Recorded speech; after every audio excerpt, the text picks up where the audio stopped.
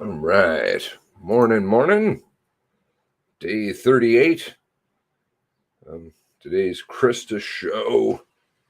The MCC. We're going to have more talkaroonies. Let's see here. Waiting for that YouTube to fire up. There we go. All right. How are you guys doing? Got Cindy's off to work. Catch the rerun. Hope she has a great day. Julia Rock. Happy birthday. Hope you had a great day. Official timekeeper. Saw you were back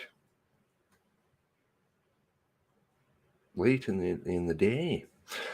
Brickleberry. Chris Lee. Morning, friends. Brenda Grant. Donna Jess.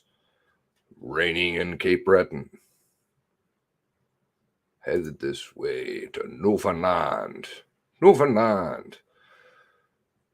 Cheryl's in the house. Paul, brother Paul. Hopefully you're saying prayers. I know you're great.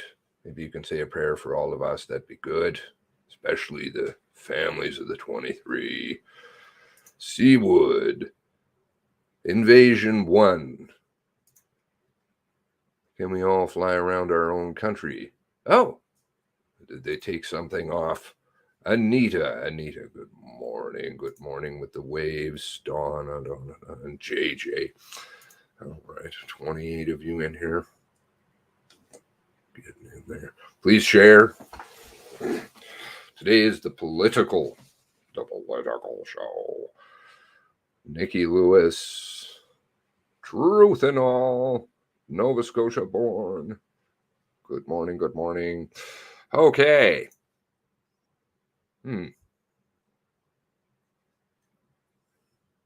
Sure. Tab.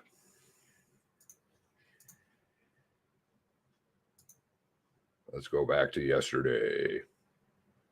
Scripted. He was along the window line with me, and I'll do it. I called. I spoke to a dispatcher. I spoke to a corporal, and then I spoke to an inspector. And I gave them every single last bit of information that I knew so that they could be better prepared. Where my job ends is that it's not my job to tell you how to take that information, what to do with that information. I can only tell you what I know, and what you do with it is up to you. And I don't know what lockdown means for you. So if I say the risk managers asked me to lock down your town, if you have protocol in place for a lockdown, then I would think that it would be time to start that protocol. I am a dispatcher. I am a supervisor in the OCC, but I don't work for your agency. I'm an RCMP dispatching supervisor. So to I know this is a later question, but to have doubt thrown as to a later question. You know it's a later question. Good job. Oops. Wasn't passing on from information. Oh, that was disaster. Oh no. We had another one come up later. What was it? I'm jumping the gun on the question. Okay. Bunch of new files dropped last night. 3 separate drops. They're getting... So I think we're up to the year of independence, 1776, down in the United States. I wonder if it's symbolic. Anyway, scripted. Oh my, is it ever?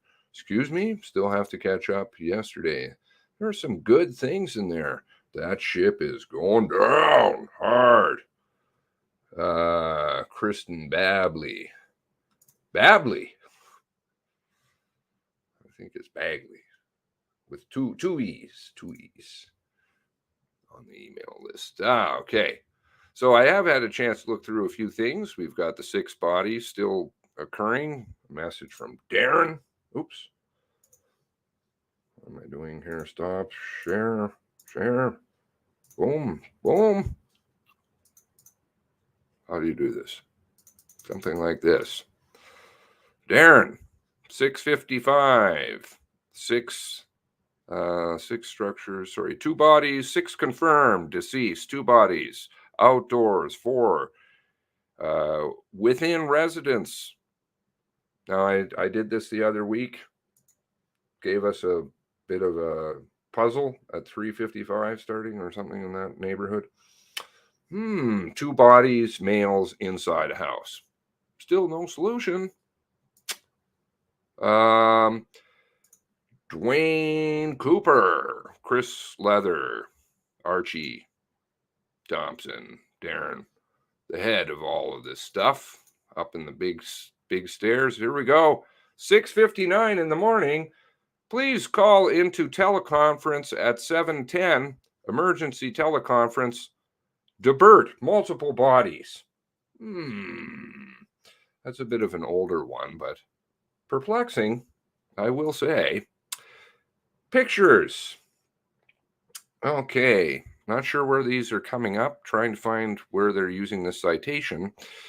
We had a picture earlier, Julie noticed,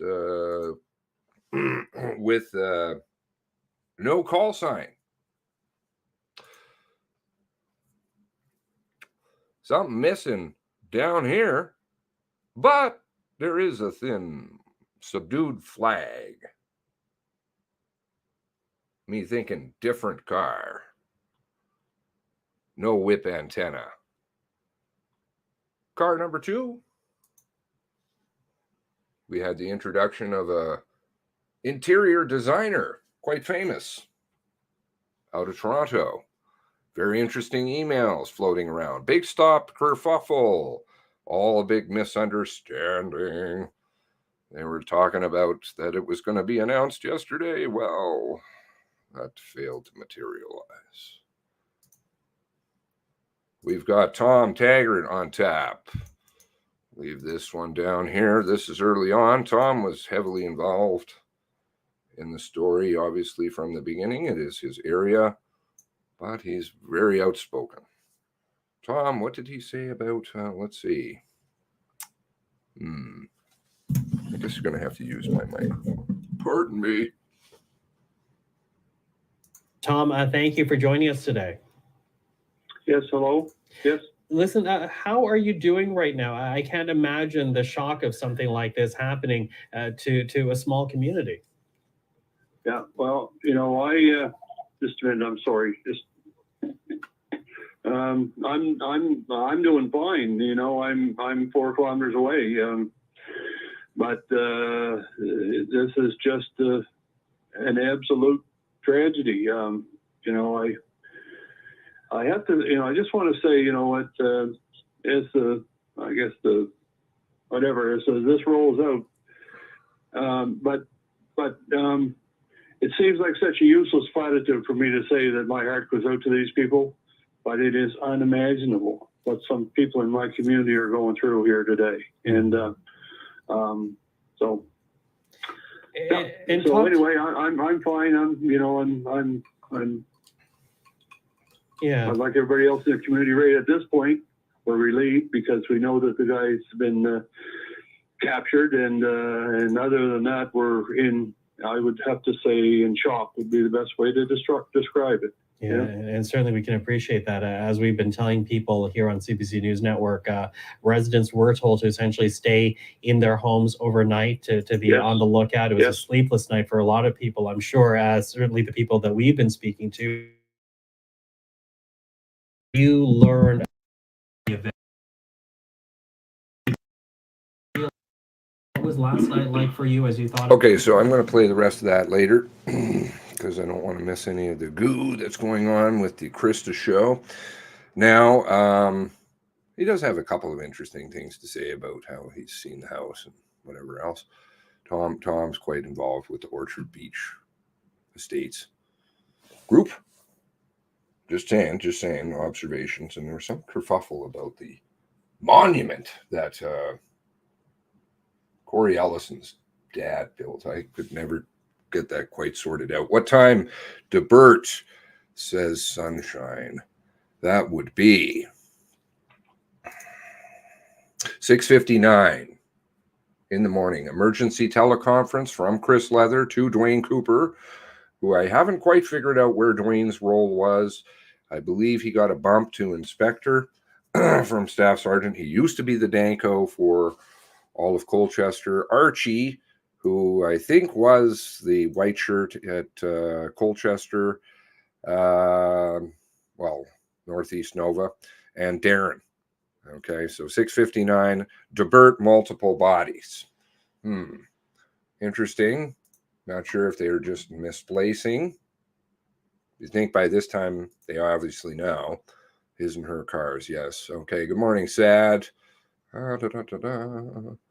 Still can't understand why they're getting away with the sham. Well, that's because they're not. Brickleberry Harsh says Sandy, good morning. Good morning, Kelly. Good morning, Mitchell. Assassination. 6:59. 6:59. Copy. It's a bit of an older one. There's the link for it. There was a story. There is a big stop. What is this? The big story. What we learned about the RCMP's response to Portapique massacre. In short, this was a huge mess. Of course, it's just a mess. Don't worry about it. Don't look here. In short, a huge mess. But that's not enough. Inquiry trying to get to the bottom. Oh, yes, the Uvalde. All the stuff has come up. Have you noticed that? Have you noticed that? The van, we've got mosque. No, they're bringing them out. Right. Playing on emotions. All right, the Krista Show. We got to make sure that's all lined up. Get rid of this one. We'll put in Krista Show. Small group. Okay. Get that ready to go. We running behind? Yes. Nothing to do with it, so why would DeBert even come up? Don't know. It's like those two bodies in a house. Confirmed. Male. Early. Sorry. I like the interior designer who likes his young Vietnamese women. Who designed stuff for Pierre Trudeau. That's coming up in emails. How interesting. Lots of trips. I guess Kevin took a few more trips than he said.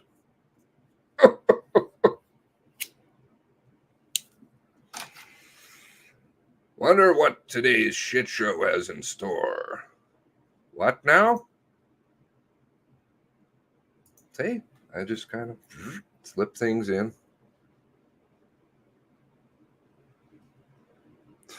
They're a bit behind. I asked, next step was to have multiple in DeBert. I'm not saying that. I'm not suggesting that. I'm just simply pointing out, oops, that's not it. We'll bring it up again.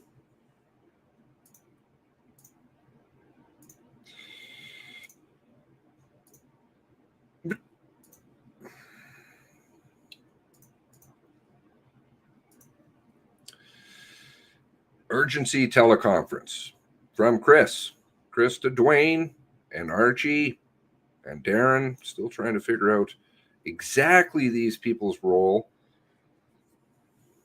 I think Dwayne may be gone. I'm not. No. Dwayne got a bump. Dwayne got a bump in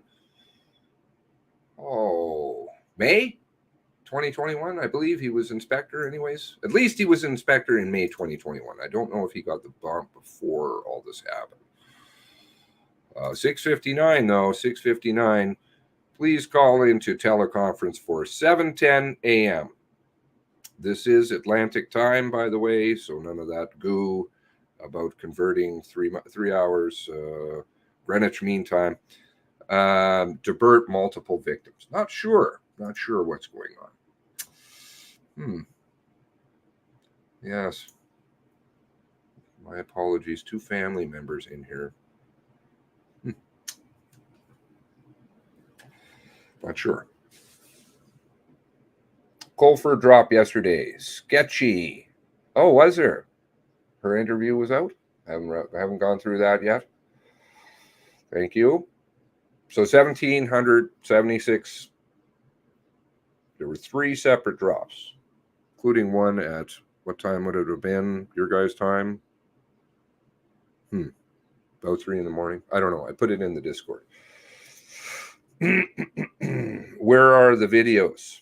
Where is the dash cam? All of them with audio. Waiting. I'll be curious what's in this. It's Greg Mercer. Okay. This has been shared 9 times. What?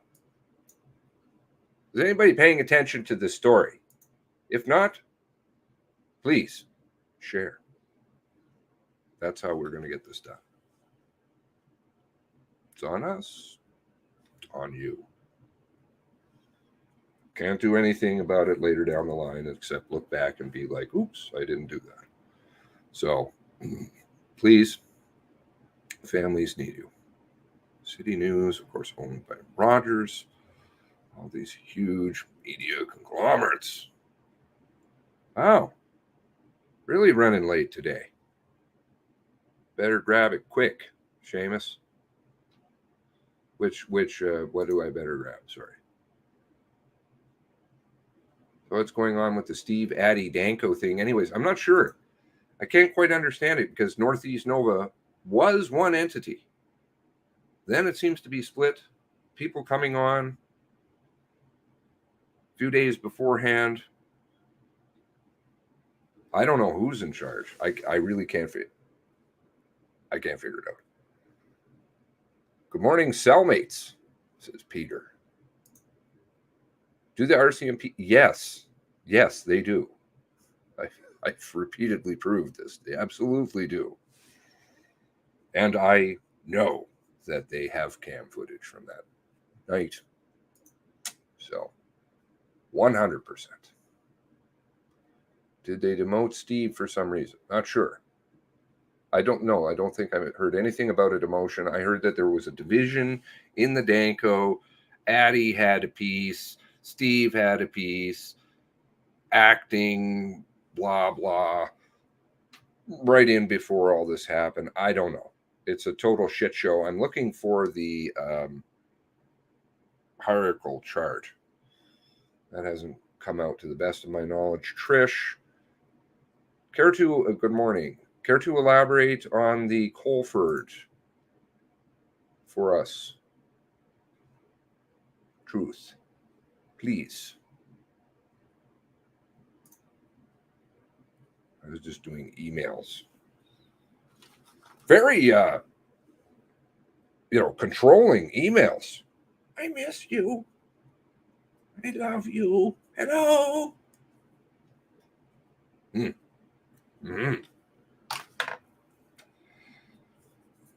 Can't wait to torture you. I'm going to torture you. What? With hearts and all kinds of goo. It's quite interesting. I think the narrative is going out the window. Well, it's gone a long time ago. Too many managers. Oh, they're just going to use this excuse. Don't let them off with excuses. All the excuses, look at them. Babies. Gabriel Wortman shot that many times. Where is all the blood? Speed Demon, good morning. Welcome. Jane, good morning. Please share, please share, please share.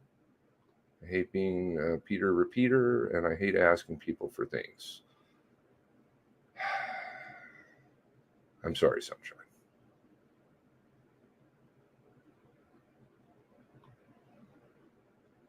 Anyone who believes politicians know better than Trump. I'm not going to wade into the political stuff because it's just not my. It's all a bunch of goo. Did she say yesterday she sent an ambulance for Chad Morrison? Thought he drove himself. Yes, there was some discussion on the radio that's missing the call from to Mark Rose from Heidi's radio.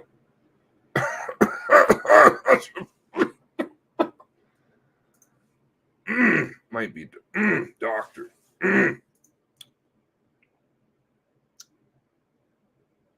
One manager makes sense. Bloat. B-L-O-A-T. Bloat. Sinks the boat. The boat is sinking.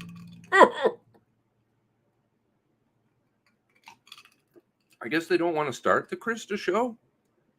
Pretty sure this is going. I should get some bloated MCC. Oh, very bloated. Very bloated. It has started. Why is it not starting for me then? We expected that we would be called upon.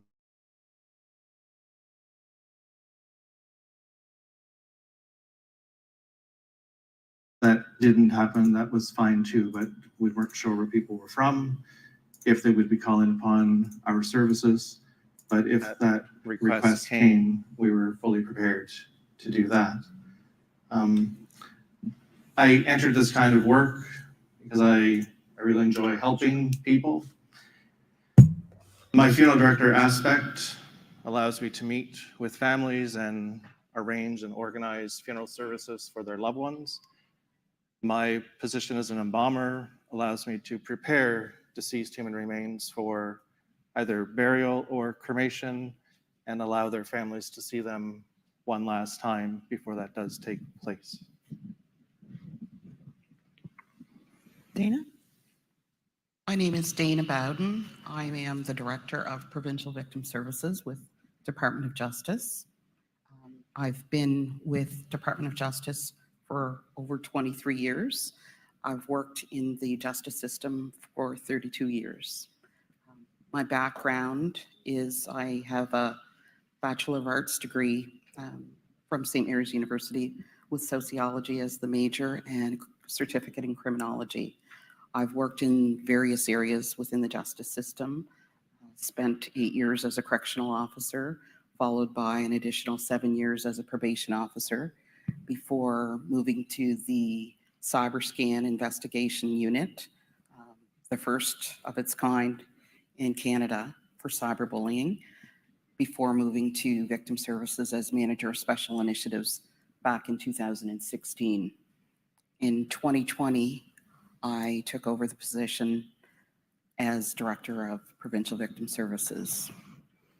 My role was to provide supports in the communities of harm immediately after this event, to coordinate navigation support sites, to support the communities and families. Also, my role included overseeing the criminal injuries counseling program that provides short-term counseling for victims of crime and family members to address the immediate needs of trauma that they've experienced. Thank you. Kim? Thank you. Good morning, everyone. My name is Kim Burton, and I am currently the manager of regional service delivery for victim services. In victim services, we have 4 regions divided that managers supervise. The area that I supervise is Antigonish, Pictou, Colchester, Cumberland, and East Hants, and Pictou County. At the time of the mass casualty, I was actually a victim service officer, which I began with the Department of Justice in 2016. And in 2020, I became manager, and I changed roles at that time. My background is I have a master's of counseling psychology and undergraduate in community services. I spent some time in the community before victim services, being a mental health counselor. Okay. My role at the present time is active. I have team members on site at the inquiry here and continued support to the families. Okay, thank you. So each of you, just to be clear, the two of you are with the medical examiner's office and you work within the funeral home, and you two are from victim services. So just to kind of keep that clear as we're listening to your experiences today, each of these they're very different roles, but it's all very difficult work. And I guess I'd like to ask you what keeps you coming back to this work? Why do you stay in this work? What brings you satisfaction in this work? Oh, I don't even know where to begin. You know, being by my profession is a registered nurse. So what brings most nurses to that work is you want to make a difference and you want to help. And even though people probably don't put that together with the work the medical examiner service does, it's a huge role the investigative group does. We're a combination of critical care nurses and critical care paramedics. And we've always had this real culture within our program to help families get over this bump, help them find answers. So for us, like that's the good thing about the work, that we can help families over this horrible bump and to get to grieving and to their funeral arrangements. So that's what brings me to the work. And I work with a phenomenal group of people, right from Dr. Bose all the way through to our investigators, all the support people, the people that do the actual autopsy work. They are a remarkable group of people. Yeah. Lindsay? Well, similarly to what Evelyn said, we have a great team that keeps us grounded, and everyone's there is great. And where I'm a nurse as well, I guess it's really just trying to, again, like Evelyn said, help people through like the most horrible times of their life, and give them an answer as to why this happened. We provide the families with the cause and manner of death. And just try to make it as easy as we can to help them through it. And that's really all we can do. Okay. Thanks. Bruce? I'm a third generation funeral director and embalmer. And I've had a lifelong interest in funeral service and death since I was a child. And that may sound morbid, but I don't believe that it is. What keeps you coming back is the ability to help families at a time when they're going through, like Lindsay and Evelyn said, probably the worst time in their life. People have said to me, "You have the worst job in the world," and I don't believe that I do. When people come to me, they know what has happened. And it's my goal to take you through a process. And hopefully from our first meeting, through the days after that, I can see a difference in how you're handling your grief. The same with the technical part of the embalming. Human remains are entrusted to our care. Whatever the manner of death, you've entrusted me to make your loved one presentable again so that you can have closure or a final viewing. The other thing that I love is that every one of my days is different. I knew growing up I didn't want a 9-to-5 job where I was doing the same thing every day. In large part, I am doing the same thing every day, but every day is different. Thank you. Dana? So Having worked in the criminal justice system for as many years as I have, I know it's incredibly difficult to navigate that system. And I would say that for victims of crime in particular, navigating that system is even more difficult. It's important to have supports and services that provide support in those roles for individuals who've been harmed and family members who've experienced the harm as well. And so often victims don't have a voice. And I look at our organization as being able to help to provide a voice for those who've been impacted by crime.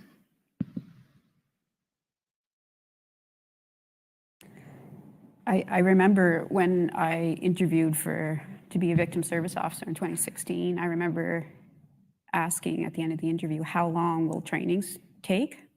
And when I feel like I would be a competent victim service officer. And I remember they told me 2 years.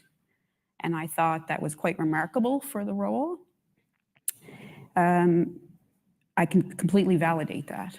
And as systems change and society changes, it's a tough role. And so, but I think as a victim service officer and my victim service officer, my team and my admin, they're helpers. They're born helpers, probably like a lot of people on this panel. So I think that's why everyone keeps coming back. But as a manager, I'm recognizing the reason why I like being a manager is to identify efficiencies and to give my team more resources, more tools, so that clients on the front line can feel the difference. There are times when, like Dana said, that the system becomes where people get lost in it. And so at those times, it's an opportunity for a manager to look for ways to fix that. And I keep coming back for the clients to feel the change, to identify efficiencies. And the criminal justice system is quite daunting. So it's so much about obtaining information, knowing about the criminal justice system, but at times it becomes frustrating. So I guess my role is to make sure that everyone that works on my team has everything they need. Okay. So we'd like if you could tell us a little bit about your involvement with the mass casualty, specifically more about the services that you provided. Well, I mean, I have to be completely honest, that week, I have real gaps in memory from that week. I do remember that we did, for us, investigating death and looking after the families and their loved ones. That is just the regular part of our work. And that just marched on as it always does. I think what was really unusual, of course, was the numbers of victims that week. So my role was to make sure that we had the people that were directly involved in the investigations and in the recovery, that there were enough people on those teams to do that work, to support the people in the office that were liaising directly with not just law enforcement, with the families, so that they knew what to expect and when they could expect to have their loved ones back. So, you know, that really, it's the support role. I've always thought of what I do is in support of the people that are at the cold face doing the work. So that was really my role. We also had some junior people that hadn't been with us very long that essentially carried the day-to-day work, the death that was happening and marching on as things do. So they needed some guidance, but also to support, you know, Lindsay and her colleagues that were actually doing that work with the families, with our partners in law enforcement, and with our internal group, with our forensic technicians, and so that we knew what was going on at the time. just so we could get those loved ones back to their families as quickly as possible. Lindsay? So my role was a little bit different than Evelyn's. At the time of this event, there was 4 coordinators of investigation. We kind of divided into 2 teams. Some went to the scenes themselves for recoveries, and the other 2 of us stayed behind and spoke directly with families. So we liaised with the RCMP family liaison. So as he would get the names of families, he would send that information to us, and then we would in turn reach out to these families, let them know what was sort of happening, where their loved one was, and what sort of how things would progress from here on. Part of our role was also to have these families, if to have their loved ones released to funeral homes. And that was really, I guess, the biggest part of ours, discussing that, it's different for us in a homicide where a lot of the times the information can't be released at the time because of an ongoing police investigation. So we try to communicate that the best way we can to the families in saying things like, due to ongoing police investigation, we can't release certain details at this time, but this information will become available to you at a later time, just not right now. And then we could let them know that the autopsies were done and that their loved ones could be released. That's really kind of where things would end for us, unless families would come back with questions, or if they wanted to speak with the medical examiner or meet with them to go over things, that was an option they had as well. Bruce? As mentioned, where the mass casualty happened, in large part in Colchester County, we're one of 2 funeral homes that serve immediate Colchester County. So we weren't sure, as I had mentioned, if the victims lived in the area or if they were from away, if we would be called upon to provide service or if we would not be called upon to provide service. But if we were prepared to do that. We were called upon to provide services to some of the families from the mass casualty. And in meeting with those families, as Evelyn said, much of my work was the same, but on a much larger scale. And I want to be clear that I did not work alone. I have a remarkable team with me. So meeting with the families to gather information about their loved ones so that we can register their deaths with the province, help the families complete obituaries and other necessary government paperwork. It was during COVID, so we did not arrange very many services just because of the situations that we were in. On the embalming technical side, the families who entrusted their loved ones to us, some did request to see them before they were buried or cremated. And we made that possible to the best of our ability so that could take place. And for us, that was a very important piece to be able to provide, given the nature of what had happened. I think that's it. Dana? So my role, as I previously mentioned, was to initially set up some navigation sites in the communities of harm. Initially, we were expected to set these sites up for a 2-week period.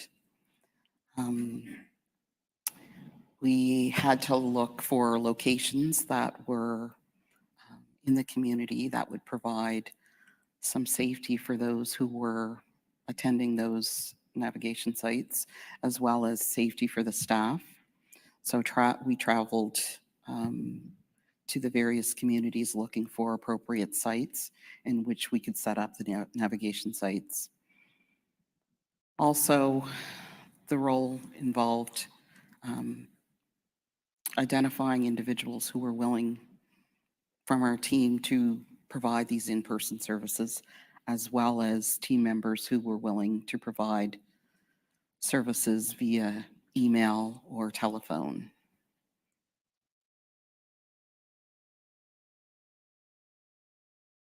We set up 4 sites in the communities, starting in May 5th, 2020. We set up a site in the Portapique Community Center. We were in Masstown as well at a site, and Shubenacadie. In early June, we set up a 4th site in the Wentworth area. The sites were set up. We had staff from victim services who were navigators to provide wraparound supports for those who were impacted. Sheriff Services also supported this initiative by providing on-site management and protocols as we were right in the midst of COVID. We also had support from Correctional Services who provided some trauma support on site for individuals who needed it. Our sites were open 6 days a week initially, from 10 a.m. until 7 p.m., Monday to Saturday. And in July, we reduced the hours from 10 a.m. to 5 p.m. In August, we closed 2 of the sites that were located in schools, as schools were returning in September. So that would have been our Shubenacadie site, as well as our Masstown site. The 2 remaining sites remained open until January 8th, 2021, 2 days per week. We also were provided with a space from the municipality of Colchester in Debert to provide in-person support should we require that space. While the navigation sites were open, we also provided, as I mentioned, support and services through the region that Kim is the manager of, in the Pictou region, which included supports through telephone and email. The additional piece in terms of my role, as I mentioned, was to ensure that criminal injuries counseling was made accessible to as many family members, witnesses, community members, first responders as possible. The criminal injuries counseling program certainly it's regulated, and I had to step outside of those regulations to ensure that the support was broad for those who were impacted. So just ensuring that the process was not complicated, and looking at ways to ensure that we could get those counseling supports out to those who were most impacted as soon as possible. I wonder if you might help us understand the goal of the navigational centers and the role specifically of the navigators a little bit. Sure. So the goal of the navigation centers really was to provide supports and services, wraparound supports to those who were most impacted in the communities. So we were fortunate enough to have a resource guide that was modified to provide information and support for the use of the victim service navigators, which would, allow them to reach out on behalf of those who needed support and services. We also had to create a third-party release of information form so that we could speak on their behalf We didn't want people to have to try and navigate the complex system of receiving supports and services. That's the role that we wanted to take on. And so each of those navigators helped facilitate connecting people with appropriate resources. Do I understand that correct? Yes, yeah. Okay, thank you. Can You I can. ask a follow-up? Yeah. Sorry. I was just, a couple of things you said struck me. One was that you said these centers were set up for 2 weeks, but then you mentioned July, and then you mentioned January. And maybe you could comment on how that rolled out. And also, you explained to us what the services were. What was your role and your experience in all of this as the weeks turned into months? Okay, so as I mentioned, the navigation sites were initially, we were asked to go into the communities for 2 weeks. And as we were in the communities, there was a recognition that we needed to be there longer. Mm-hmm. And so taking the trauma-informed approach to think about the needs of those who are most impacted. What do they need and what can we provide? So we didn't have, there was a great deal of uncertainty. We didn't know. I think what kept us going was those 2-week periods, thinking about how we were even going to staff the navigation sites. I know COVID has been difficult, but one of the, I guess if there's a bright light about COVID, it was that I don't feel we would have been able to provide these services in the way that we did if not for COVID. The courts were running minimally, and there were essentially no in-person supports within the court system. So that allowed our victim services officers to be available to provide the navigation support, as well as sheriff services to provide that on-site management of the sites. Now you asked me another question. Yeah, what were you doing through all this? What was I doing? Well, as I mentioned, I was looking for sites, just trying to support those who were providing the services. So I was traveling from community to community on a weekly basis and having conversations with those who were providing the direct service to ensure that they had what they needed to provide these services. I was trying to plan ahead in the event that 4 weeks did end up into 6 weeks, and 6 weeks ended up into 2 months.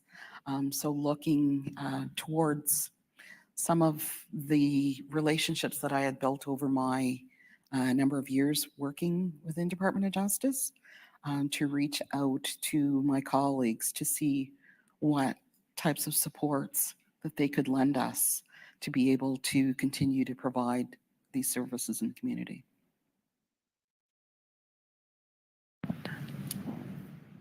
Okay, Kim. So the question that I had asked was, tell us about your involvement with the mass casualty and the services that you were involved in providing.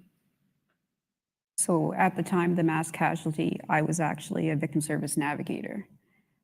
So Dana explained it quite well. I think I was in the second week, I got asked if I would go to Portapic for a week and be in the community hall as a victim service navigator with another victim service navigator. So at that time, there was 2 sheriffs. There was a camper trailer, I gotta explain it, outside of the hall where trauma support was present. So what had happened, it wasn't by appointment, it was by walk-in. So the victim service navigators were inside the hall and anyone could walk in. So when someone did come in, we would find out a little bit about them, it was a completely different way of how we're used to working. So I remember feeling at the time really unsure. The resource booklet, really good resource. A lot of government partners came together to support us. But I've immediately recognized that the role of the Navigator was completely different than the victim service officer. So after that week, just to explain, I was out of the Cape Breton Port Hawkesbury office, so it was a completely different region than I was used to working in.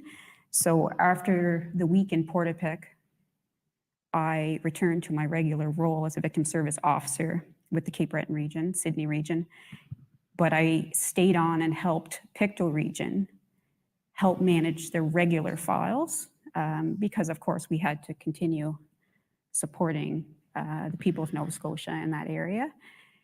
I think around that time there was probably between 800 and 900 open files.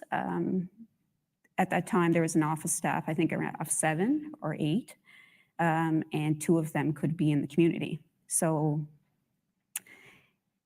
although I was in the community, I was a team member for the Pictou region at that time.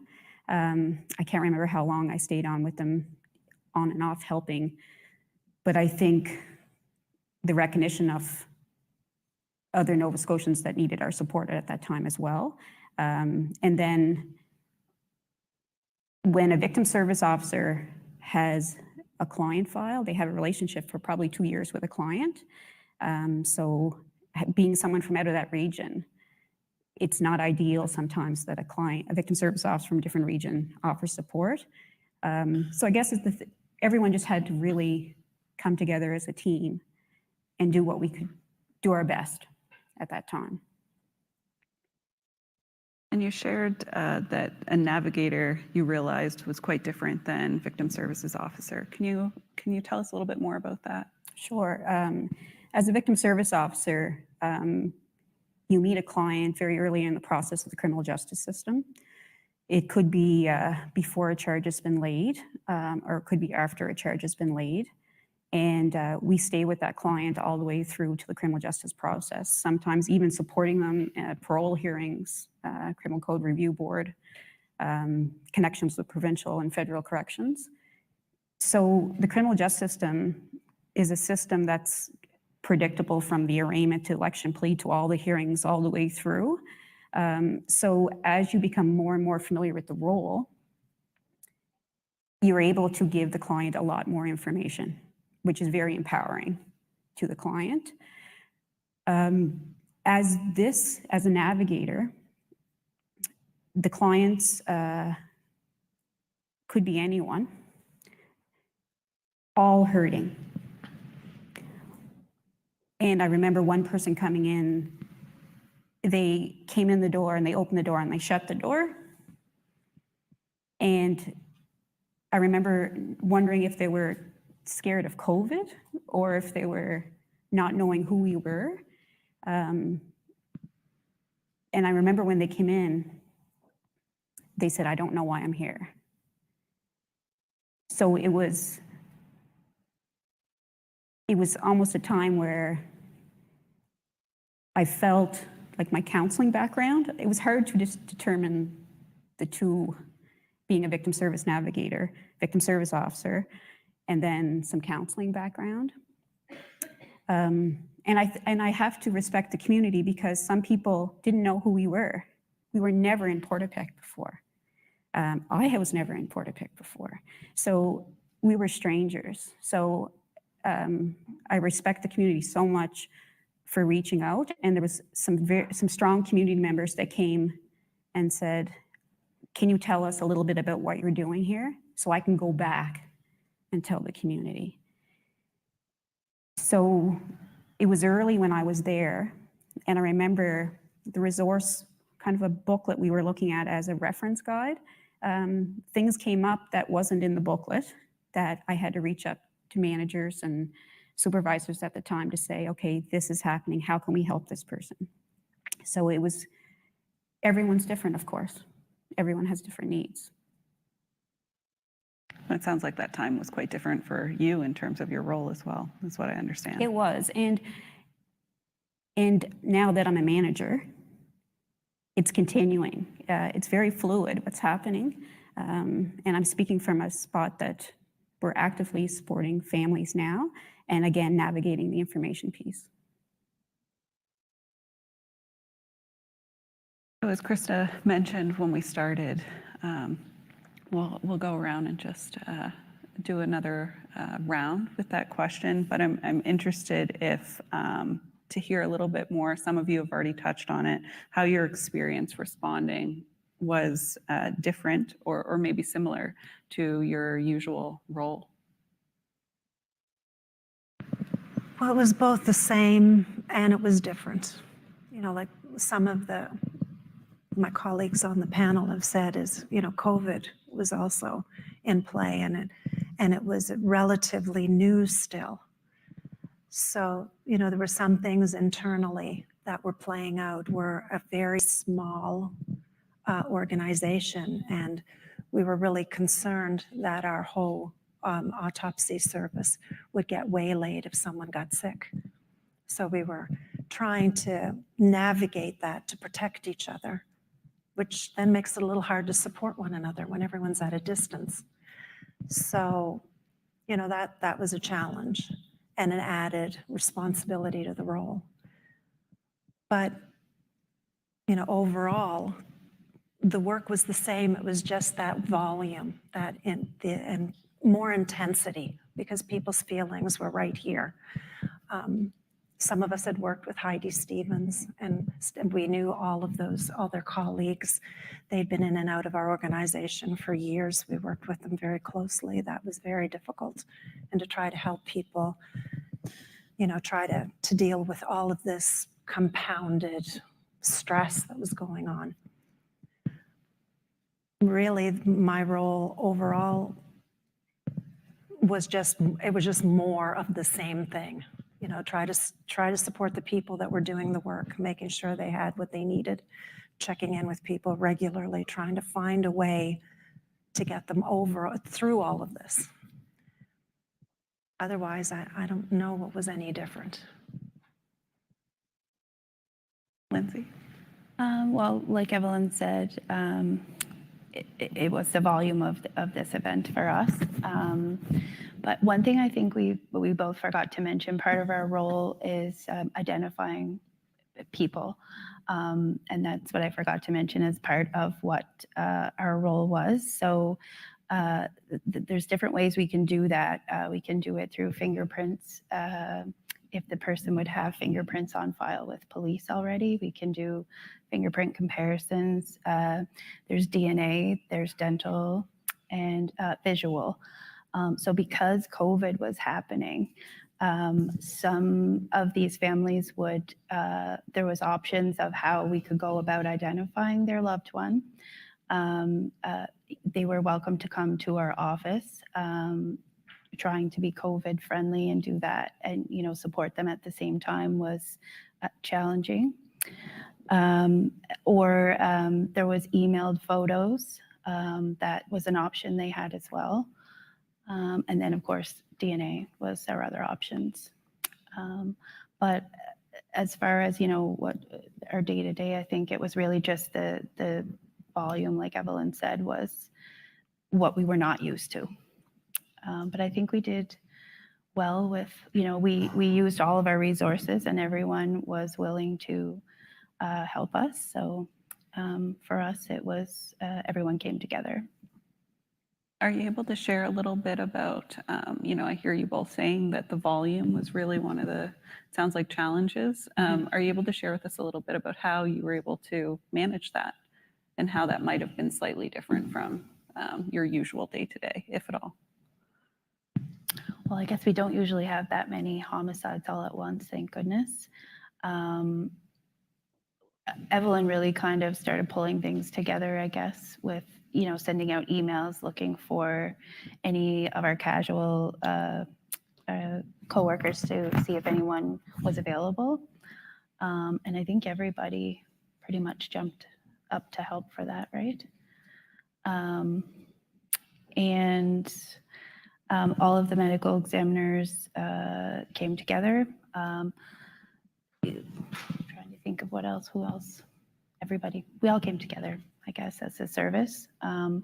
Everyone was willing to help. Like Evelyn had mentioned earlier, day-to-day life was still happening in the background for us. So we had some casuals that came in to sort of look after the day-to-day for us while we dealt with what was happening in the meantime.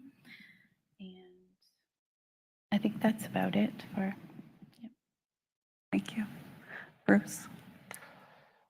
I don't want to piggyback off of Evelyn and Lindsay, but they've touched on the day-to-day work still was happening.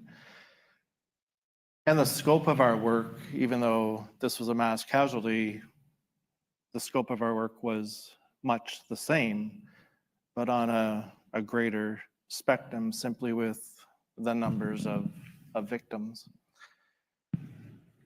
So working through that, meeting with families who were local, but the difficulties, not sure if that's the right term, but there were a number of families who were out of province and couldn't be here to meet face-to-face because of COVID and not being able to travel.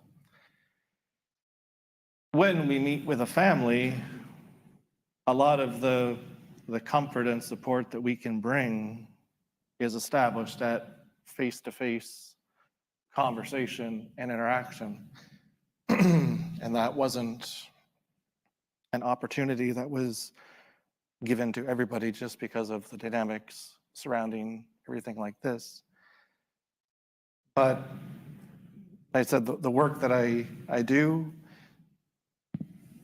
was much the same, just on a larger scale and under different pressures and circumstances. There was a lot at play because there was nothing about this that was normal.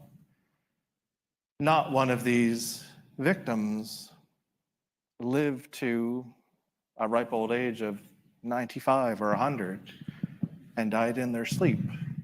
Their lives were taken far too quickly and violently. So there was all of those things that factored into play when meeting with families and understanding their concerns and helping them through this process with other outside factors that couldn't be controlled by anybody.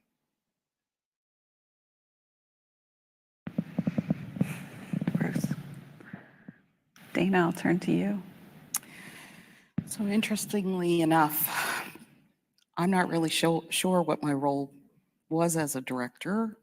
I had stepped into the role in February of 2020 in a temporary assignment for a year. Then COVID struck in March of 2020. So all of the staff were directed to work from home. And then this event in April. So I was learning my role. I was doing two roles because my previous position with Victim Services had not been filled. And I consider myself, my personality is very much a doer. So I jumped in to action as best as I could, looked for ways to provide the best support that we could, and looked for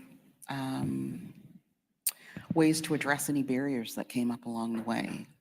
So my role was really to support the individuals who were providing this service to those most impacted, and to look for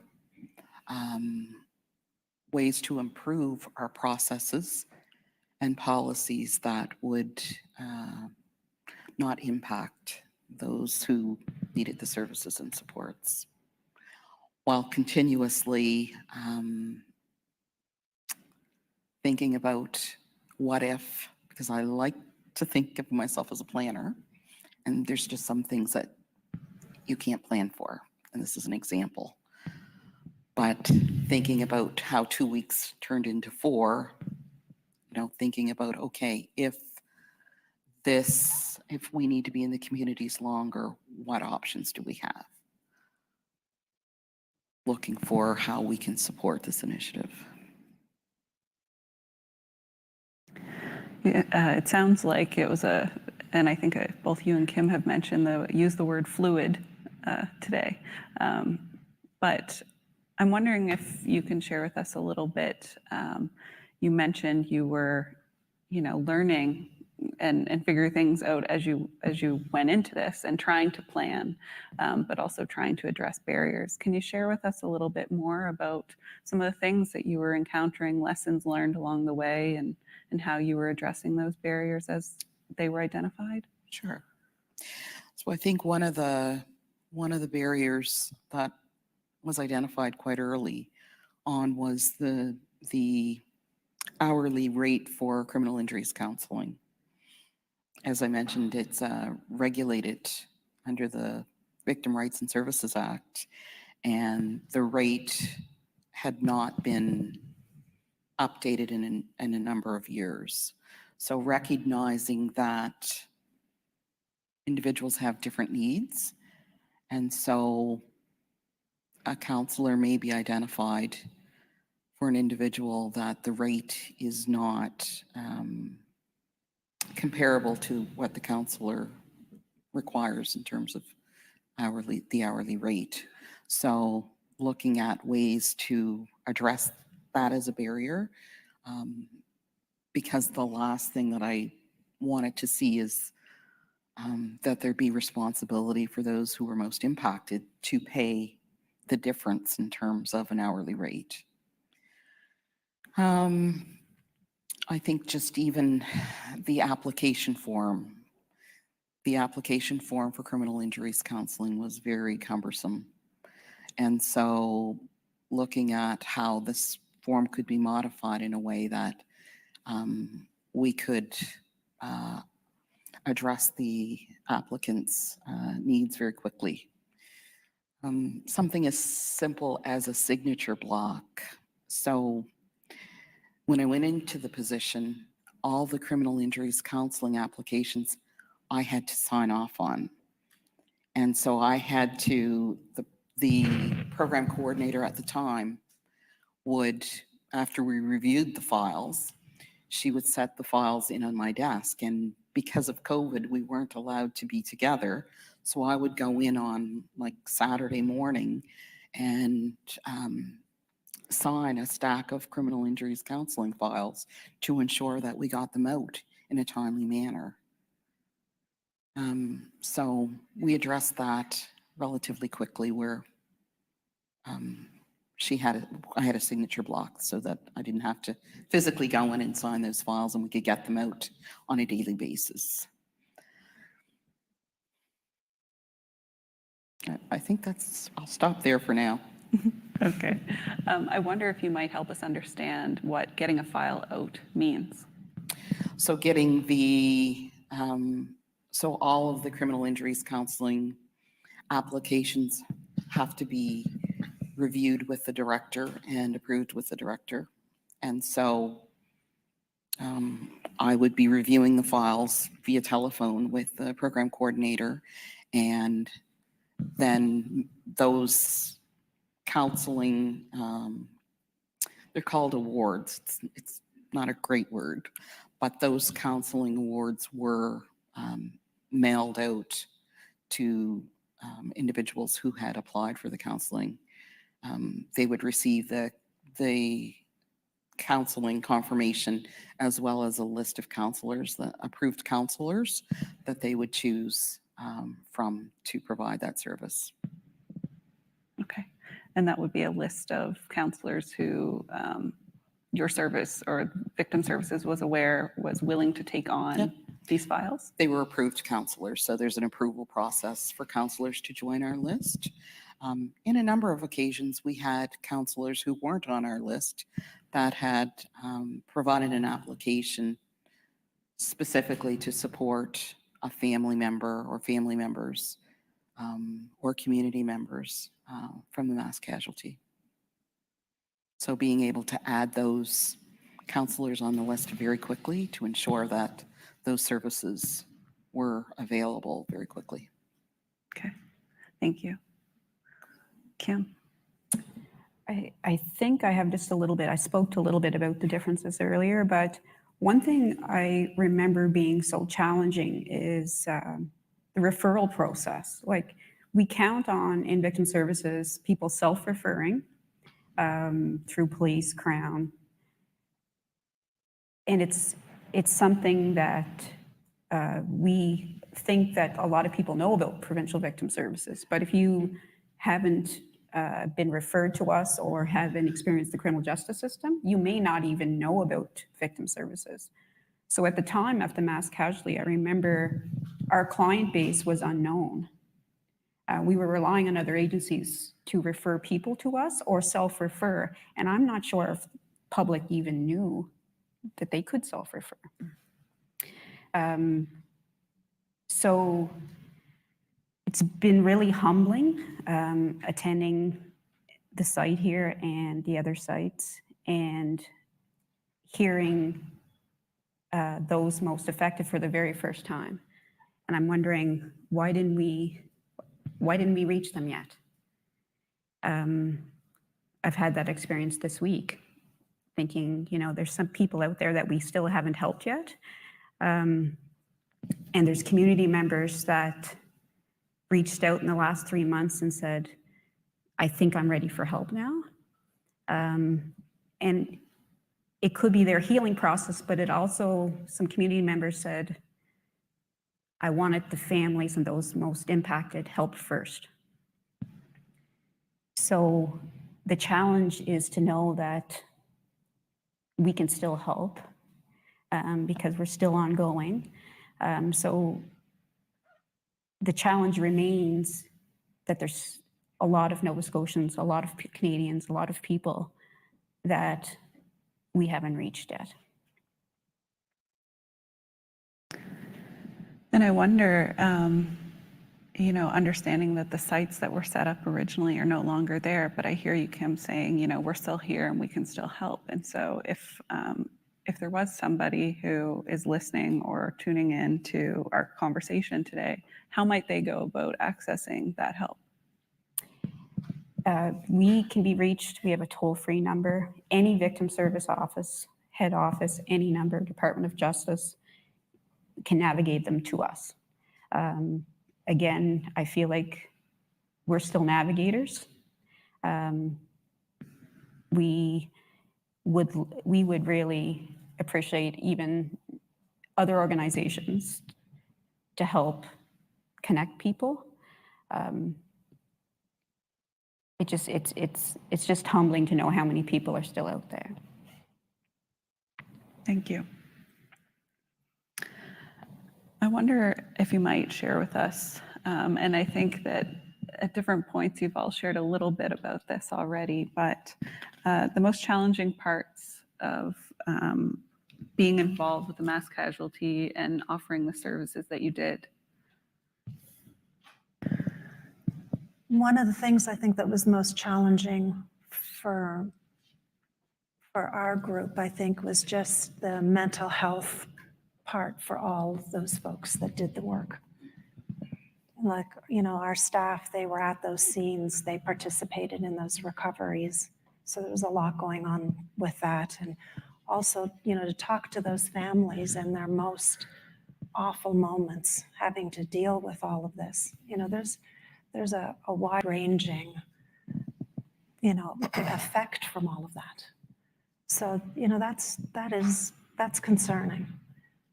And it was difficult to deal with. We were lucky, we've got a very close relationship with a minister in the community that helps us with our respectful disposition program. We have a respectful disposition program for organs that are retained after autopsy. And she was kind enough and generous enough to come in and spend a couple of days just hosting like a coffee break, so people could just come in and, just talk to her. And she talked a little bit about how our reactions were normal, how, to feel this way, to not remember big parts of time, and, being overwhelmed and crying at just the spur of the moment, that's absolutely normal in relation to that kind of stress. So that really, and am I at all answering your question? There's no right or wrong answer. Well, that was really, I think, one of the most difficult things, to try to figure out how to support everyone. It was such an unusual event between COVID and the tragedy these families had to deal with.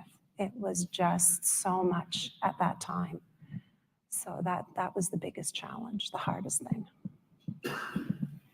Thank you for sharing that. Lindsay? I think for me, the hardest part was listening to the family's frustrations or questions that I couldn't answer. And that was hard because part of my role is to help these people with questions, but a lot of them I wasn't able to answer, and that was hard.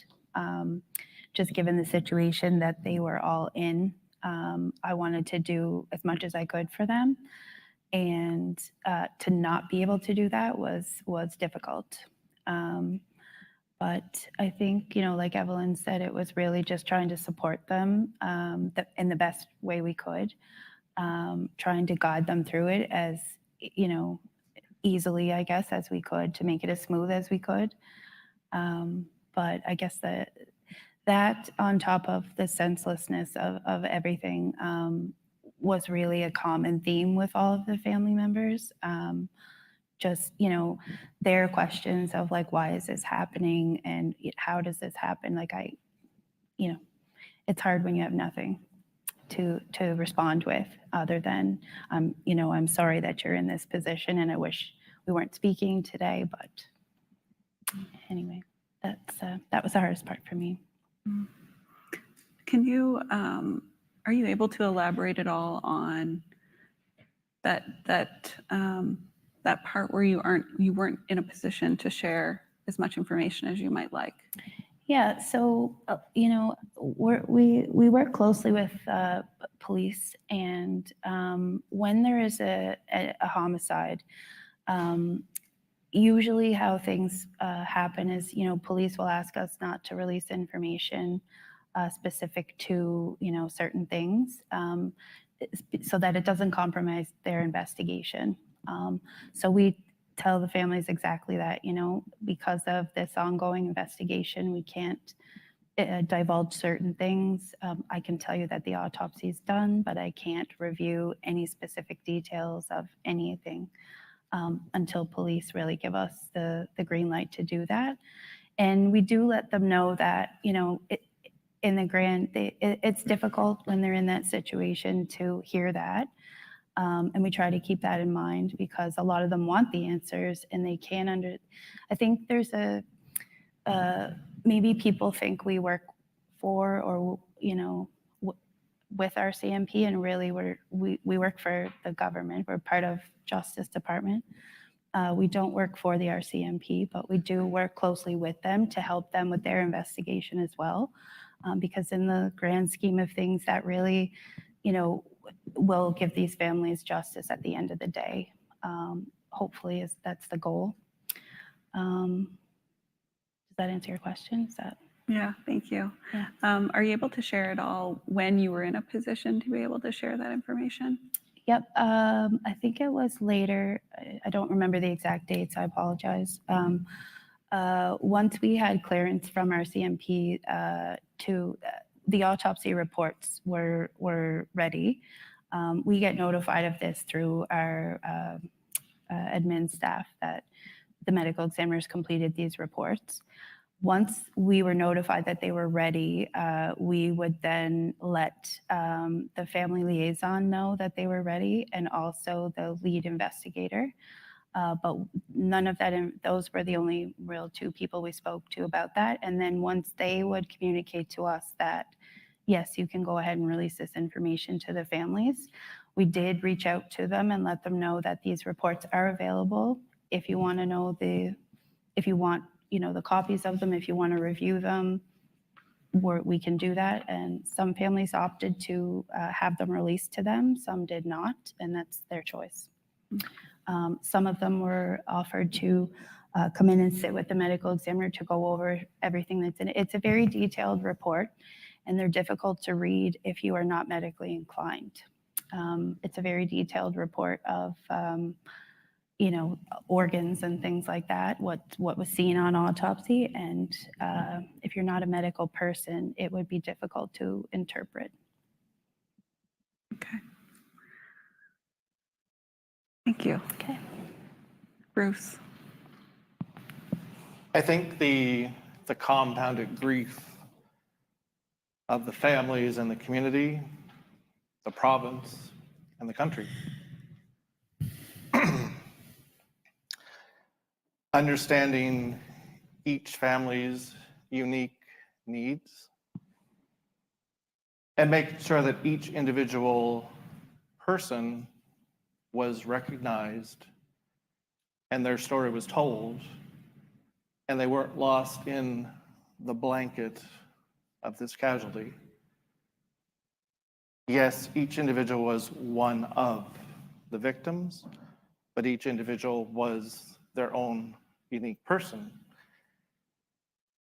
And it was our goal to make each family feel as though they were the only family that we were dealing with, and not to include them in a blanket, because that just didn't fit.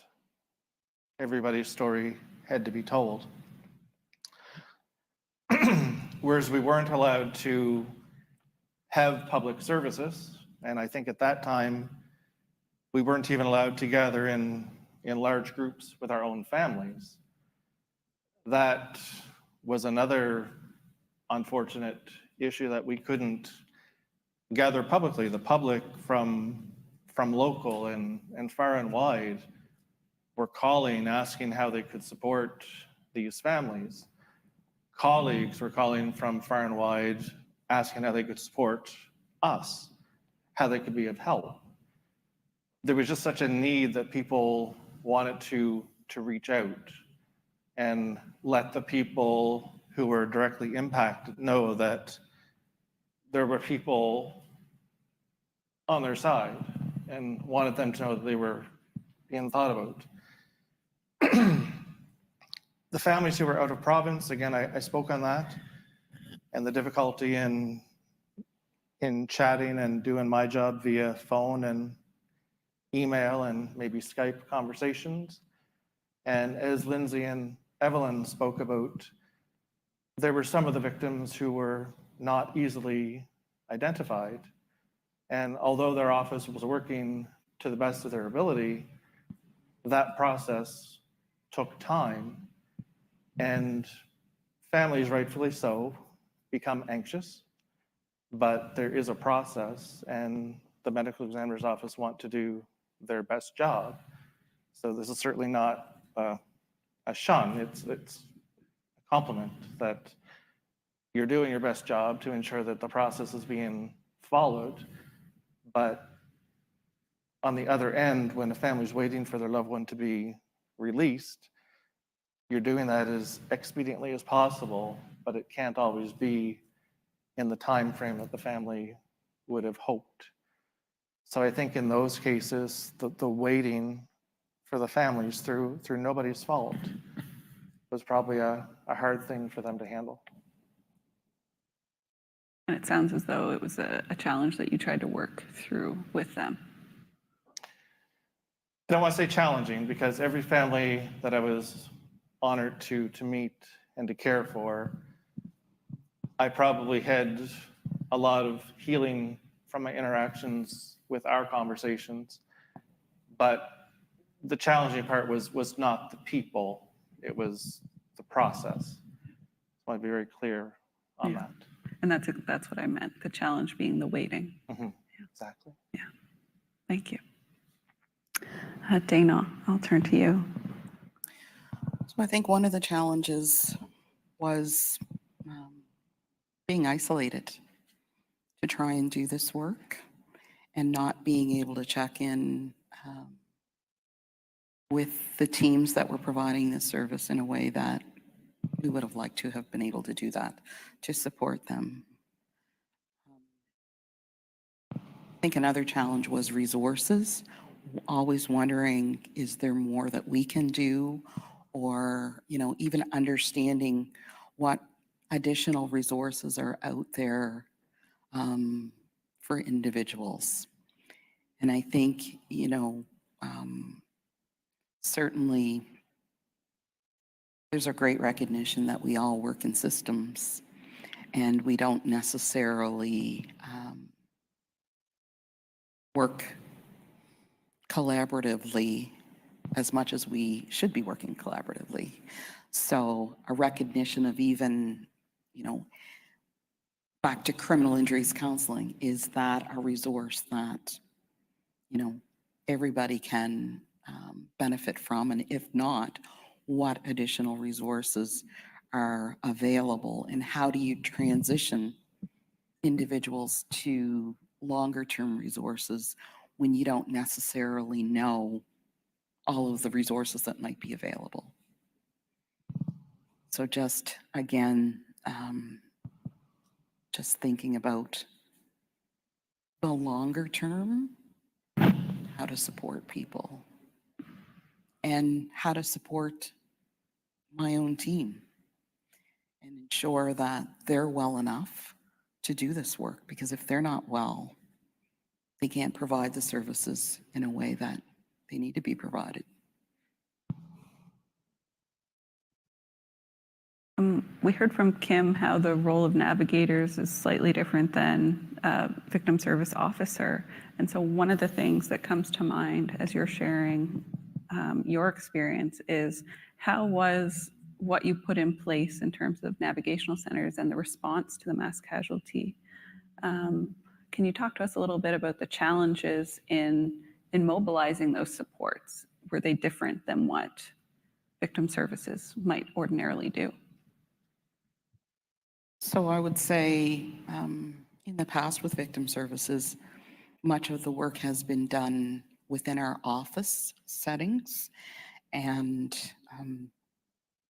when I initially came into this role, I recognized the importance of us being in the community to provide services to the community, because understanding that expecting people to come to us is a huge barrier, particularly for marginalized and vulnerable communities.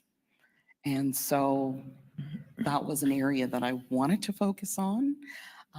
And I think the navigation sites allowed us to be in the communities and to recognize the importance of just being present, you know, being available should there be somebody who needs the support.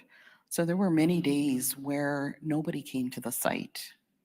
There were days when, you know, 2 people came to the site, but the attitude of the individuals who are working on those sites were, if one person comes to that site, one person has been helped and supported. So, you know, I think it allows us to explore how our services and supports can be provided in a different way that's actually going to benefit those who require those services. Thank you. Kim, what were the challenging parts during your involvement with the mass casualty? I would have to say the first thing that jumps to my mind is communication. Victim service officers rely heavily on outside partners just by nature of the work, from Crown, police. We get provided information.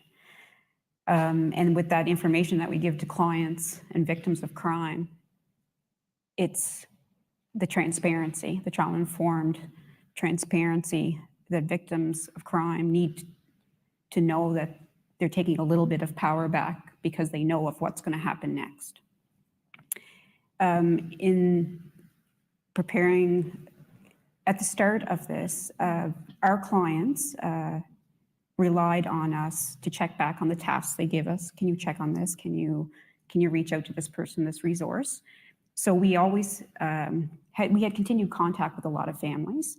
I believe we have 188 files of family and community members that have very level of activity, very level of tasks. But what had happened prior to the inquiry beginning, there was a lot of uncertainty, of course. Being the main contacts for the family at that time, they were wanting a lot of information that we did not have. When the inquiry began, we were getting a lot of questions such as, this person's reached out to me, do they work for you?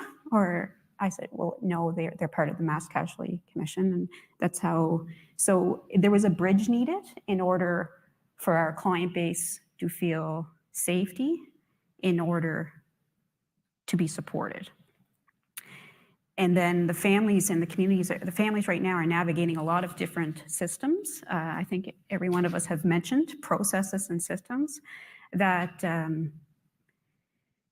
we just can't take individuals and put them in systems. It just doesn't work like that. It doesn't work well like that.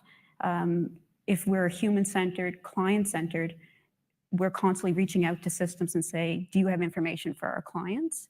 That has not been smooth. Can we be better? Absolutely. Sometimes that's within government. Sometimes I feel like some of our organizations are trying to do exactly what we're doing, so navigate something completely new. I can see initiatives happening where we're having conversations that instead of doing and planning at the same time, we can plan more, look for gaps, look for efficiencies. So the number one thing that jumps out to me is sometimes if you say, I don't know, but I'll get the answer for you, then nothing is something.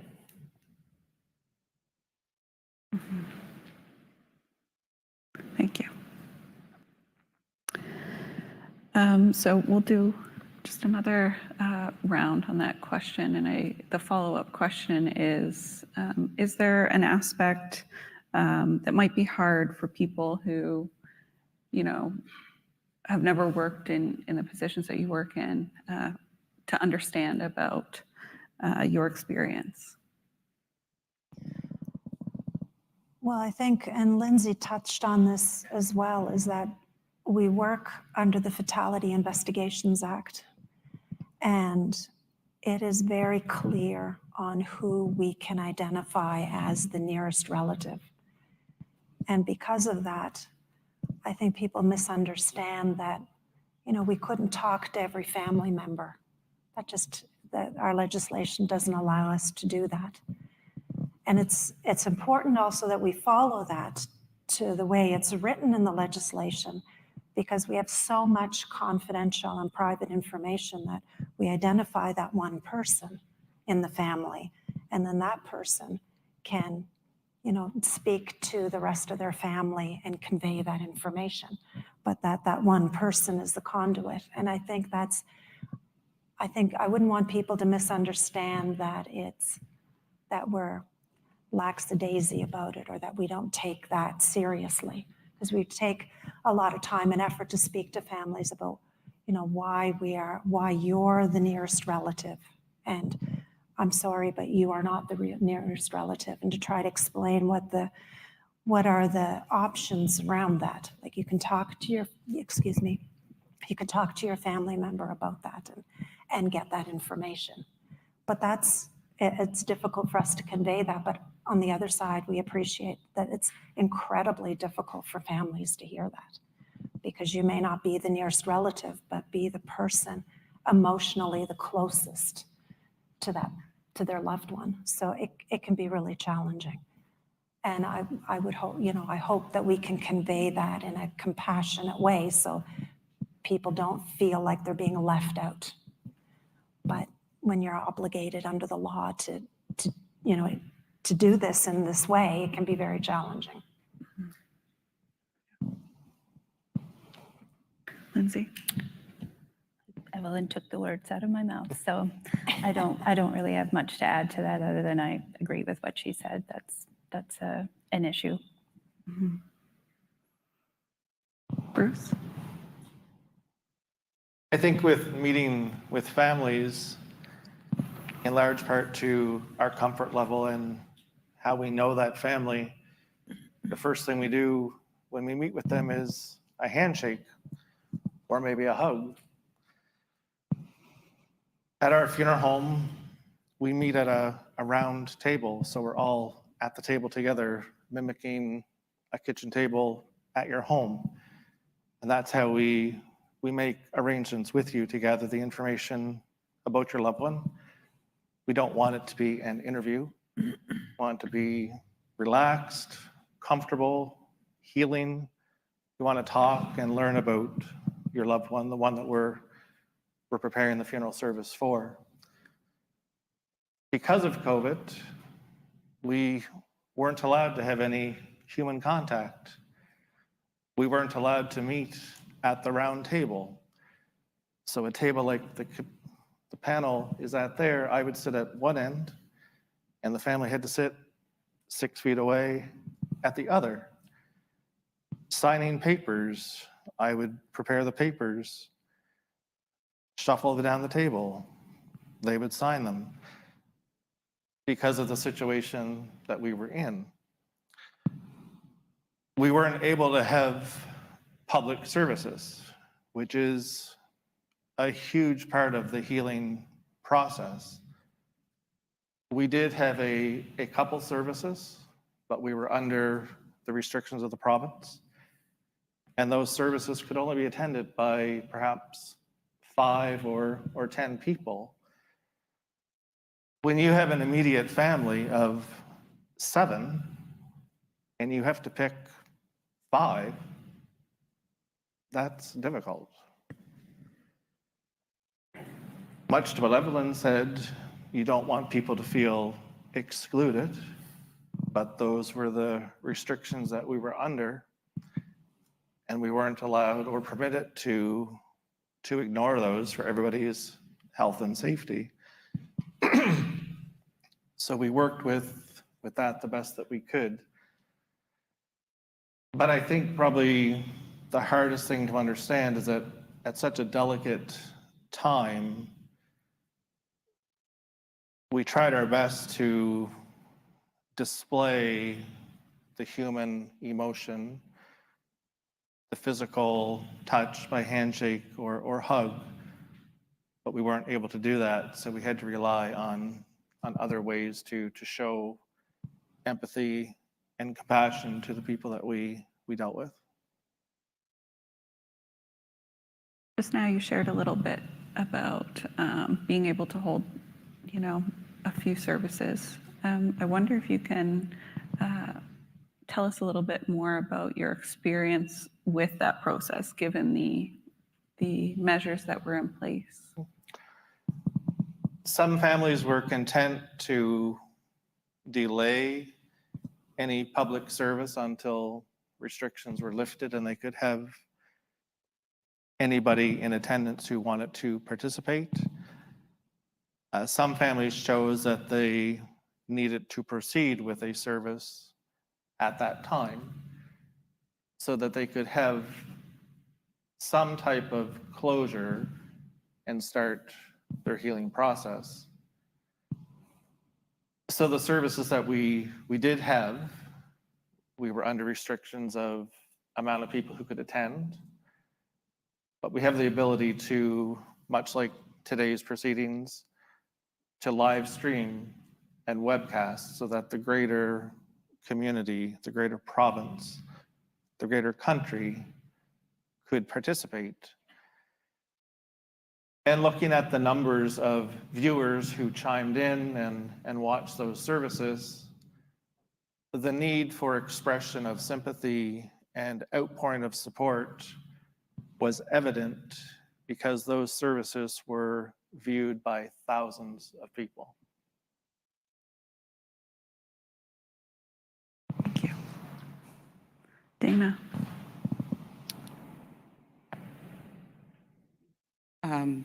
My relatively long time working in the criminal justice system, this by far has been one of the most difficult positions that I've been in, but also one of the most rewarding positions, because I have met some of the families and look for opportunities to ensure that their needs are met. And the conversations that I have with my colleagues in both our department, in the community, and other departments and organizations, I feel like my role is to always be the voice of those who don't have voices, to ensure that they're getting their needs met as best as we can possibly meet those needs. And we heard earlier, somebody said every day is different. And I would say that every day is different. And some days are incredibly challenging, and some days are incredibly rewarding. And when we were first involved in this, I personally was going through a wave of emotions. When there were days I wasn't sure what I was doing, but I knew that I had to continue on because this was going to make a difference. And so I try to always consider, how can we as an organization make a difference? Thank you. And Kim, what might be hard for others to understand about the services that you provided?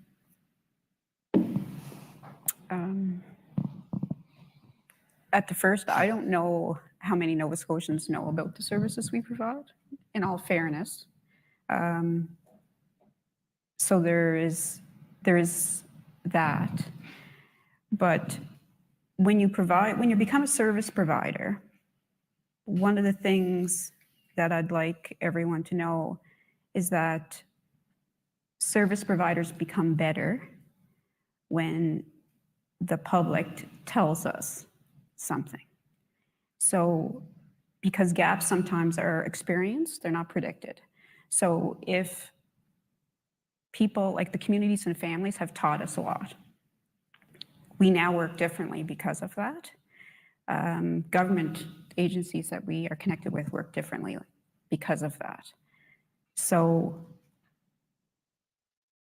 I think there's value in the Nova Scotia public, the Canadian public, to share experiences so that service providers can be better. And I don't know, it's not that people need permission to have that voice, but it's how we get better.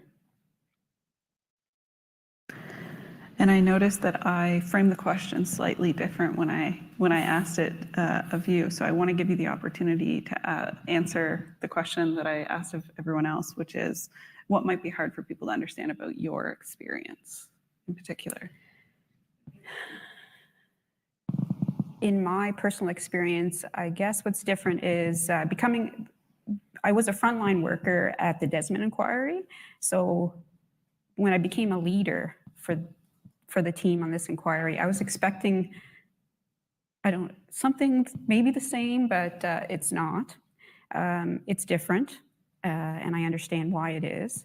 But what's challenging is to be a leader to a team that is trying to be very good helpers, well-functioning helpers, and knowing what they need on a daily basis. There is, I guess the challenge, the mostly is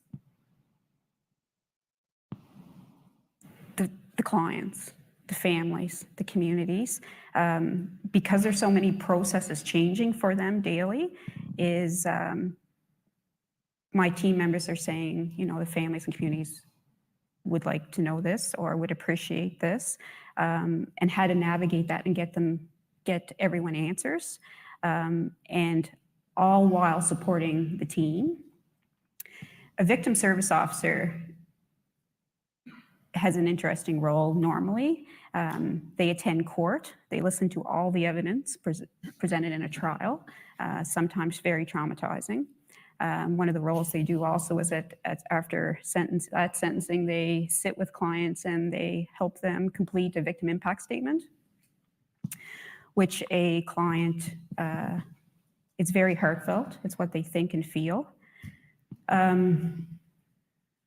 But my team members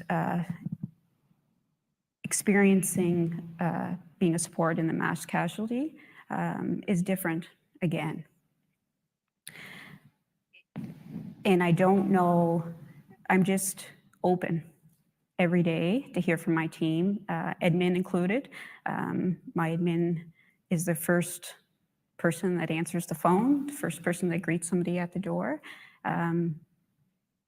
So I guess everyone just needs to slow down and look after everyone. And like Dana said, just look for the resources, the tools on a daily basis. Thank you. Thank you all. I think at this point, we'll look to take a short break. Yes, thank you all so much. We'll break for 15 minutes. Thank you.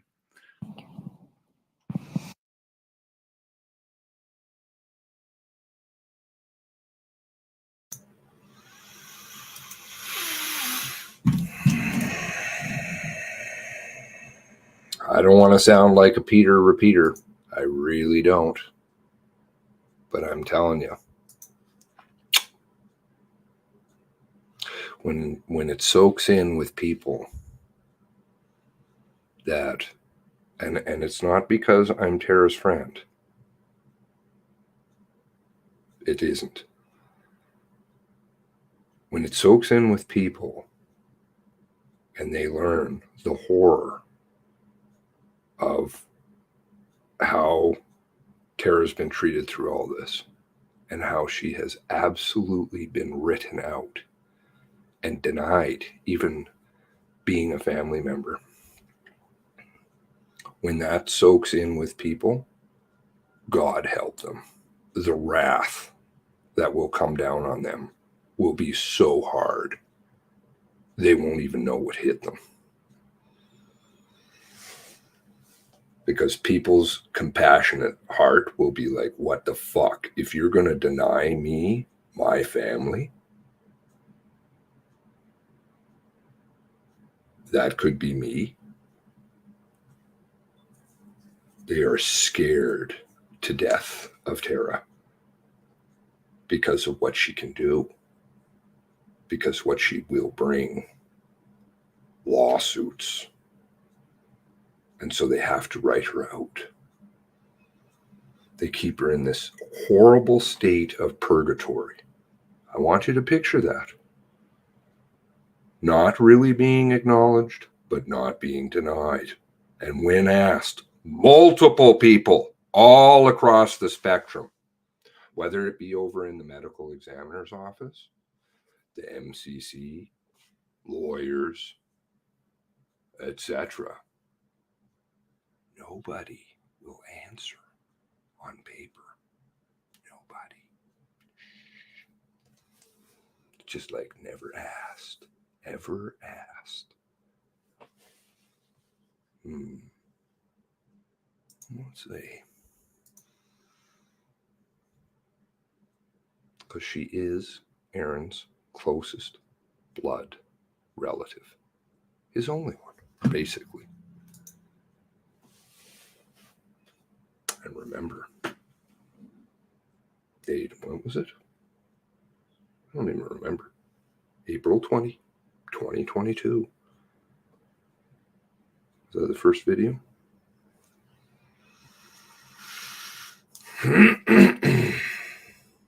Think if that is your brother, your sister, your mom, your dad, and people are telling you, and you're like, okay, I'm part of this process.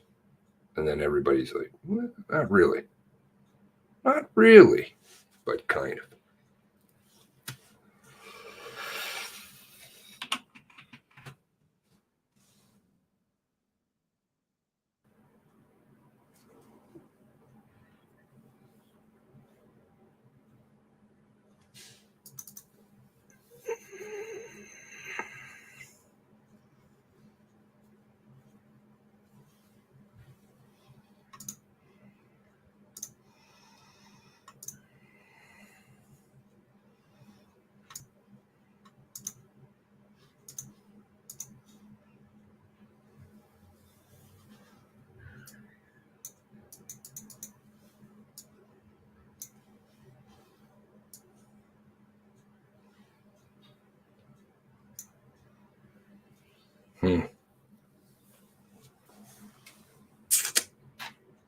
I don't think there was ever any doubt.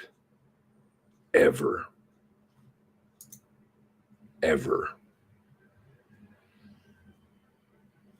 God help them. They're never going to know what hit them.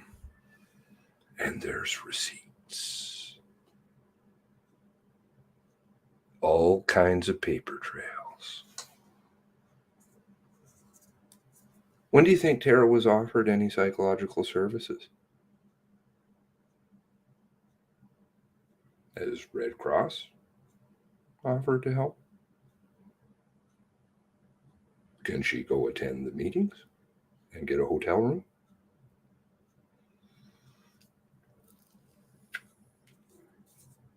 Nope. Nada.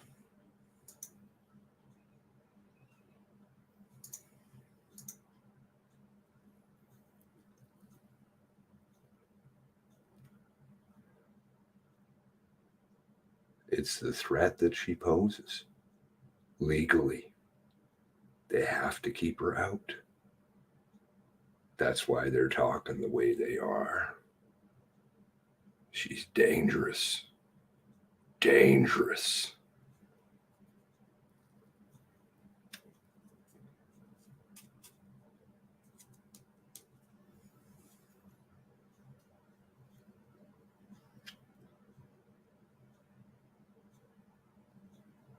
If it's your family, I'm going to come and talk about it too. God help them. But we've got to support her.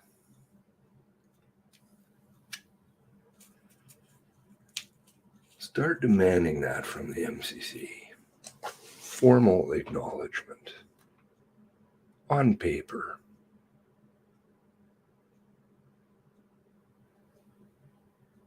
Watch what happens.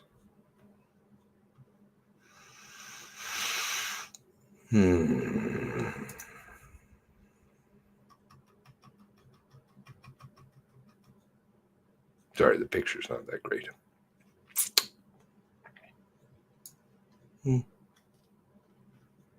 Tara Long. What does that say? Who says it? Who says it? Fryer. Aaron. Any doubts?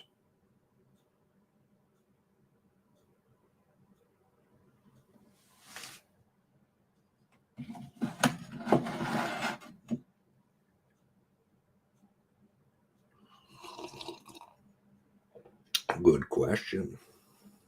Good question. Oh, it's all about silo. Dangerous. You know why? I'll tell you partly why. Because she's got all of your knowledge and her own.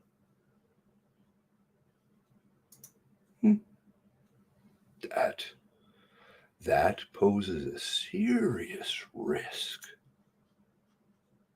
Think about it. All of this, all of you, everything that's been come to learn thus far. Oh. Boom!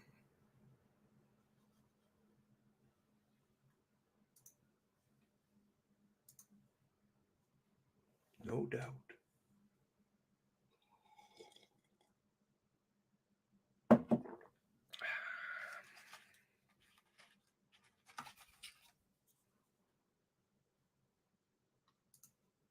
You want your stuff to work? You better get behind her. Even if you don't agree with it. It's your family, too.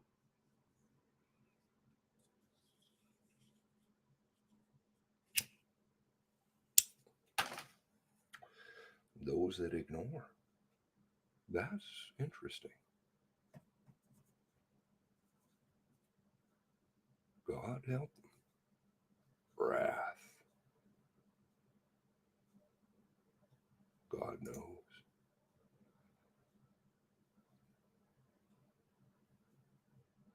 Talk about everything else. It's all of your stuff they're scared of.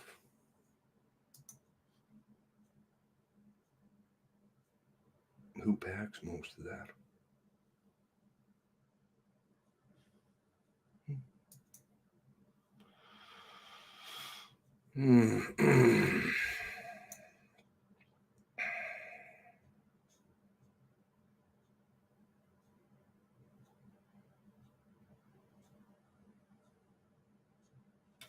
Oh, there's a story.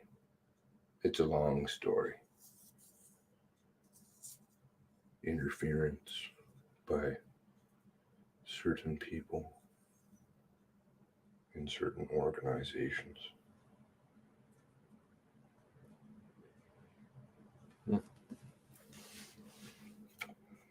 Receipts.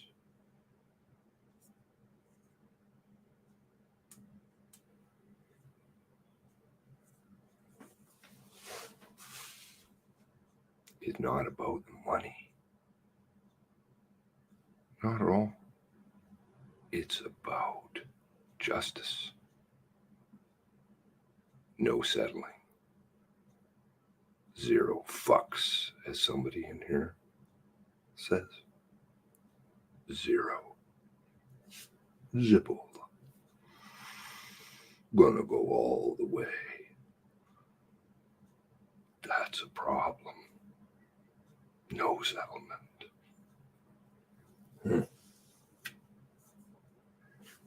They don't want that.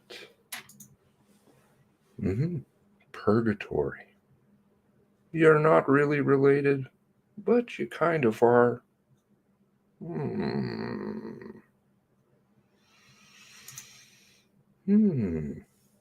Our time. Our time. Our time.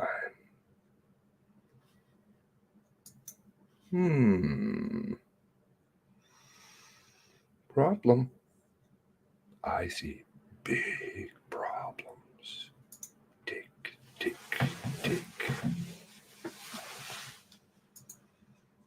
But that requires support.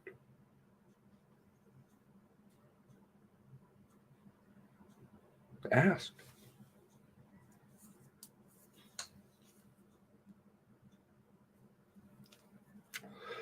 Her lawyer has to get up and make a point. You notice that? I'd say that's strategic. Because they're not. acknowledging. Access to anything. Stay away. You go over there in your corner. All of you, you go over in that corner. We don't want anything to do with you. You're dangerous. You might take us down. You might uncover the truth. We don't want that. Here's how we'll do it.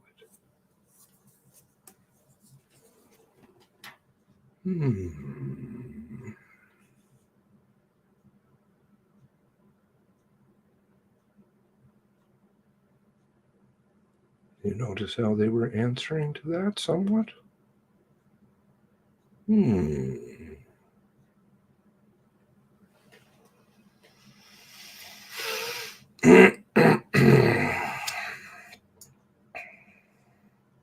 There is somebody else, funnily enough, in this boat. But again, it is tiered.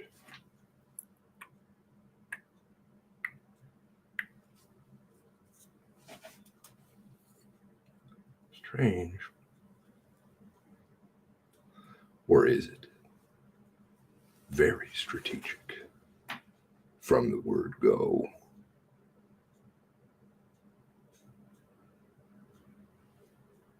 What was it again? Oh, yes. Threatening to charge. Oh, really? Because you asked questions. Right away. Right away. You know, we could charge you for that.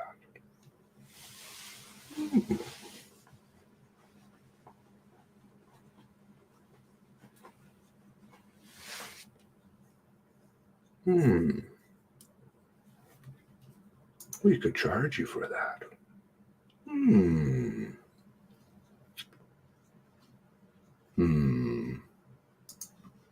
Articles talking about how we've been watching everything since the beginning. What do you think they've been watching? Why do you think that article was written? Why are there the little jabs here and there?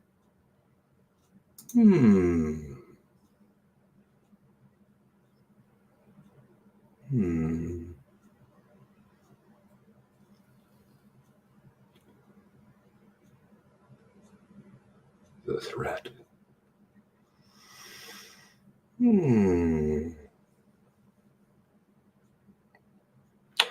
Todd got it way back. What did he say? What did you say, Todd?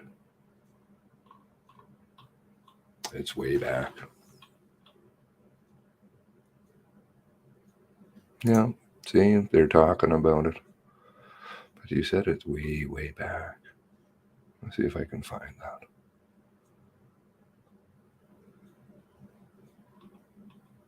Somebody's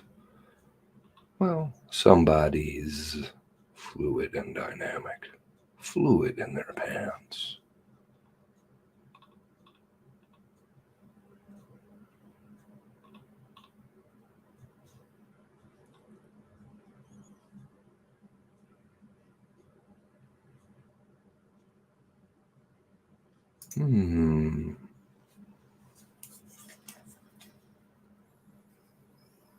Closeted jabs.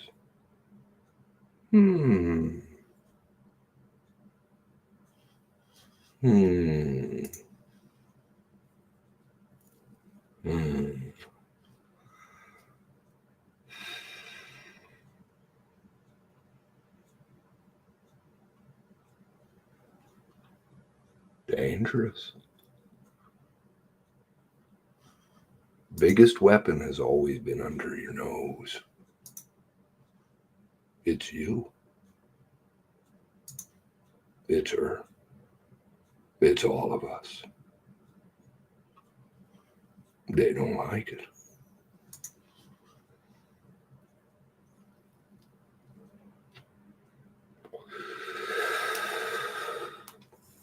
Yes. Not good.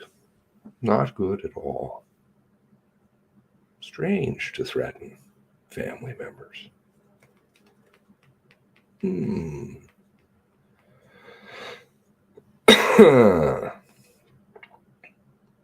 It's a small club.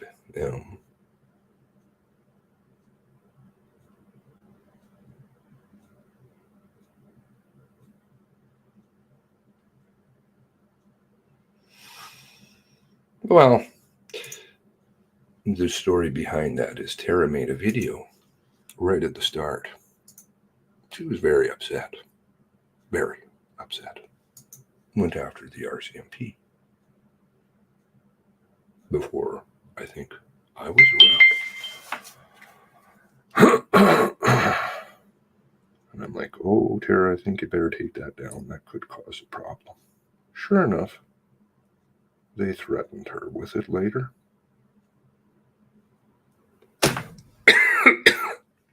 But what was she doing? Just asking questions. And yeah, somewhat making accusations. Accusations that turned out to be true.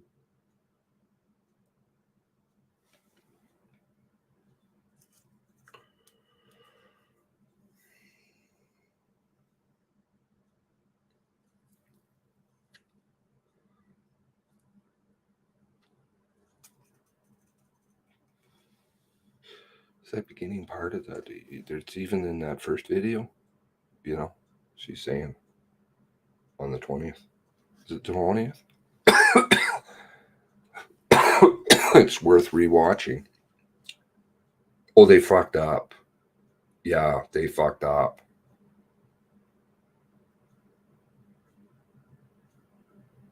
And notice how they're staying focused on Portapique.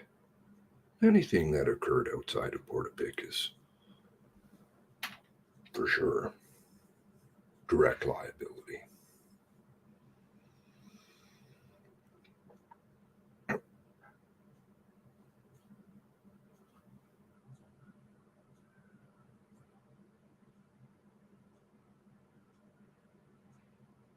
All about this morning's thing. It's all psychological trauma, psychological warfare. Don't look. Hide behind feelings. Stop asking. The proceedings will begin in 2 minutes. A reminder, please turn your cell phones off or to silent. And finish your beverage before coming in to the auditorium.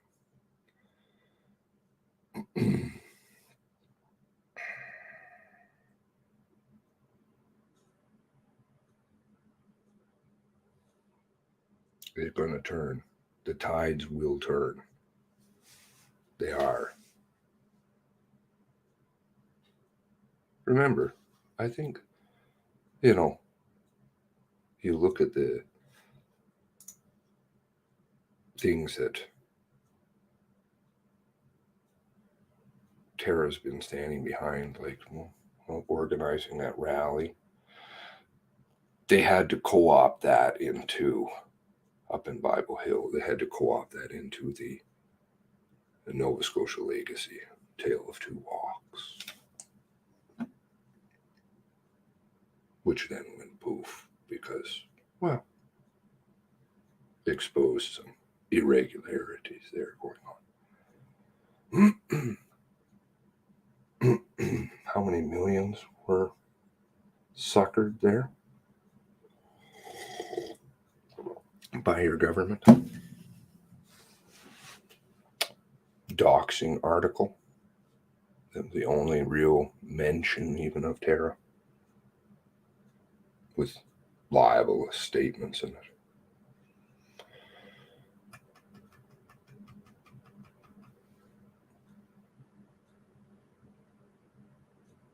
Untrue statements. Marginalizing. Siloing. Biggest threat.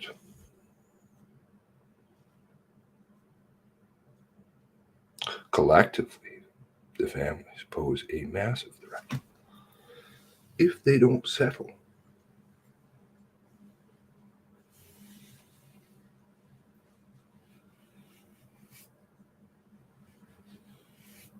Oh, and what did he say? What did he say?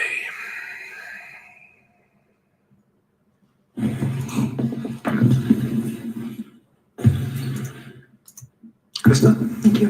Krista. The Welcome Krista back. Show.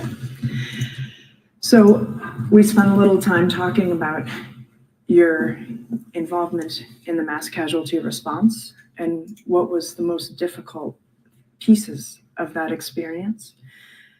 We want to turn now to start thinking ahead a little bit and some sense making around is there anything that you wished you'd known or had that would have helped in your work in that time after the mass casualty?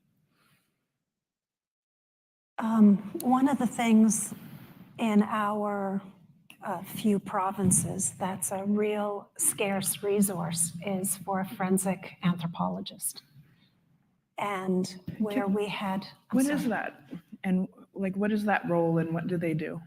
So a forensic anthropologist, their specialty is looking at essentially skeletal remains and being able to tell you the sex, the age, trauma on the bones, those sorts of things. And then they lay over that legal context to be a forensic anthropologist. It's a very scarce resource. And because of some of the victims and how destroyed they were through the fires, we really needed a forensic anthropologist with an experience in these kinds of deaths to help us. So that was something that was tasked for me, was to find someone. Now, the really great thing is we have a very close collegial relationship with the Ontario Coroner Service, and they have a forensic anthropologist that came and she did the identification for us. But it really, if we had that resource more readily available, someone more in our area, I think that's something that we really should look at as developing that. And how many forensic anthropologists are there in, say, the maritime regions? There's probably two. One teaches at St. Mary's, who's not always available. There's one in New Brunswick, and that's all I know of. I think there's like 30 in all of Canada. It's a very scarce resource. But when you need them for something like a recovery, because it's not just to tell you about the bone structure and what you're missing or what you're not missing and to give you information from it. They also have expertise in the recovery part, so that you're actually recovering it in a systematic way so that everything gets recovered as it should, and also to collect other evidence that might be within the structure around the body. So it's very important and also very scarce. Lindsay? Can you ask me the question again? Sure. What, as you were going through this experience in the days and weeks after the mass casualty, what do you wish you'd known, or what do you wish you'd had that would have helped you do your work? I think maybe just better communications with everybody, including our own internal. It was a very chaotic time for everyone. But I think overall, for the most part, we all came together well, but I think a little bit more planning into, or thought into the planning process of how we're going to tackle this.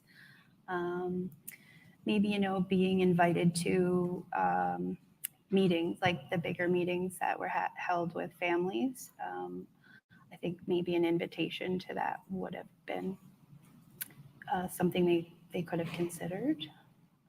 But what were these bigger meetings with families? I only knew about this. One of these family members had mentioned that they were having these larger meetings with the groups of the families and police.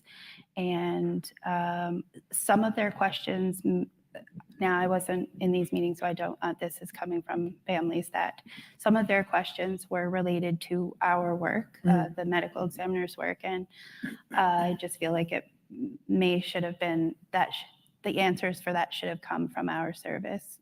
Right. But we weren't present, so. But Okay, yeah. thanks. Bruce? I'm not sure that it's a really relevant question for my line of work, whether I'm called upon to serve one family or multiple families. My scope of my work, the staff that we have available, we're prepared to do the work that's necessary, no matter the number of deaths that have occurred. So for me, I think that's all that I can really offer on that topic. There really isn't anything that I think that I could use or would need. Yeah. Okay, thanks. Dana? I think I answered this to some degree earlier when I spoke about resources, both internal resources to support those teams to be able to provide the services. And I think if we knew that we were going to be asked to be in the community longer, we could have planned differently. Also, in terms of just wishing for better communication, thinking about putting the human in the center and how us collectively as service providers can come to the table to ensure that we're providing the best supports and services as possible. Okay, thanks. For me, logically, I think at the time when I was helping a completely different region, supporting, I would say that looking back now, more people, more helpers would be helpful because they're my team, I'm very aware of a negative impact the people that weren't out in the communities had because they were managing heavier caseloads with less people. But I think something else, just to kind of draw on what Dana said, is the communication that I rely on comes from other government agencies. I think there is a place for some sort of model where there's representatives from different pieces of government that can come together to respond to an incident. Because we share information often, and sometimes if you meet regularly, even in non-incident times, with a trauma-informed, high communication, transparency all the time, the trust amongst the government agencies would increase. And also, they would be more aware of what we do. Of a lot of the tables that I've sat on in the last year with our government partners is just explaining what we do. And then they're explaining to us what we do as well. So I think a regular team, because we have to look at it, what we can do better, of course. So there's definitely something among government we can do better. So even within the government, yes, you're explaining your roles to each other. Yeah. And I think I heard that from you as well, Lindsay, that the planning piece of it, knowing that you have to have a plan for the unexpected. Yeah. Okay. We'll do another round just as per our structure, but it's fine if you'd like to pass but is there anything that came up for you, Evelyn, or wish you'd shared? I think communication is always, like our other colleague said, that is a big piece. I know from our point of view, we often have to explain again and again who we are, and what our role is, and where we fit in. And if there was a mechanism around that to share that more, I think it would make us all more efficient. Should hopefully never something like this happen again. Yeah. I don't have anything else to add. Thank you. I'll pass. I would just add, in terms of the communication, like has been mentioned, I think an opportunity just to build relationships at a time when you're not under pressure or under stress, to be able to have conversations and appreciate various perspectives. I think that would be helpful. Creating that trust. Absolutely. Anything to add, Kim? Yes, I have something to add. Just the point is that what we're all speaking of, I believe, is that a client will receive better service because we will know more. We will know the capabilities and functions of other departments. So instead of saying, I'll find out for you, we may have the answer at that time. Right. Okay, so one of the final questions we like to ask in these small group sessions is, why did you agree to our invitation? Why did you decide to participate in this conversation today? What hope do you have that might come out of this conversation? Well, I'd hope there'd be some understanding about the role we played. That we're a small but mighty organization. And I think even though, thankfully, most Nova Scotians never deal with us or ever know about us, that there's an appreciation of the strong and remarkable people that try to support Nova Scotians in their absolute worst moments. And that's our privilege to be able to do that. That's really the big thing. And also that we play a role, and in some way through this, the partnerships become stronger. So, like Dana and Kim said so well, that those silos come down, and that instead of saying, no, I don't know the answer to that, and that's the end of it, you actually have a name and a face that you can reach out to. Yeah. Right. So that's my hope for all of this. Just to build out the first part of your answer a little bit, you said you're a small but mighty team. Can you remind us how many folks are on your team? Well, there's 5 of us full-time that are investigators. Okay. There are 4 full-time forensic pathologists, medical examiners, and between all our support people in the morgue, there's only 20 of us.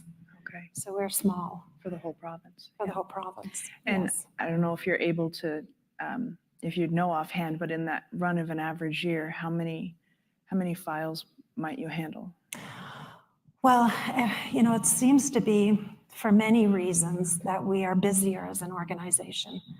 But last year we did 1,000 autopsies, and we took, I think, roughly 400 cases that were a medical records review. But we also declined jurisdiction on around 1,500 deaths. So those are ones that we couldn't take. There was a family practitioner, a nurse practitioner that could sign off. And also, and Bruce can attest to this, it's legislation that if a family would like to cremate their loved one, the funeral directors are obligated to send the death certificate to us for a final review, and we give an approval for that. There were 8,500 of those last year. 8,500. Yes. So we're small and mighty. Yeah. It's a busy organization. Thank you. Yeah. Lindsay? Just really to what Evelyn said, to, build better relationships, which is part of what I'm here today. I've spoken with Bruce many times on the phone. Today it's the first day I've got to put a face to that voice. And really just hopefully making it a little bit more clear to people what exactly it is that we do. Because again, like Evelyn said, a lot of people are, lucky that they don't have to speak with us. But if you do, we hope that we can, make it clear what exactly our role is at that time. Okay, yeah. Thanks. Bruce? I really wasn't sure what I could offer here today. when your initial contact with me, my first reaction was, well, I just did my job. I didn't offer anything special. But I thought about it and said the other people who are on today's panel, namely Evelyn and Lindsay, we've spoken for the past 15 years and we've never ever met. So to put faces to voices. The other thing is to be able to come in an open forum and speak about this. Given the extreme confidentiality of everything that we do, we just can't talk about that with anybody. So during this casualty, during and after, I reached out to fellow colleagues, I have some good clergy friends, to speak with them in confidence, because just don't talk about this stuff in a social setting. So not sure what I could offer other than what I did, what our organization did during this casualty, but agreed to come and sit with you folks and be able to chat about things and learn more about your roles and how we all work together to work through this. And I think hearing about how you play such an important role in helping people to grieve and helping communities to grieve, and how difficult it was to do that in these circumstances, I think that's a very powerful thing that you bring, and it's important. And it's one of those things that can be invisible. So I think it's important to pause over it. Thank you. Yeah. Dana?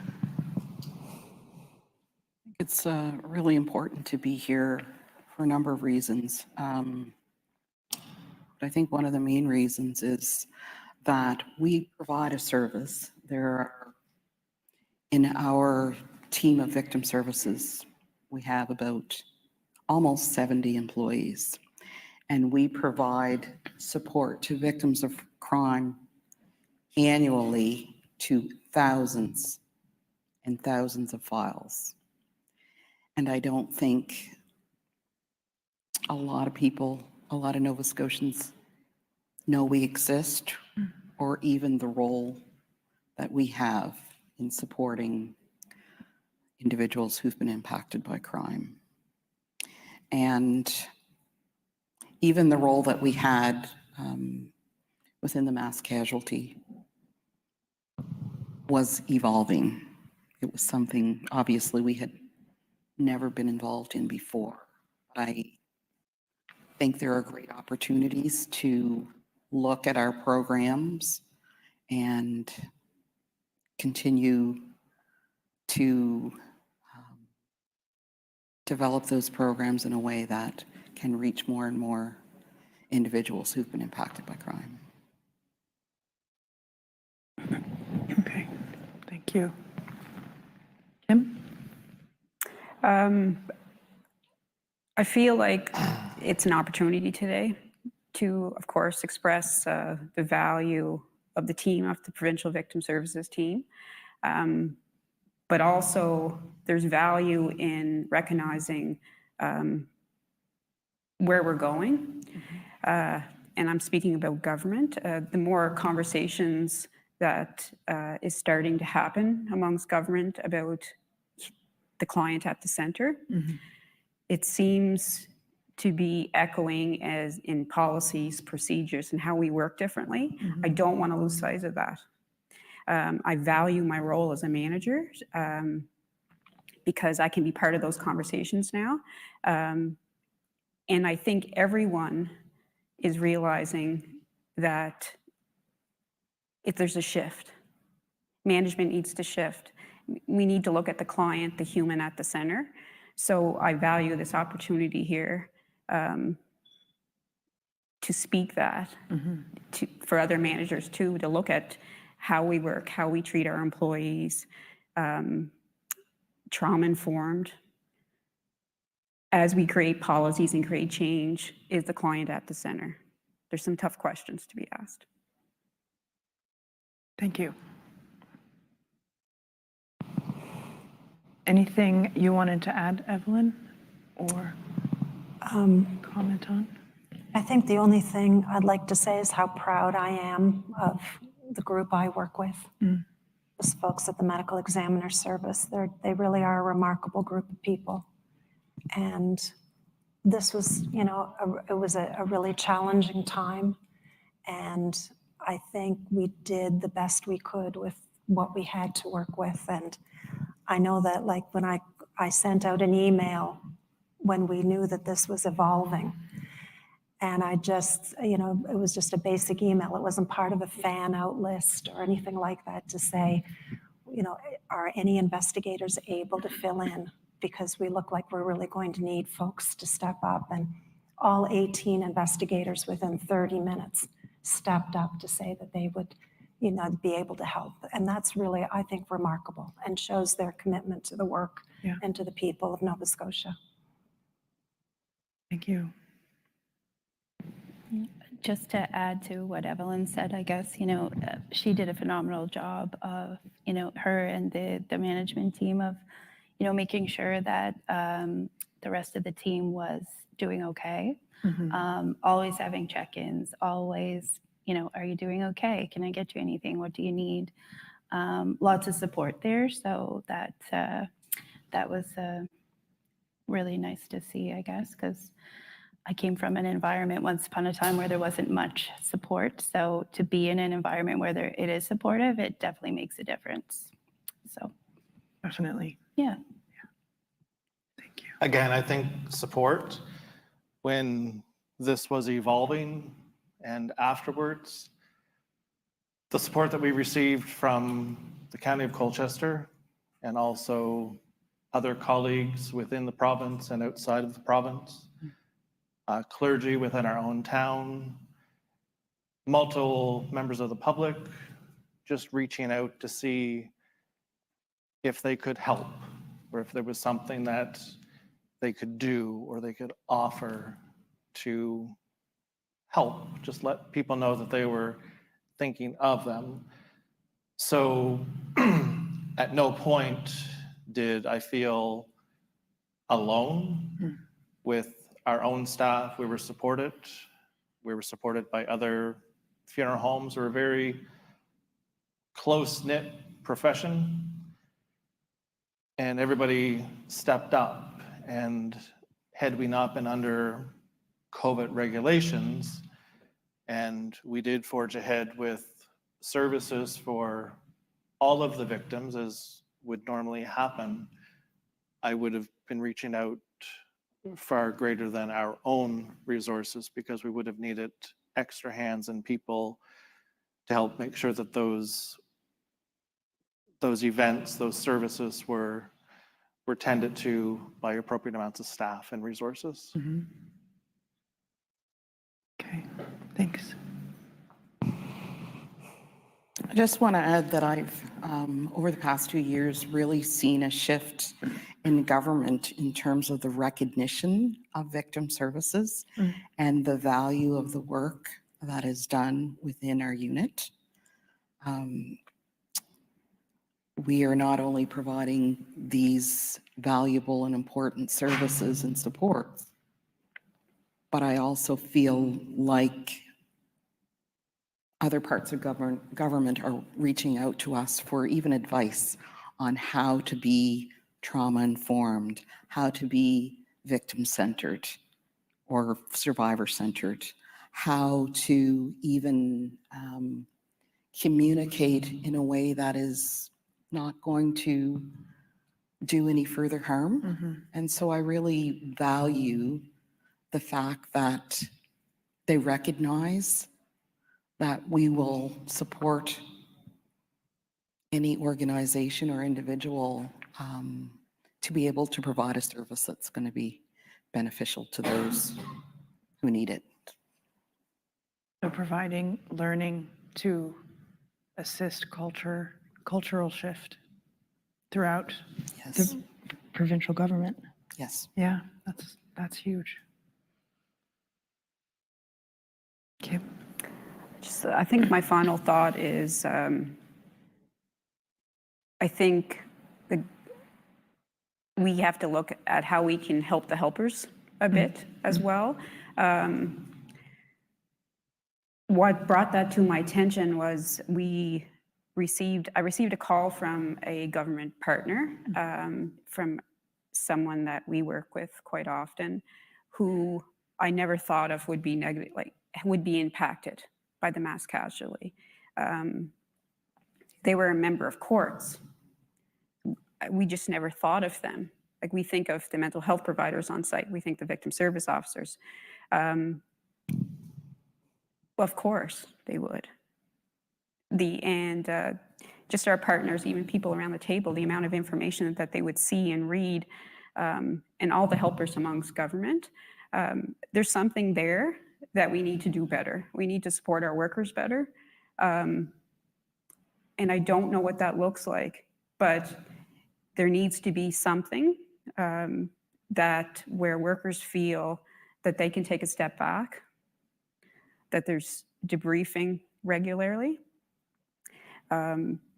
because the work on a daily basis is tough. And if there's an incident as well that occurs, the more tools and resources that worker would have. And I think we have to look at places where we haven't normally looked. Yeah. Thank you. Before we wrap things up for the day. Commissioner McDonald. Oh, sorry. Okay. I always just like to check in. Is there anything that you were hoping to share today that we didn't manage to ask you that you'd still like to share? I don't think so. Okay. No. Okay. All is well. Thank you. Okay. Commissioners, do you have any questions? Okay. All right. Well, I mean, you know, I hope you know how grateful the commission is to be able to hear your perspectives. We read a lot of paper, and it's impossible to know what's happening for people within the systems unless we talk about it. So this is the true value of this conversation. And I think that hearing each of you speak to the systems that you work within and how very complex they can be, and how Nova Scotians and even further afield need assistance navigating those systems, it's really important to pause over that. So the other thing I wanted to thank you for was that each of you stepped out of your comfort zones today. You stepped out of your usual roles to take a few minutes to explain this to us, and we're so grateful. So thanks. Yes, and if I could, on behalf of the commissioners, begin by thanking you, Krista, and you, Nicole, for not just facilitating this very important discussion, but all the organization and work that went into arranging it. We greatly appreciate it. Of course, our deepest thanks to you. If I could continue using first names, to you, Evelyn, and to you, Lindsay, and to you, Bruce, and to you, Dana, and to you, Kim, for bringing the human perspective to the work we're doing. We've had a lot of difficult conversations and difficult moments and difficult episodes, and we so greatly appreciate the value of, despite being difficult, the value of this important conversation. And of course, the difficult conversation today involves the families whose lives were taken, and that conversation, our conversation, is probably the most difficult for them.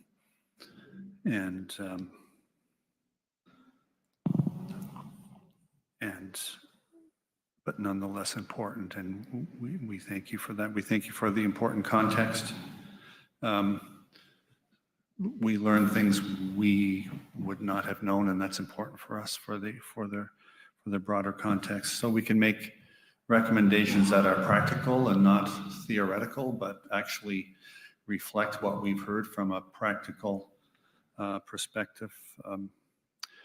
What's one of the many things that struck me was, we can very quickly forget the impact of COVID and how COVID-19 really impacted a lot of your work, but you've offered a very important perspectives, and it's broadened our perspectives. It's clear that the emotions are still very, very much alive, and as Krista alluded to, that makes your contribution all the more appreciated, because it takes courage and candor, and as I said in earlier sessions, you are all part of helping professions. So you go to work every day, and essentially your job description is to help people, and you've really done that today in a special way to help us in our work. So we greatly appreciate it. Thank you so much.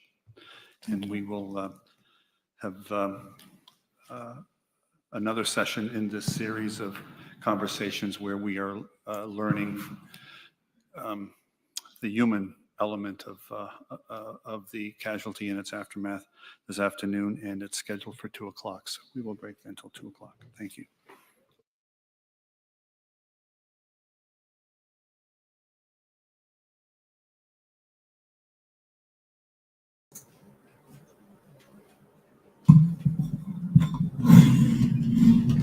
One counseling session in 2022, almost 2 years later. And I saw a lot of people on their stage saying how proud they were of their victim services and how their counseling stuff. One session, 2 years later, was the offer.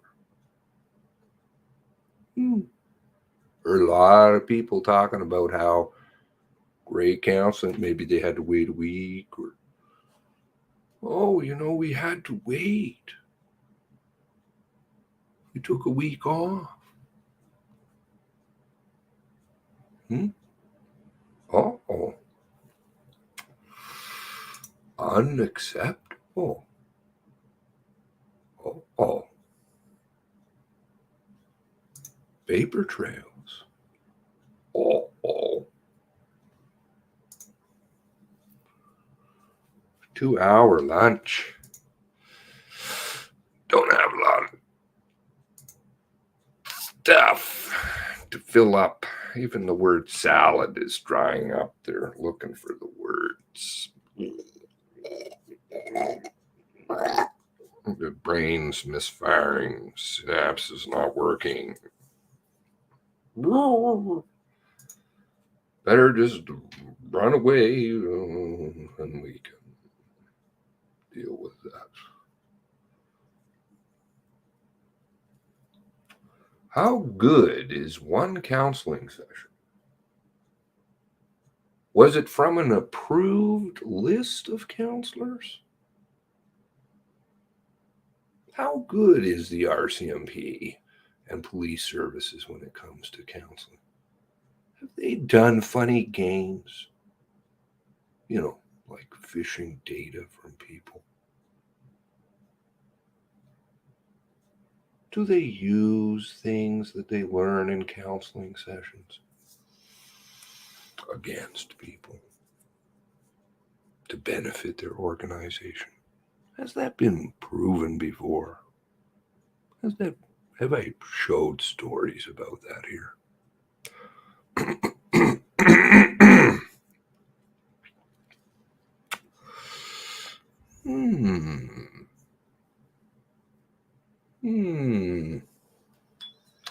what Dr. Webster would say about that. You know, being that he's a former RCMP, psychological services. How was his treatment? What, did they break in his house?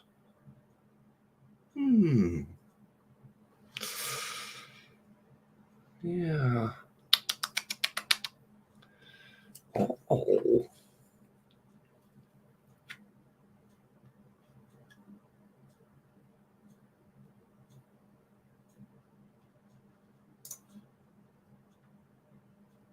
Well, God will have his day. I know that he will.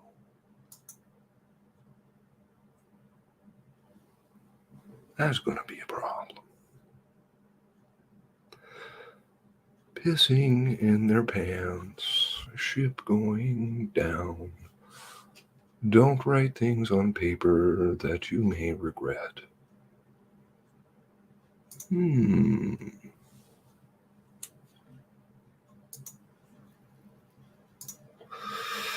One counseling session with a complete stranger at such a horrific time.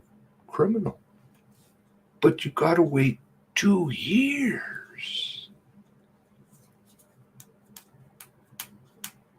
And you may be somebody, or you're not. Who knows? Oh no.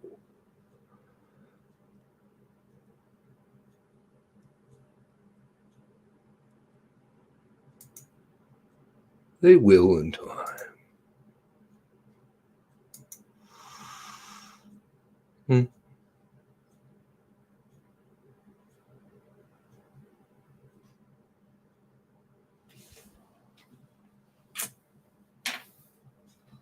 What shall we do for an hour? 2 hours? Well, I read something about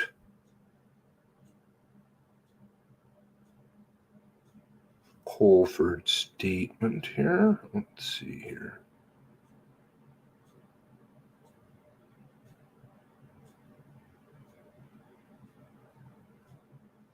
There's an affidavit.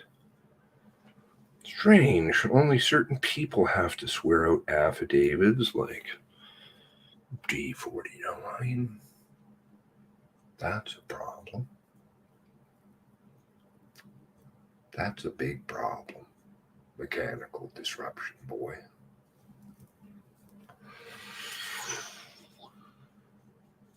But Colford has to swear out one too? I'm curious now. Did she get a special ops counselor? Don't know.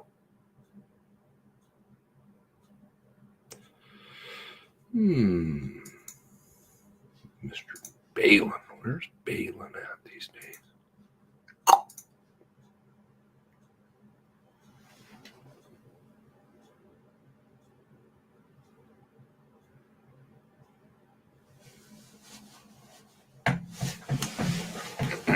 Let's see what here.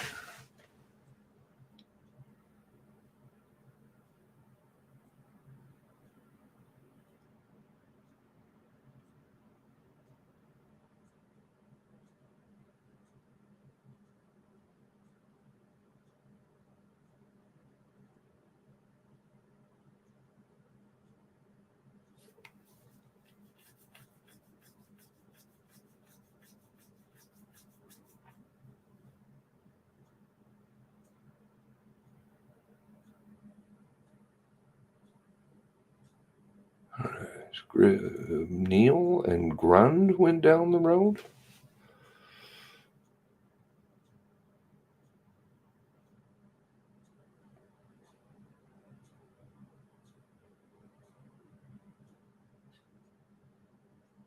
The delay in discussion over getting the kids out was Colford and Jameson.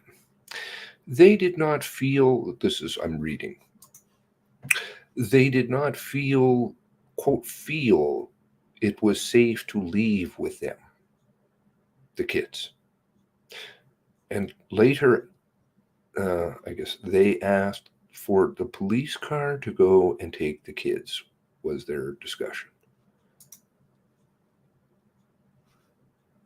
Constable Chris Grund and Neil were getting ready to bring the children out, and how we didn't feel it was safe enough just yet. We talked about the perpetrator's wife, girlfriend. I'm assuming something was mentioned about him having one that night. Yes, the domestic came up very early. Not sure where that came from. Very early. Corporal Jameson and I talked throughout the night. I would not be able to tell you every conversation we had. I talked with Corporal Dion Sutton when he arrived, mainly asking him to check the surroundings as he had night vision goggles. He was awaiting the ERT team. I was talking to 2 different ERT members. Don't know their names from my recollection. One showed me a map that Constable Basselt sent to me to show me where those 3 were waiting for ERT to come and get them out. One ERT member I asked if an ERT member stays behind while the TAV goes further into Portapique. I asked this because they all had night vision goggles, and I remember feeling a bit of relief because of that.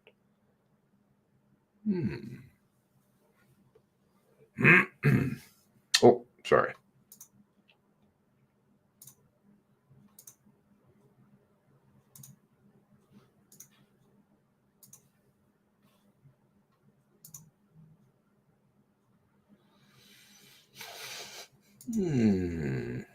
We did not feel.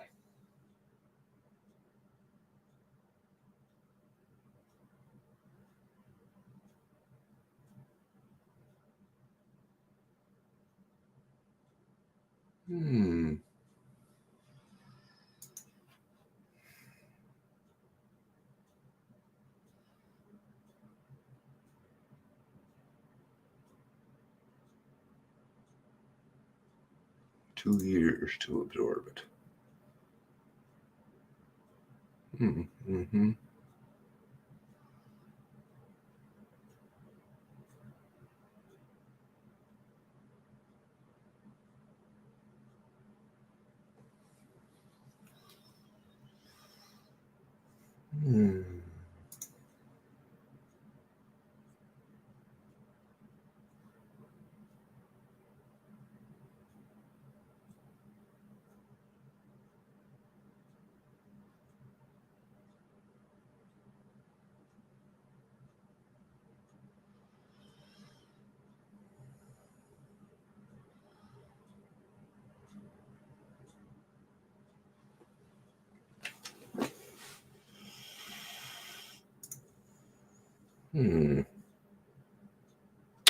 What other documents were dropped that were new?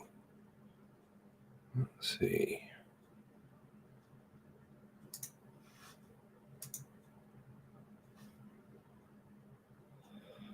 GPS data for WYS01D driven by Constable Coat. No idea what that is.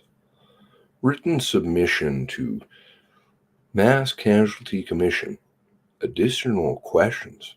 Glenn Byrne. Glenn Byrne. April 17. Award. Boy. The lady who was speaking yesterday said that she was acting director. That's Award Boy's job. I'm not sure if Award Boy got a bump too, or is he off? I don't know. Acting director. Where did April 17th Award Boy OCC go?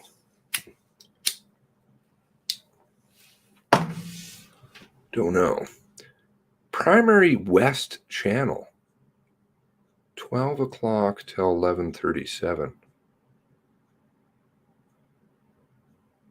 Recorded Secondary East Channel, 2 o'clock till 11:37. Recorded Secondary West Channel, 10 o'clock till 11 o'clock. Well, this is interesting. Transcript of recorded ERT radio channel, 11 o'clock till 11:37.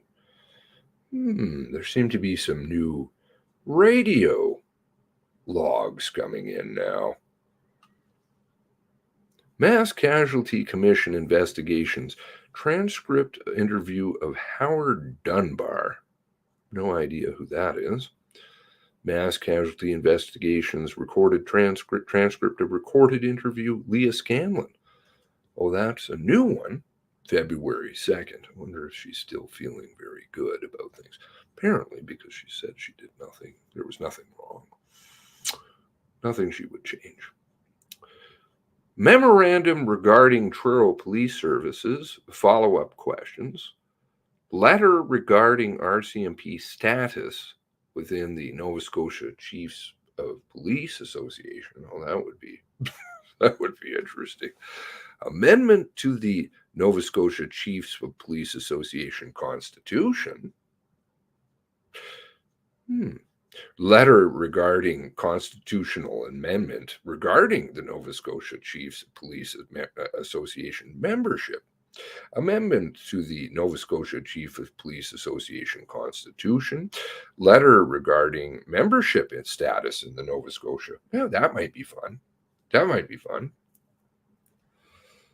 Let's have a look at that one. Is it going to just say, I think it's going to say something to the effect of, oh, you get the boot. We're done here. Oh, there's Krista. Krista Show. Do. I wonder if I have some applause stuff.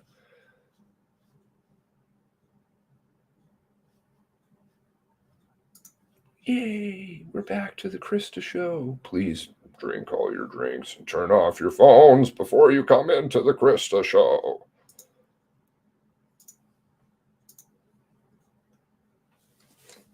Oops.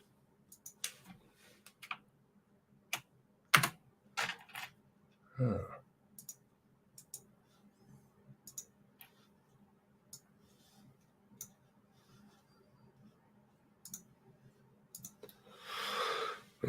May 13th, 2022. Minister Johns, we the Chiefs of Police in Nova Scotia wish to address misinformation being circulated by the RCMP regarding their recent membership redesignation. Misinformation coming from the RCMP? How could that be? In Nova Scotia Chiefs of Police Association.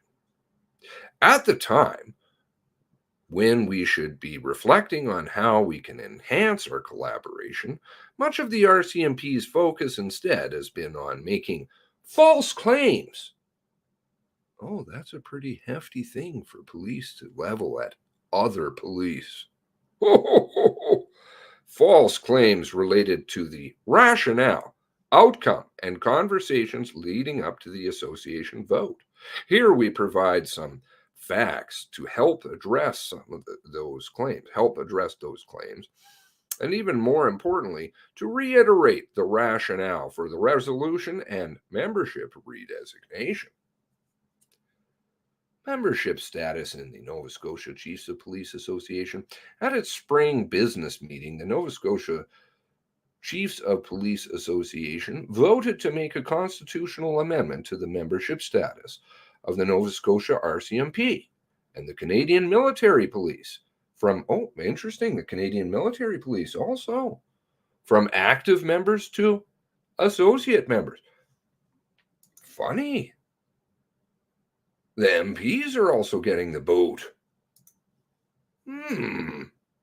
This vote to redesignate membership status, it was not a vote to remove or exclude the RCMP from the association. As an associate member, the RCMP remains an active participant. Oh, this is nice. This is soapy. Of the Nova Scotia Chiefs of Police Association, along with other associate members, including the CBSA, DND, Military Police, Department of Justice. Lori Ward's stuff has already gotten relegated. Atlantic Police Academy and the Criminal Police, Canadian Criminal Intelligence Service. Oh no. They're associates too.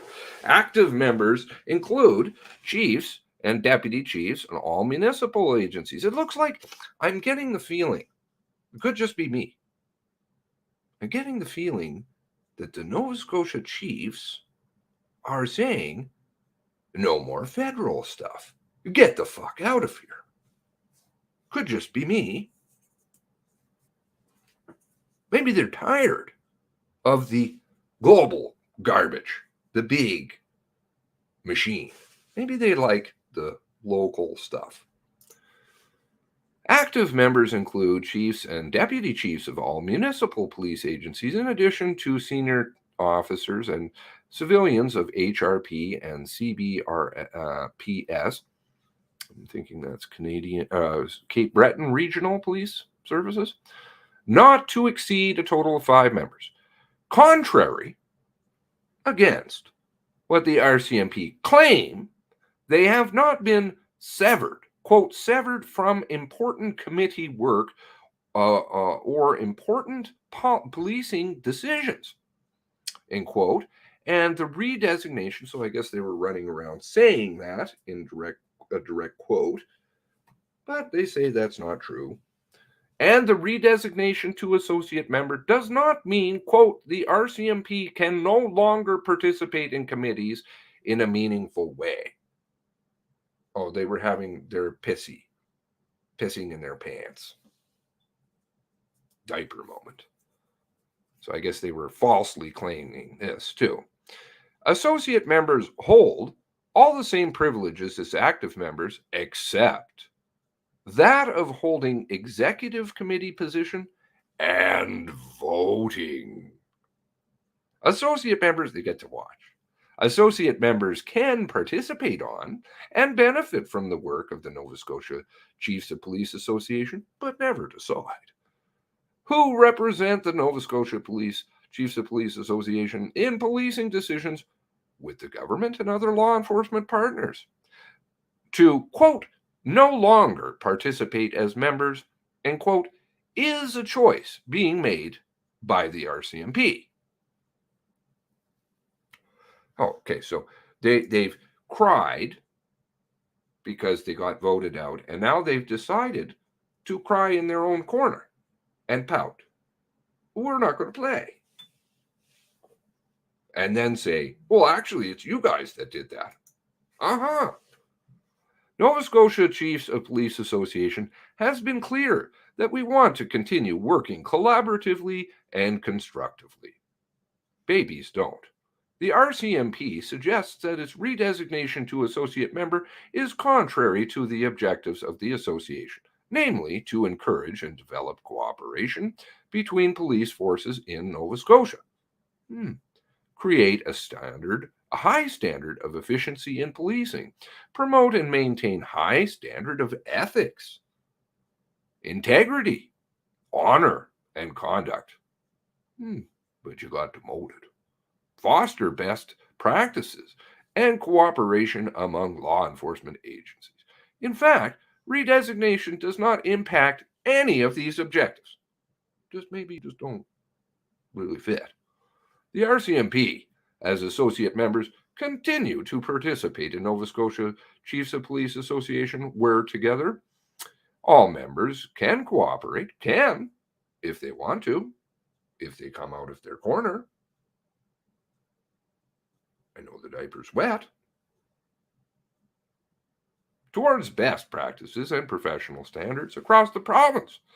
The RCMP's claim that, quote, This move will obviously impact the effectiveness and efficiency of policing in Nova Scotia, and, quote, is their opinion, not fact.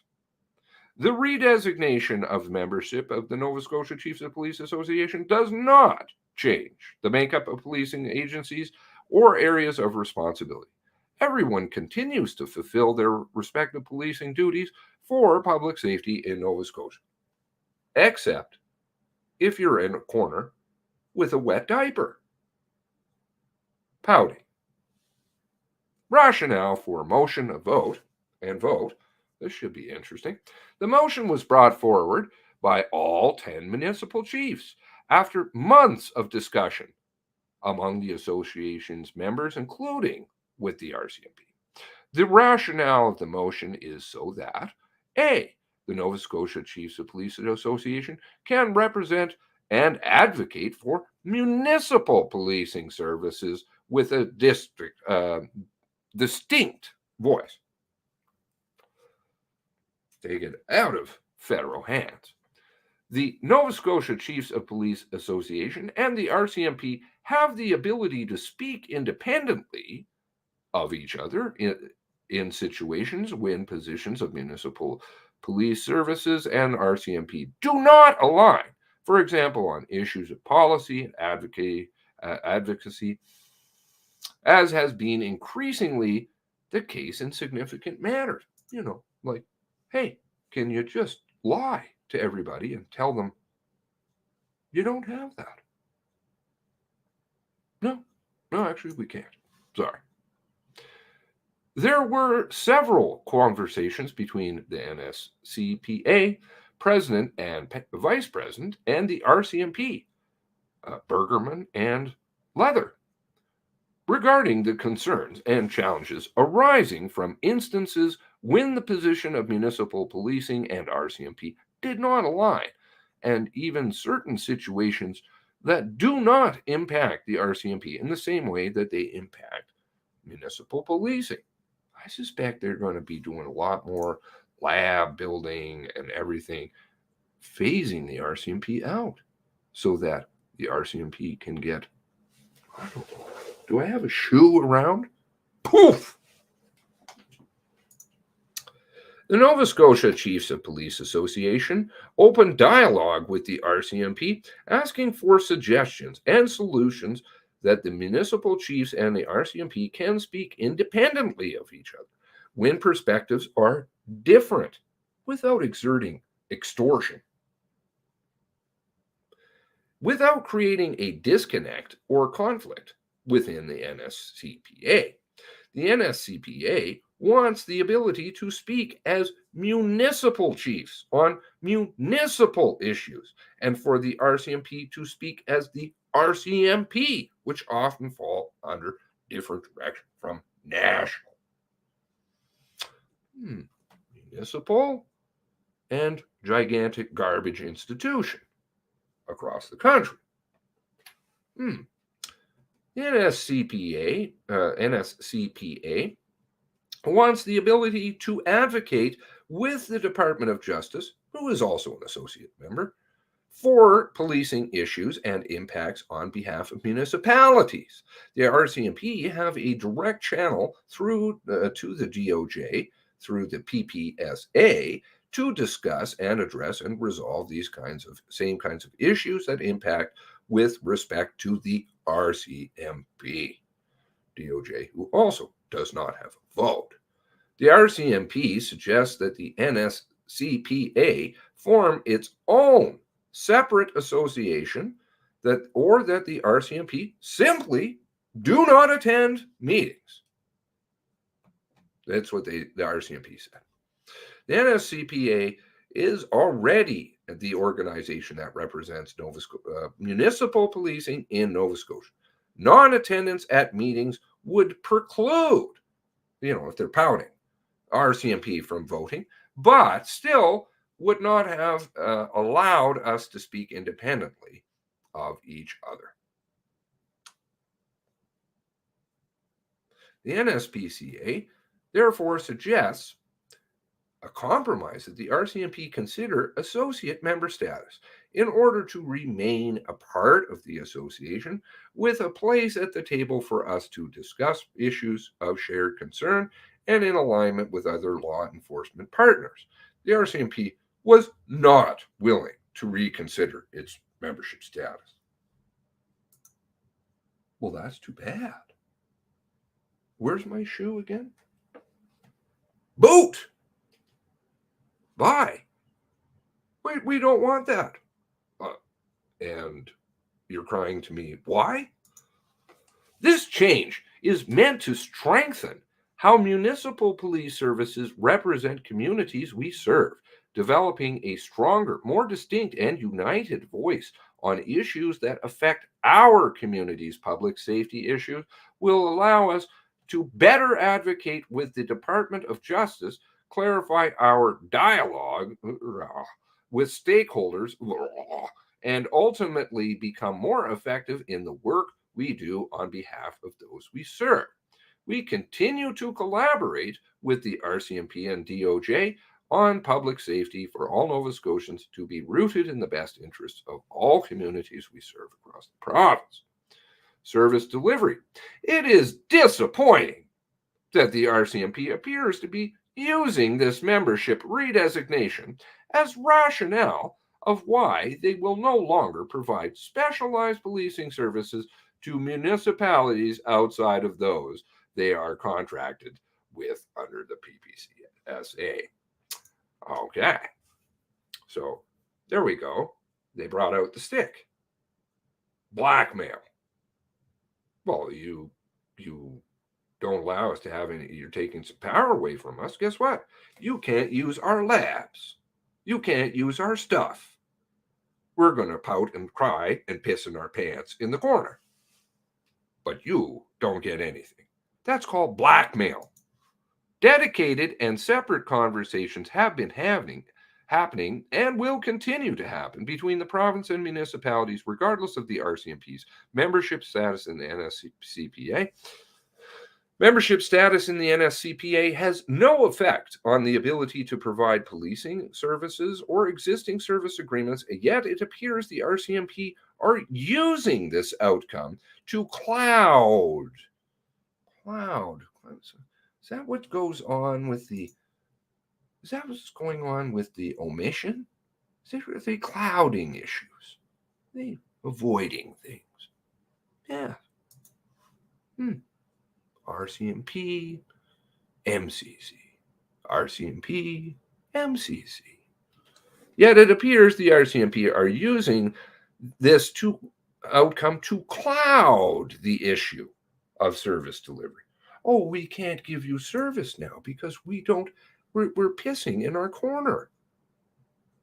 Boo.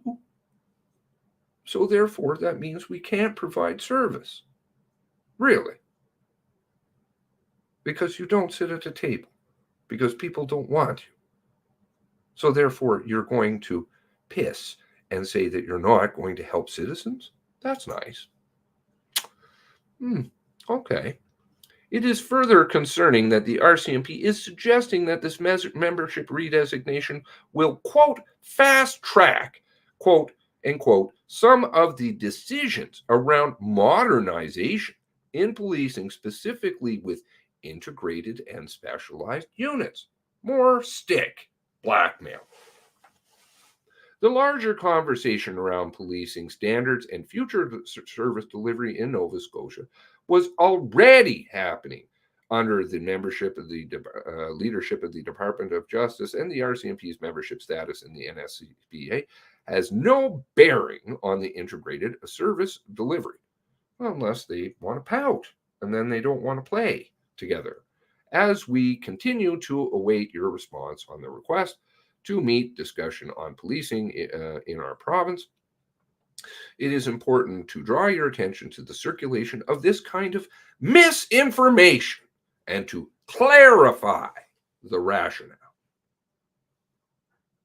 President of the NSCPA, Robert Walsh. Interesting. Speaking points regarding NSCPA. vote. RCMP speaking points. That would be interesting. I'm sure they're just crying and throwing up stuff. Here we go. And trunk radio, mobile radio network. Those are some of the newer ones. Okay, here's some other ones. There seems to be a couple of audio files.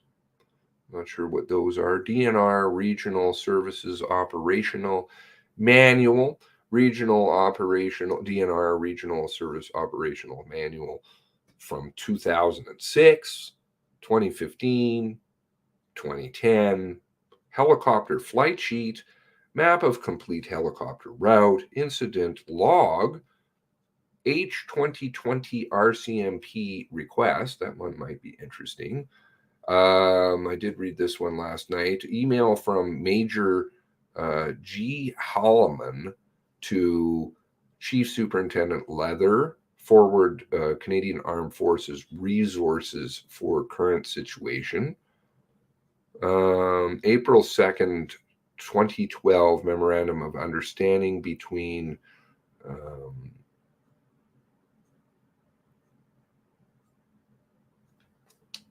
why is that eluding me? TC. What is TC? I think I read these two. Another memorandum between the same two organizations. TC. Oh, Transport Canada.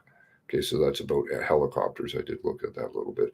Air Services Directorate, RCMP portfolio collaboration. Whoa. Do you see how much just waste and junk? Like, you could fire, honestly, probably 80% of the RCMP and still get great service. In fact, you'd probably get better. Screenshot of text messages supplied by Darren Campbell. Oh, let's have a look at that one. I haven't seen that yet.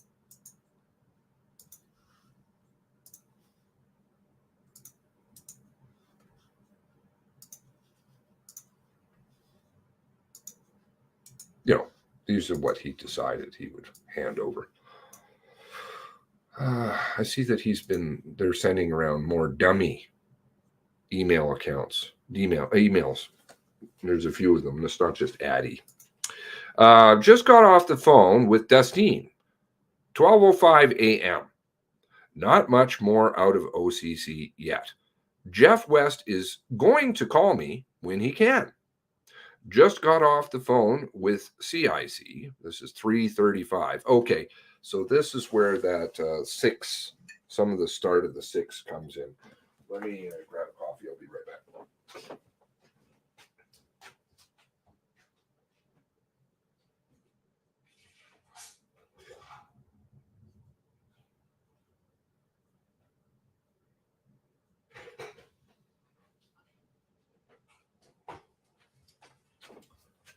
Okay. Oh, commander in charge. Why don't you just call him Jeff West? Isn't it Jeff West at 3:35? Why do you have to say CIC? Because it makes you sound important? No, not really. Just makes you sound like a fool, like you don't even know his name. Looks like 6 dead at this point. Boom! 6 from West. All the way. 3:35. 4 outside, 2 inside. Is it 2 inside? Sorry. 4 inside, 2 outside. That's right. 4 inside, 2 outside. 3 scenes, non-arson. 2 females, 4 males. Which leaves you with what? The problem I've been posing as a riddle. How do you solve that? 2 males, 1 residence, didn't burn down. Who's that again? Still waiting. SOC remains at large. Looks like it may have been a domestic. This was the message that I was. View all. Okay, so he's not gonna share everything. Where did the domestic come in at 3:35? How did that come in? With an ex-girlfriend. How did that come in at 3:35 in the morning? We'll need to start discussing with J Division ERT relief resources. Air services requested didn't solidify last night. You mean you didn't get it? When okay, got call, please advise. When okay, got call, please advise. When okay for a call, please advise. Who is he messaging? All these mysterious 2 males. Is anybody picketing today? Great question. Must subpoena the phone providers for all purpose, get exact information. These phones, by the way, are owned by you, i.e. they're public property, i.e. you have 100% access to them. Don't you? When okay for a call, please advise. When you are free. This is screenshots. Screenshots. This is not phone records. Just screenshots. When you are free for a call, please let me know. 3:32. These are all out of order. 3:35, 2. Okay, this is in the afternoon. Sorry, my apologies. 3:32. Who is he contacting? Are you free for follow-up? Hidden icon? Who knows? Thanks, Darren. One message, irrelevant, from who and the phone number. Oh.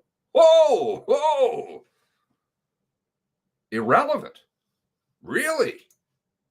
That's my phone. It's not irrelevant. My phone. Not yours, Darren. Mine. Not irrelevant. I want my underwear back, and I want my phone. You can't use it. Okay. Email from Staff Sergeant Al Carroll. Forward unfolding event in Portapic. I think I read this one. Not sure. Newest and latest half hour. All right, let's have a look at this one. Steinberg. Oh, yeah, Steinberg. All right, let's see what we've got here. Al Carroll. Oh, goodness. Need my glasses. I wonder how drinking affects reading. Al Carroll to Andy O'Brien. H-Diviv criminal op reviewers. No idea who that is. Alan Carroll. Sending himself the email. Steve Halliday and Addy. Okay, so kind of the top. Yeah, well, middle of the rung stuff. Bell, of course, Bell, right? You know, exclusive contract with the RCMP. No reason that man that the other day, the larger fellow, no reason he would lie at all. Not at all. Just that they have, I don't even know how many millions, tens, hundreds, millions of dollars in contracts that Bell has. This event commenced with 911 call of approximately 10 o'clock on April 18th. To date, 5 individuals are believed deceased from gunshots. Okay, this is Royce McCrae, who was I able to figure out who that is? I did look this up last night. I can't remember who Royce McCrae is. Several residents in the area have been burned, still burning. It is believed that there may be a number of people deceased. SOC is believed to be Gabriel Wortman. Number of people have been successfully evacuated from scene, and ongoing ERT to evacuate remaining residents. That's at 5 o'clock in the morning. Well, there's a problem. People don't even go to Cobequid for another 12 hours, even though people put in their notes that they need to do a wellness check, but they don't. Suspect remains at large. Atlantic Region Air Services not available, and air support will be provided by Lands and Forests helicopter in the morning. We are currently liaising with EMO to establish registration center for those to be evacuated.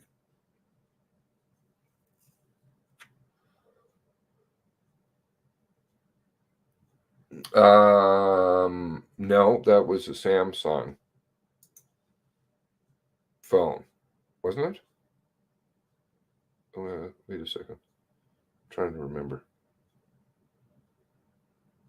No, that's an Apple phone. I don't know is that they're exclusively using Blackberries anymore. Okay, let's see what else we have here. Oh, yes. What was this?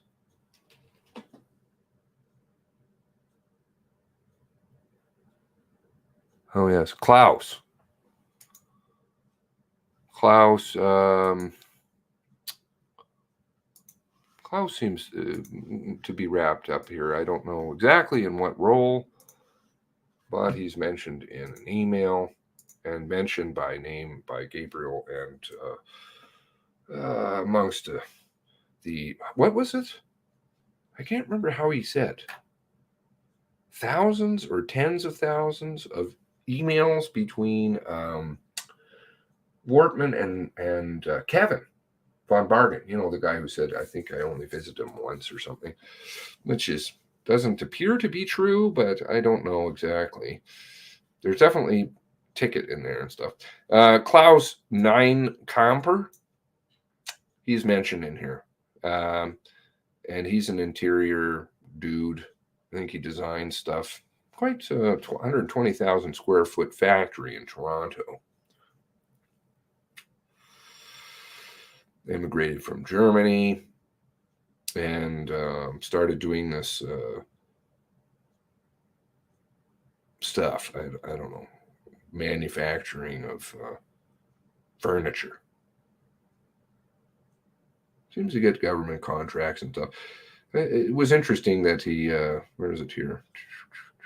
With architect Arthur Erickson 9 Comper, produced furniture for Canadian Prime Minister Pierre Trudeau, 1976. Embassy of Canada in Washington and Roy Thompson Hall. Apparently he likes a certain Vietnamese girl who's quite young.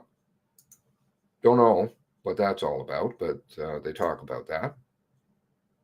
659 to Bert. Let's see, what else did I come across here? Ah, right.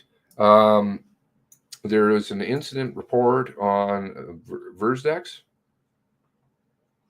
related to some kind of incident, some kids kicking the doors on balls, and they haven't talked about that. I think it was Lisa that phoned it in. And there was also, I can't remember what this one was. But I found it interesting that he's employed by Doctor at One Bell Boulevard, Goss, which is the airport.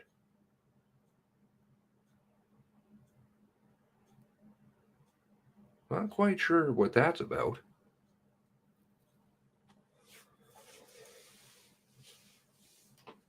Keeps coming up in reports that he's employed at the airport as a doctor or employed by Doctor. Anybody have any thoughts on that?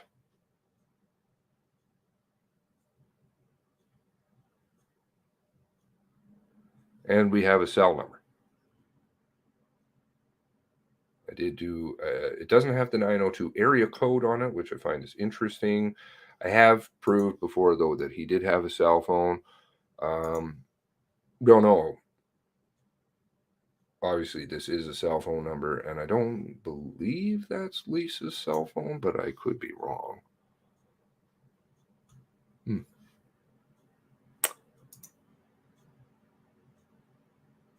Okay. Alerts. 3:21 p.m. The shooter has been apprehended. McEachran, Aaron. Not sure who he is exactly.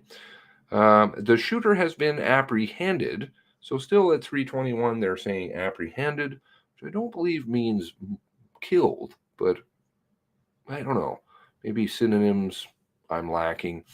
There will be no alert coming. Further down. 9:33, McEachran. Oh, this is, he's obviously employed with Nova Scotia. Please be advised, Nova Scotia is on standby in the event, RCMP requests public alert sent. Active shooter in rural Nova Scotia. There has been no request. And in between that, there is 11:52. Hello, Aaron. Thank you for the update. Palmerex. There will be no alert coming. So there never was any alert coming. Big Stop got done, and you don't have any need. I am curious about this other car.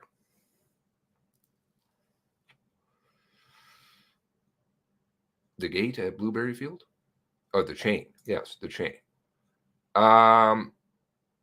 There's other people who mentioned the chain. He's not alone. So the car. You know, you seen that before? The subdued flag? Because that's not the way RCMP cars look. In fact, that's not the way his car looked. I think this is a different car. Remember? 2 cars. Billy Swimner came back again. Not sure what that's about. Subdued Canadian flag. Markings everywhere.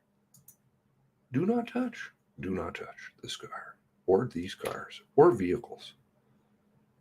Yes, this seemed to be the lady. Hopefully I'm not incorrect. I don't want to ever be wrong, but this was the only person I could find. Chris Nguyen.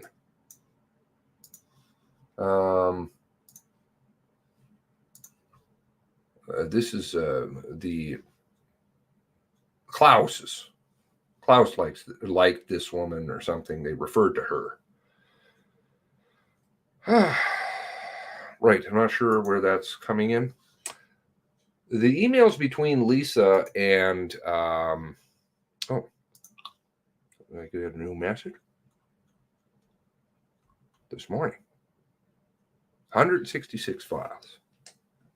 1776. You got, they just update them like 3 times last night. Like I said, I think it was maybe about 2:30. Wait a second. Where did I say that at? About 2 o'clock your time. 2:15, somewhere in that range. There was another dump. They just kept. That's because they're worried. I would love to see these radio calls. Anybody curious about that? 212 altogether. 212. Oh, so has there been a subsequent dump? Or this is a different one. I have to do math. Are you trying to make me do math?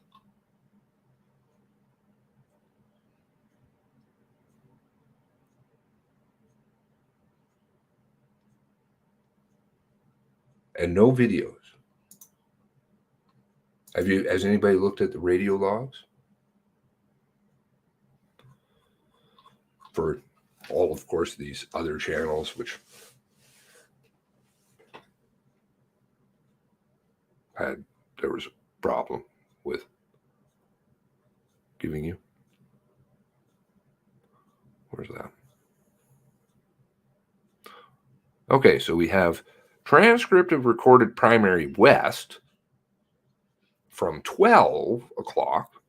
You don't need to know what happened before 12.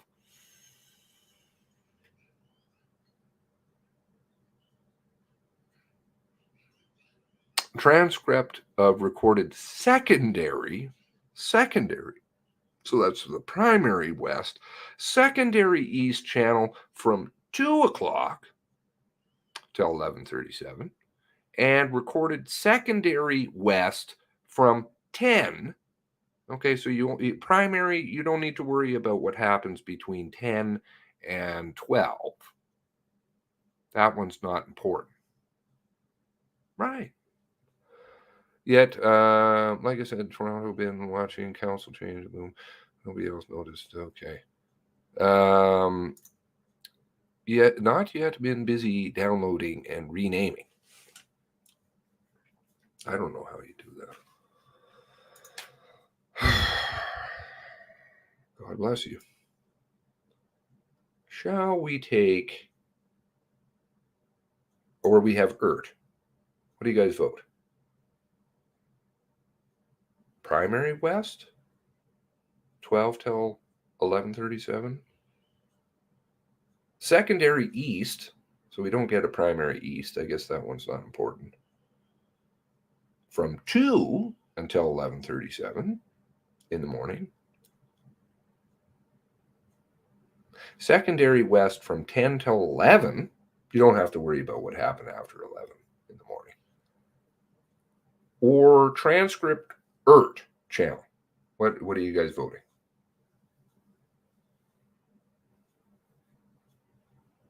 Okay, I'm gonna look at one. Might as well. Snacks are important. Snacks are very important.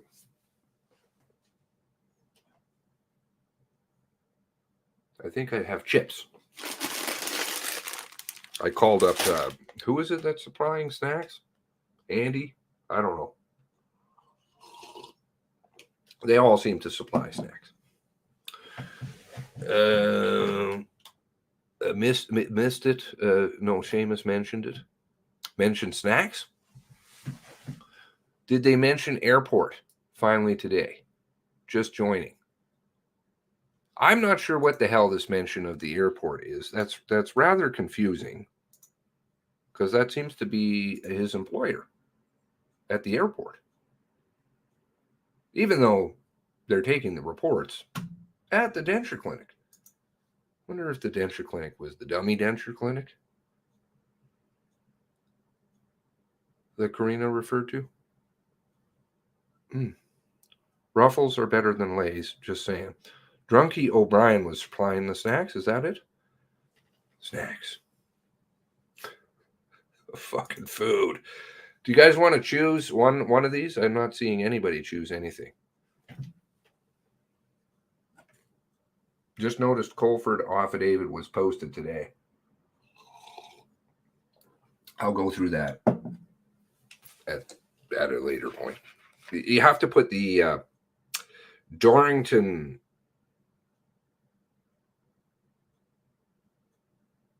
with Colford, and then I'm going to have to throw in the affidavit. See how that jives. ERT? You want ERT? One vote for ERT. That's it.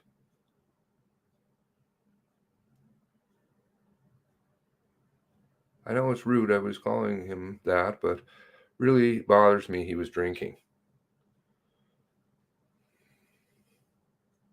Was it determined that the drinky drinks were on call? Was that ever determined? I miss a lot because I want the WhatsApp chat logs. I don't think they're in there. I don't think those will be forthcoming till later down the line. Yeah. Oh no, WhatsApp. What's that, man? What are we voting for? Okay, so your choices are as followed. I'd like to see this additional questions from a ward boy, but I'm going to leave that for a later time. Transcript of recorded primary west channel from 12 midnight until 11:37 because nothing happens beforehand. Transcript of recorded secondary east channel because, why have 1 or 2 when you can have 15? From 2 in the morning, because of course nothing happens before that, till 11:37. Transcript secondary channel west. We don't have the primary east. From 10 till 11. Nothing happens after 11, of course, in the morning. And transcript recorded ERT. 11 till 11. ERT is a waste of time. Nothing but SOC is down. Oh. All right. Well, oh dear. Oh, have you gone through them all? I got off in emails. The emails are pretty good. Got some of the Lisa and Gabe emails. Good luck with that abused narrative. Oh my. A couple of those things made me blush a little bit. Okay, so you looked at it. The ERT is a 0 burger. All right. So now we're down to primary west, secondary west, and secondary east. Some that have some applicable times, but not really. My choice. I'm good with emails. I like the RNB one. Which one is that? RNB. Secondary east. Okay. All right, let's do secondary east.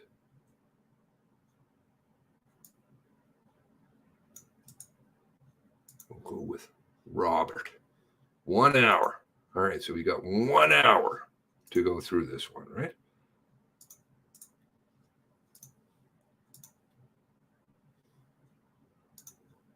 From 10 o'clock till 11, because everything is over at 11 o'clock. 5 pages long. Okay. Best get my glasses, I suppose, right?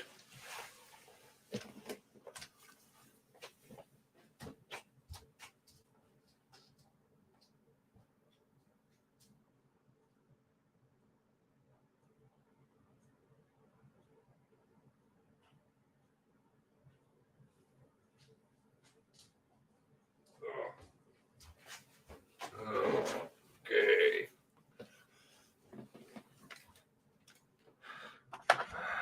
Is this the Jeff West? Oh, it's the secondary West.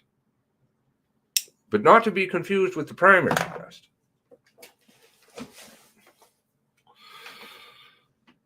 Okay. UM. Dispatch. You on secondary. Dispatch. Terminal ID 1065. Whatever that is. The great IDing they're doing here. 10-4. Go ahead. UM. 9822. Whatever that entails. Yeah, can you show me off at the RCMP headquarters? I'm going to be unavailable for the remainder of the shift. Probably just in indiscernible Bible Hill.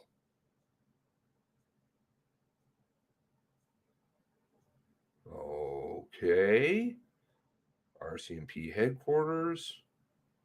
80 Garland, Dartmouth. I'm going to be unavailable for the shift, probably just in Bible Hill. Right. Could you just lie for me? And I'm not going to be working technically. 10-4. Copy. Thank you. Indiscernible. Who's this? Who's this? Staff Sergeant Pin. 18.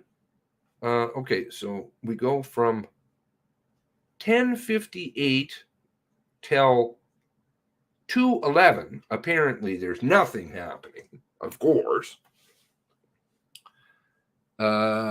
18, are you there? Constable Marie Malice, LS 18. Okay. Don't know who she is. Don't know who either of these folks are. Let's have a look and see who Staff Sergeant Pine or Pin or whatever.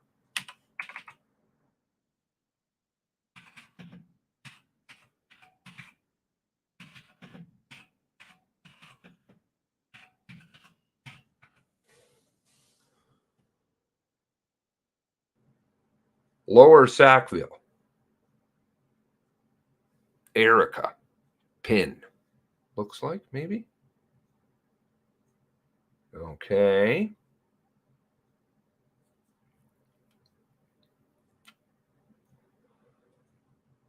Got an award. All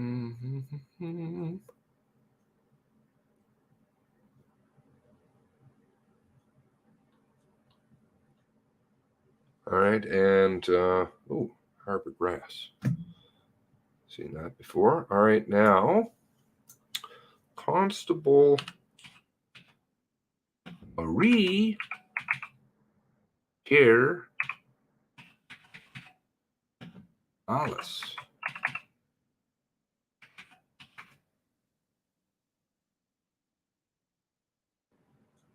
Okay.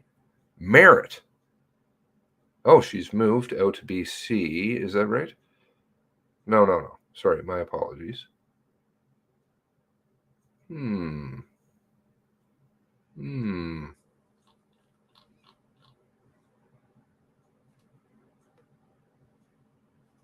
Not sure. Okay, moving along. That is unknown male. Okay, thank you. The UM? Of course, because it's unknown. Right. How many staff sergeants does it take to screw in a light bulb? For fuck's sake. Doubt it. Probably a local doctor with military background. Missed what was the report, though. It wasn't anything particularly important, I don't think. All right. You are in an unmarked. Right. Malice. Yeah. Pin. Just talk to the watch commander on the HRP side. She said that the information that she received, that he's highly volatile and has access to long guns. Okay, so HRP knows all about this. So at 2 a.m, knows his character. So if he sees the marked car, okay, this is to do with the staking out of the residence, which actually I forgot. There was a very interesting thing that I did come across, which was the complete lack of mentioning the white snow-covered car at the dental clinic. They went down there to go and look for the Mercedes. No, couldn't find the Mercedes. Sat outside, quote, both exits. And, well, I guess they just happened to miss the snow-covered car. Interesting. And the white Hyundai, of course.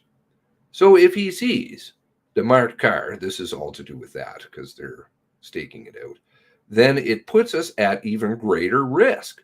So you're in an unmarked, tucked in as best as you can so that you are not hidden, or that you are hidden and just keep your eyes peeled.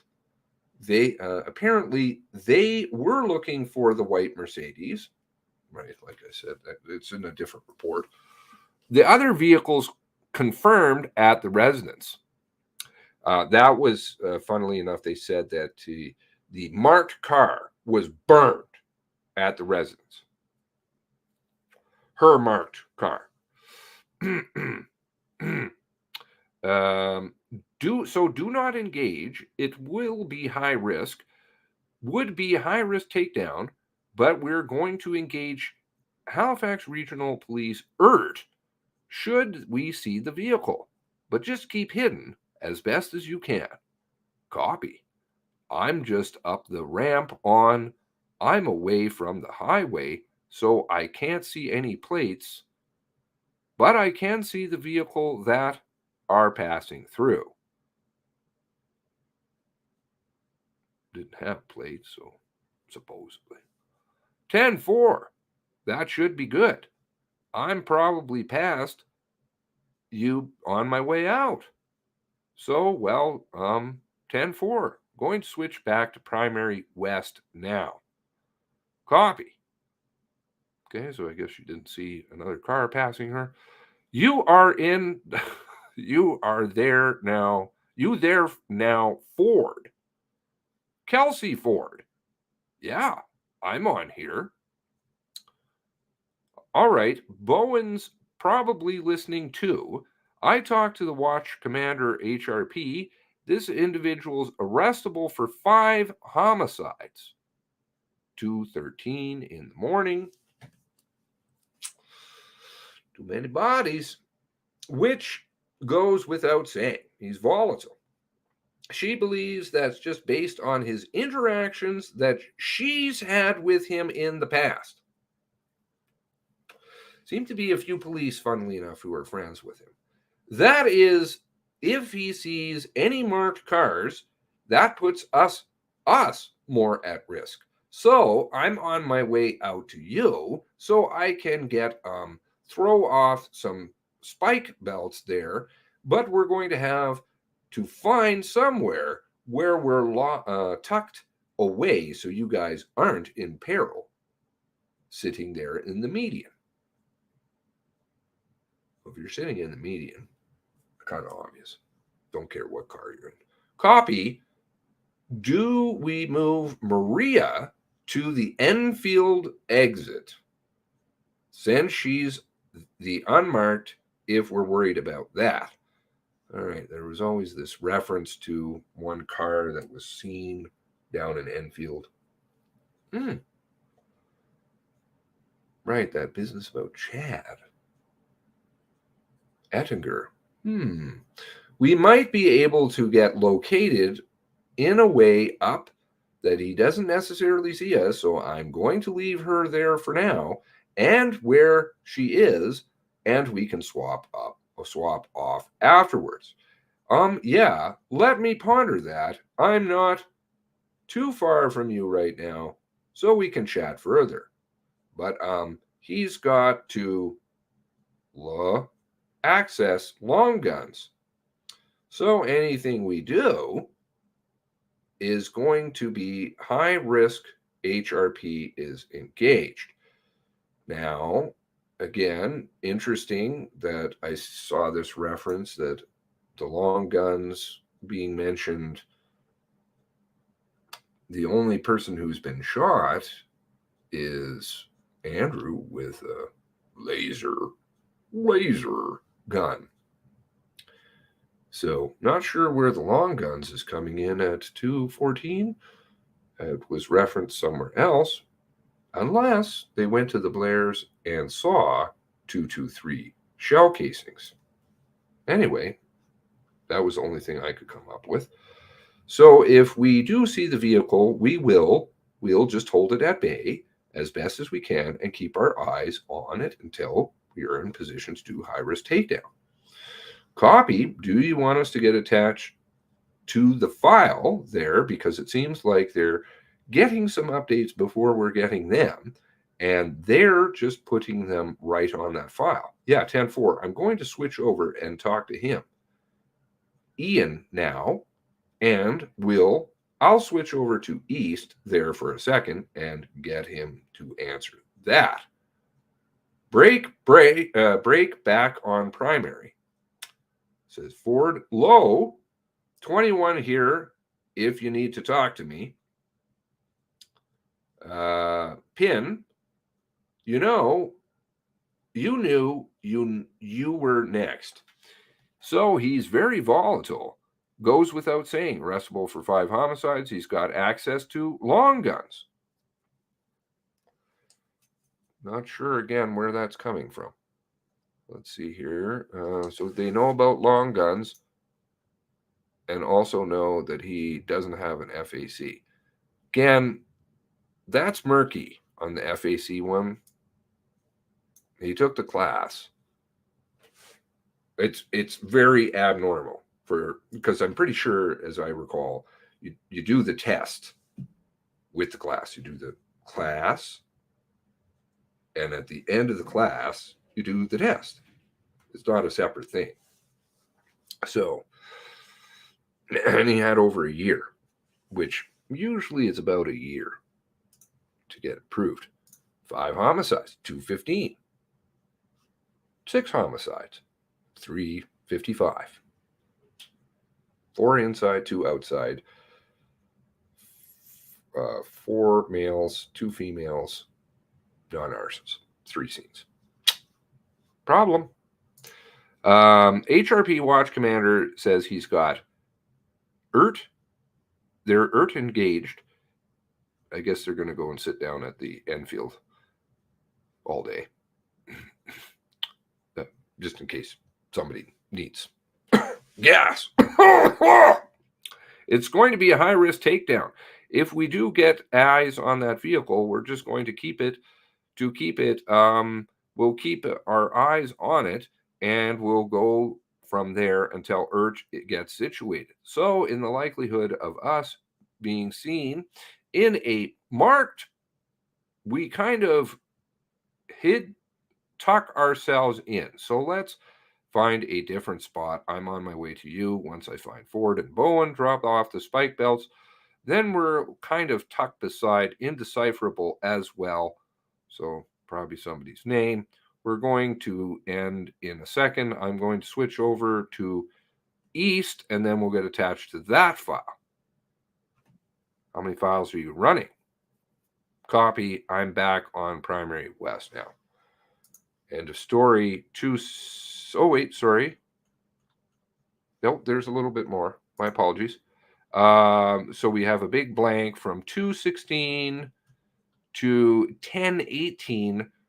03, Constable Tyler Anstey on secondary.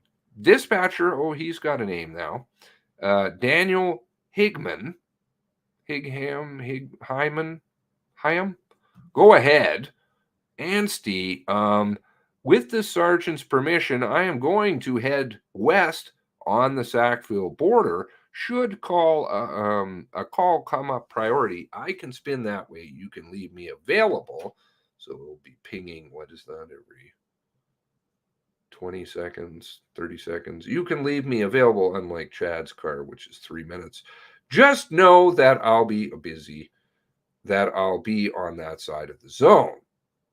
Hyman, copy that, switching back to primary. And that's all she wrote.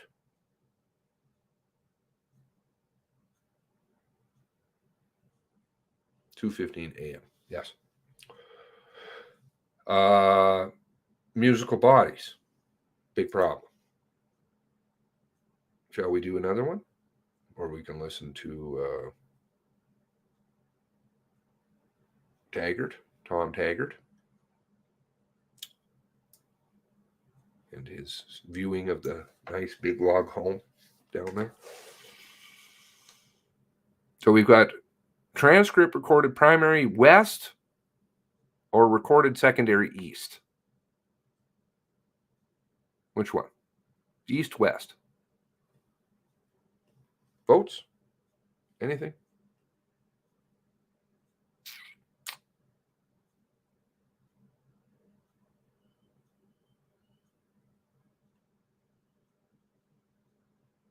No votes.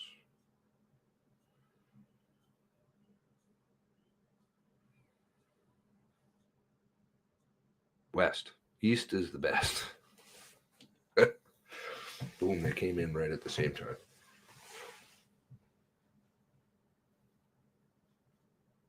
Ladies first. Okay. There will be, quote, an announcement this week regarding the tapes. Where's that coming from? Somebody's actually decided to do something, so we'll go with Julia. No offense, Sad. Ladies first. That's East. Okay. Oh, wait a second. Didn't I just do East? Which one did I do?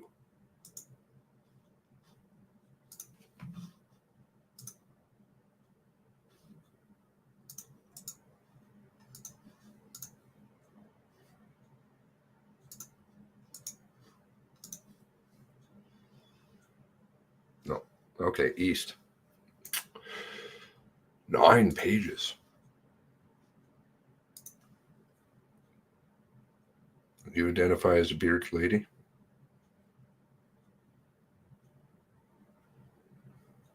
From the mouth of Maureen. Phone call. Oh, okay. Excellent. Thank you. Breaking news. Breaking news. There's going to be something about the tape someday. Okay. That's just sad. All right. Secondary East Channel. We've got Constable Smith, Pinecrest on secondary. Trying to understand these identifiers. Constable Myers. Oh, I think I've seen the name. 01 AM. Interesting identifier. Go ahead. Sergeant Barr.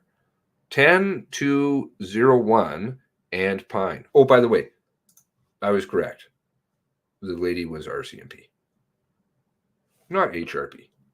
And they were down there for a major crimes video canvas in the parking lot, February 12th. The story gets more complicated. Go ahead, 10201 and Pine. Go for 01. Go for Pine. Okay, Derek, your spot's good. I don't know if you can see the front door. I can see it's here on blank. Jim, there was also seemed to be a secondary. Lisa seems to be living. I know I'm going all over the place. It's just I read a lot. Things pop into my head. Lisa lived with Maureen also down in Halifax. They went over there. I don't know if this is where they're at or if this is referring to the dental clinic. Not sure. Jim, can I get you to come down here now? This might be a sister's address. Okay, so here we go. Relevant. Interesting. We're getting no reason to believe he's really going to come here, but I think that Lisa Banfield is still missing. I think. 238. Associated with Lisa Banfield. We really don't know, but I want to leave just one person here. We don't have to stay here if like calls get busy or something like that. It's just for the time, but for the time being, I'd feel better if we have 2 down here rather than just 1 in case he rolls up. Okay, copy that. I'll just head out your way and relieve you then.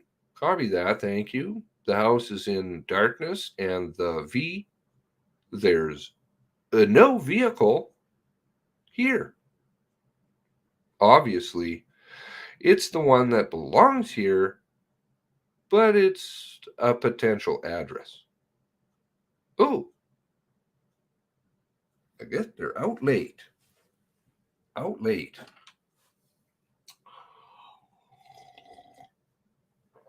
No car. Is that the white Hyundai? The white Hyundai, you know? At the dental clinic. I'm heading there now from Yorkshire. Copy that. Return to primary. Okay, so that ends at 2:39. Picks up again, 10:55. 10 Echo to Superintendent Matthews. Okay, Sergeant Charles Nagal. Okay, I've seen his name before. So this is, I believe this is Halifax channels. East 04 on secondary east. King, Pinecrest, secondary east. Lana Grant, 10-4. Sam Coate, Wise Road on secondary. Grant, 10-4. East Myers, East 4, and Dartmouth 1 are set up at the bottom of the highway at 118, as well as Cole Harbor 39. Have a belt out here as well as already. 10-4. People like to drive across lawns in white Hyundais. Did you get the name? Oh, no. Just waving through. Going to dental clinics. Constable Michelle Dukes Fahey. Somewhat related, right? MC 17 on secondary. 10-4. Victor and East 7. 10 Bravo. 10-4. 37 secondary. 10-4. LS26 on secondary. Wow. Okay. 10-4. Sheet Harbor 68 on secondary. Wow. It looks like they're staking out all kinds of roads. 10-4. Central 4 Charlie on secondary. Central Bravo 5 on secondary. 10-4. Cole Harbor 50 on secondary. 10-4. East 7 on secondary. 10-4. HX6 on secondary. 10-4. Parse. LS24 on secondary. 10-4. East 5 on secondary. 10-4. 69 on secondary. 10-4. FR01 is on secondary. 10-4. Cole Harbor 38 and 32 are on secondary. 10-4. MC 71 on secondary. Doan. Okay. 11 o'clock. Just a heads up here from the dispatcher. On secondary, we have a report that from Hance Channel that the PC might have been set on fire and civilian member may be headed in with gray SUV, headed from Milford area, just a heads up. He's in a gray tracker, indiscernible. No. Anyways, you're off time. The gray tracker's back in Brookfield, I think, isn't it? 10-4. This male is wearing high visibility yellow vest as well. Or is it the jacket? Or is it dark blue shirt? This male is wearing high visibility vest. Dispatch, I'm just going north to exit 12, highway 118. Okay, 10-4, 59 or 09, be at 224 and 357. 10-4. Looks like we might have a 10-7 member, and he may have taken her pistol as well. Okay, so that's Heidi. No mention of Chad. Interesting. Moving along. Chad seems to be like Hunter Road. Quiet. Would be the location there. Dispatch for the member. DR03 on secondary. Just confirmed there. There are reports the vehicle is a silver tracker. 09 Echo, Halifax member on Waverly Road, Halifax exit Highway 2. How many members are you have up there at the Enfield? 10, Bravo. Constable King, move up to 118, Wagon's location. Staff Sergeant Wayne Sutherland. Okay, that's RCMP.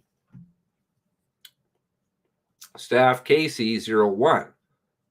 Staff Sergeant Sutherland. Staff Casey, are you on the secondary? I don't know. Is this an RCMP channel? Sutherland, I'm pretty sure, is RCMP. Coat to Constable King, go ahead. I'm just in front of you. Say again. You ahead. I'm right in front of you. 10-4. Dispatch HX01. Dispatch HX01. Dispatch all units. All units. Keep in mind, the subject for the Truro call was driving a silver tracker now, in possession of members' weapons, 2 mags, wearing yellow vest. Kellogg, Sergeant, keyed in error, dispatch 10-4, 10 Bravo, Sheet Harbor 1, and 4, move up to 102, 118 is my location. Myers, we're coming. Coat to Sergeant Boradage, I've seen that name too. 2 minutes away from that location. Copy. Coat to Boradage. We're on scene of 19. Copy station. FR01, go ahead. Sergeant Carr, I'm moving the members, the uniform members with carbines to the front of the business. 10-4, 10 Bravo to East 4. Both move up to my location. We're coming up. DR3, information received. He is in possession of hand grenades. Okay. 1124. In possession of hand grenades. Copy that. Doan, what wagon, what vehicle just pulled up to the business there? Just to let you know, there's a couple of plainclothes members here as well. Fuck off, porn. Thank you. No timestamp on that one. Which one?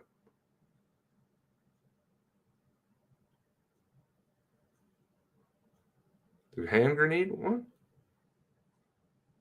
Oh, this one. The tracker. No timestamp. Interesting. Good observation. Thank you. Keen eyes. Keen eyes. Hour 30 minutes. I'm reading East Logs. I don't know if this is primary or secondary. God knows. How do they know he has grenades? Good question. It could have been a phone call from somebody. I think there was a phone call that somebody mentioned hand grenades. Where are we at here? Copy that about the hand grenades. What wagon, what vehicle just pulled up the business? Okay. Plainclothes there. What business? I don't know. Maybe you can trace it from the addresses they're kind of giving. MC17, other units in front of the business. I'm just going to float as per Sergeant Carr, just where the marked vehicles are now. 31 copies. 1128, suspects down, suspects down. Has him at Enfield gas station. There. Dispatch copies, all units, advise suspect down, suspect down. Last update from channel is that he's at gunpoint. Not in custody. Interesting. 1129, dispatch copies. Dispatch to all units. Just to advise, suspect is now reported to be in custody. In custody. Okay, so we got corrected from down to now in custody. Dispatch to all members. All members, suspect in custody for the Truro call. Okay. All units, I thought that was a nothing burger. All units, secondary east units, can you return to primary east? Return to primary east, east copies. And that's the end of that.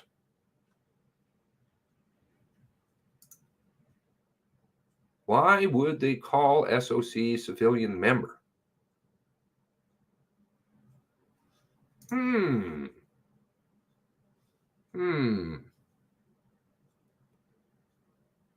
Interesting.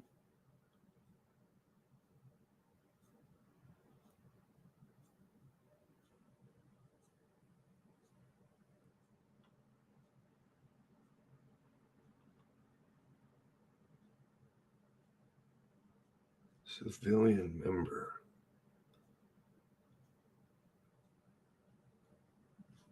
It is weird. And the mention of the grenades.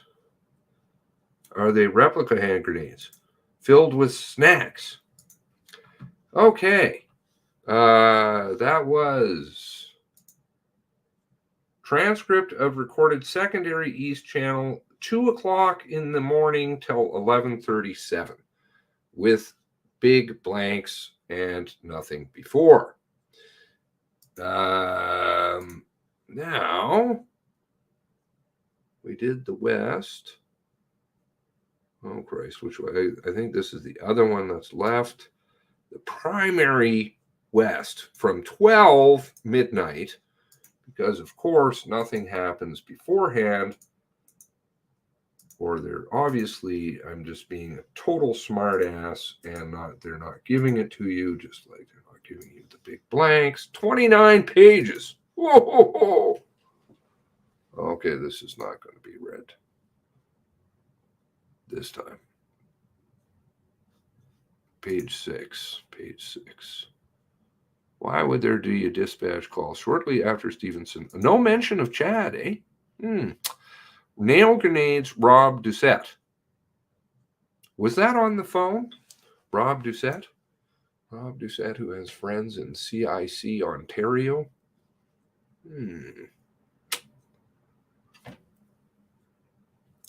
Pen found. Let me make sure who this channel even applies to. Pierre Bourdage. I know these names, but I'm getting confused now. Bourdage.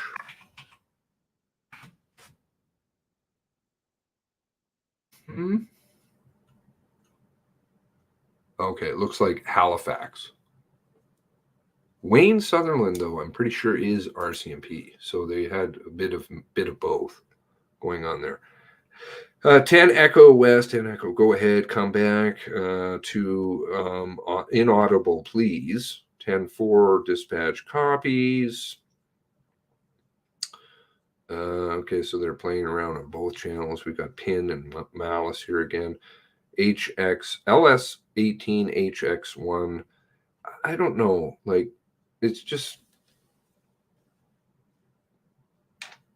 they make things very complicated. And they're confused themselves. Marie, switch over to East or secondary, primary, secondary, west for a second. Please go elsewhere. Copy HX1. Go ahead. Forward. I just switched over to the secondary here. I think, how about this? Here's another recommendation. Fuck off with all the channels. How about that? How about you get one?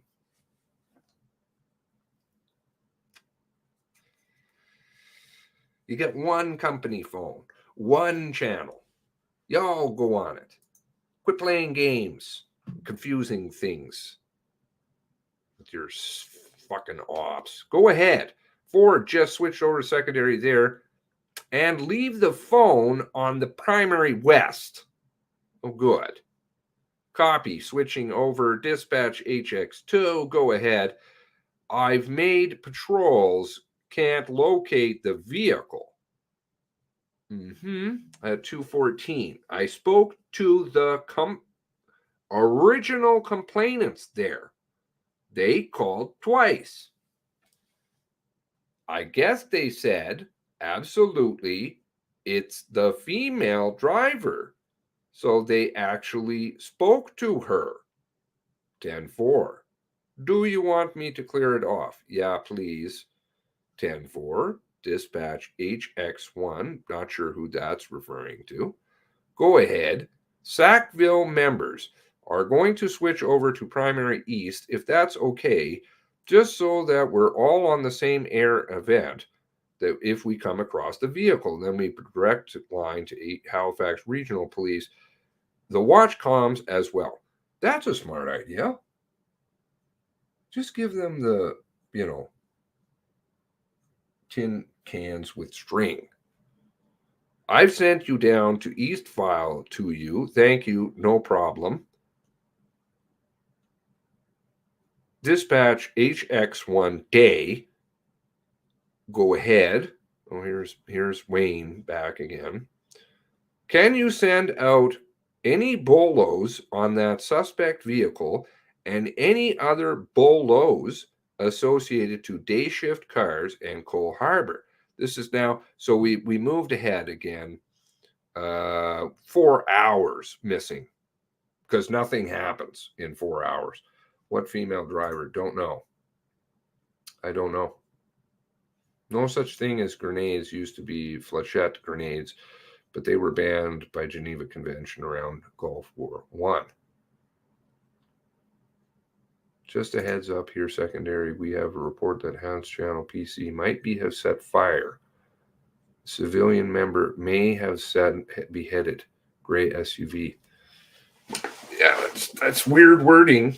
Very good. Civilian member. Good eye.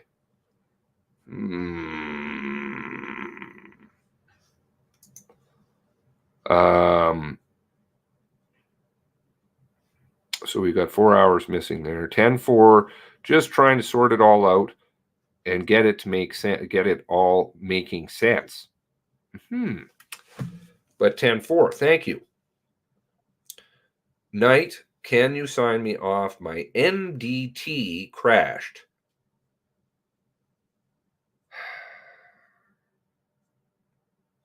Just take the tech away. Give them a billy stick. One channel. Make it simple. Do police work. Dispatch to all members. Just be advised, our active shooter, Gabriel Wortman, so this is at 7:20, has been known to be in an RCMP vehicle, fully marked. Also wearing an RCMP uniform. RCMP vehicle that you have been looking for is 28 Bravo 11. It is an RCMP Taurus, just like the ones that would be sitting in Cole Harbor and Sackville. Does have weapons with him, also has weapons in Dartmouth and Masstown. Now, this mention of Masstown has come up a couple of times. I know that one of the dog PDS members did do a search on a residence in Masstown. I can't remember who. For weapons and things. Cabin. And Lisa refers to going away to a cabin when at 200. So there is a third residence. My belief. 01 Alpha, 10 Alpha, go ahead. Vehicles outside. Thank you. Dispatch, HX1, still looking for CPIC. Give me a call, says Wayne. Do you need CPIC to call you? Doesn't matter. Just going to pass on some info on that possible marker. 10-4. No mention of Lisa's recovery. No mention of Maureen or any of that stuff. Dispatch HX01, no mention Chad. Go ahead. Yeah, we have further update that the vehicle, that there was a photo sent out. That one is not been located. That one.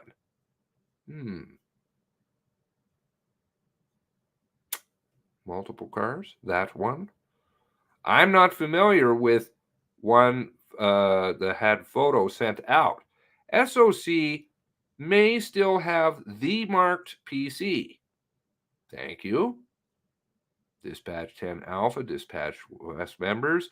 Due to the situation in Portapic and the suspect possibly driving RCMP vehicle. Interesting. No phonies going around. Lots of people fail to mention the phony part. Believed to be wearing RCMP uniform with a business in Dartmouth. All members wearing hard body armor per Staff Sergeant Clark. Copy. Bravo, 4 Bravo, copy. 10-4 dispatch. Yes, we have. I think he's the person from the residence with CID.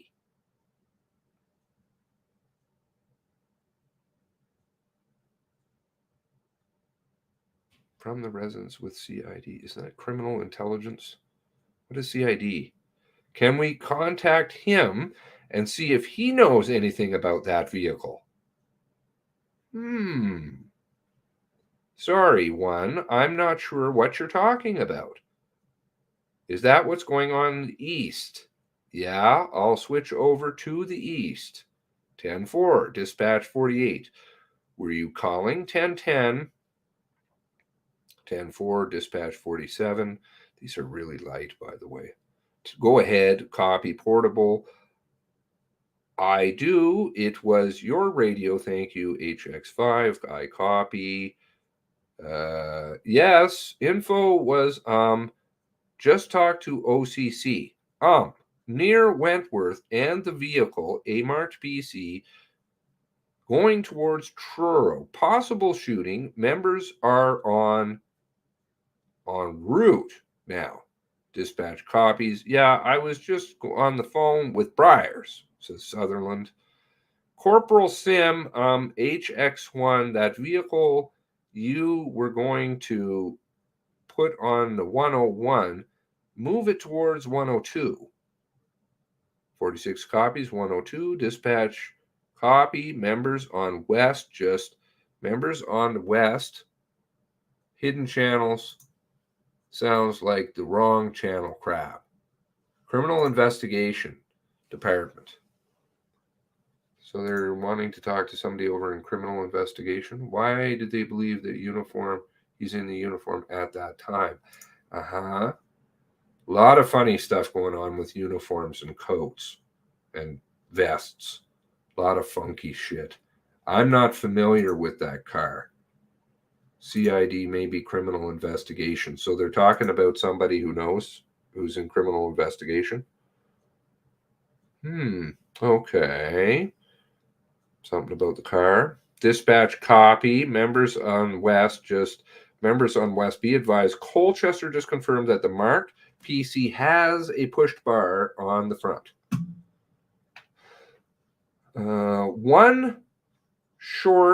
One long warning sound plays 3 times before dispatch is heard speaking. Dispatch to all members. Just stand by for Bolo. You should be on the lookout for, again, possibly marked PC, possibly just involved in a shooting on the highway near Wentworth, Highway 4.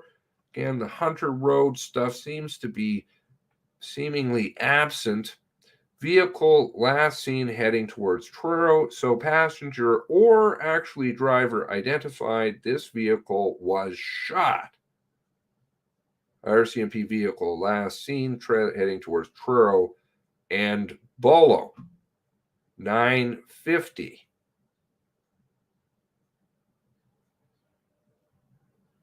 Somebody shot at 9:50.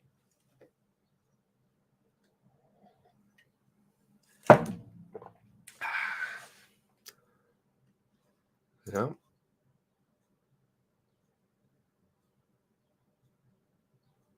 Crisis intervention and de-escalation. Okay, so definitely police related. Who's this?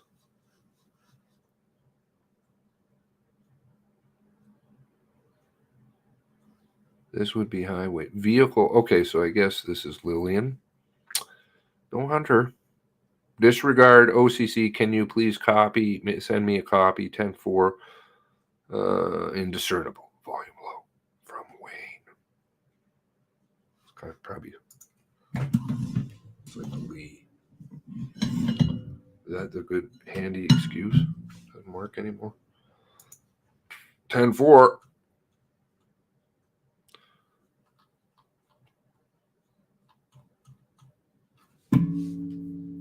HX5, HX3, can you give me a call on one? Get your head out of your ass. How's that one? Indiscernible sound digital. And H echo. Go ahead. HX1, 2. Can I get Morrison at 1010? Indiscernible digital sound. Sergeant Morrison. Someone calling HX2? It's Wayne. Can you make contact with whoever else is off today and get them to... Yeah, I'm just on the 102. So once I get set up, I'll start making some calls. Copy. Can you set me up with Adam? Adam Pike. Adam Pike. Yeah. Are they at the Enfield exit? They're at the airport exit. St. Pierre, 10-4. St. Pierre, you're inbound at the airport exit, correct? Pike. Adam is on the phone with somebody at the present moment. We're just at the airport exit just before Enfield. Tin cans and string. Get off the tech! You can't use it. Okay, I'll see you here in a few minutes. K994 to station. Go ahead, 94. Yeah, I'm here at the Scale House with 29.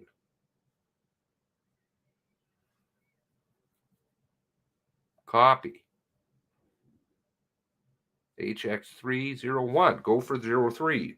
20. On the down ramp on 102, just past Pat. Sorry. 03, you want me to? I was just 03 leaving my location to 01. HX01. Thank you. 1 hour, 50 minutes. Adam Pike. Yes, Adam Pike. That's where I recognized the name. Great. Pykee. And I looked up this person before, too. And then I thought, oh, no, it can't be. Ooh. Yes, all the fucking names, man. I'm sorry. Oh, it's a small province. Oh, you don't understand. I'm like, no, it can't be. There's just so many names the same. What was the chat incident? I don't understand.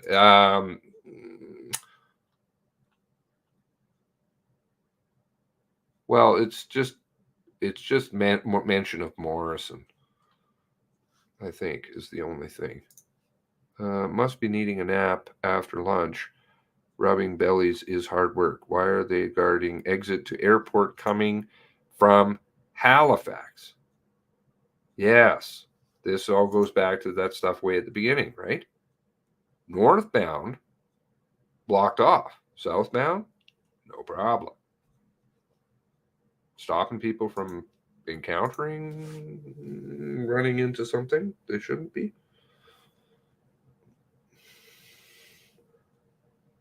Whatever was going on over at the big stop, I don't know.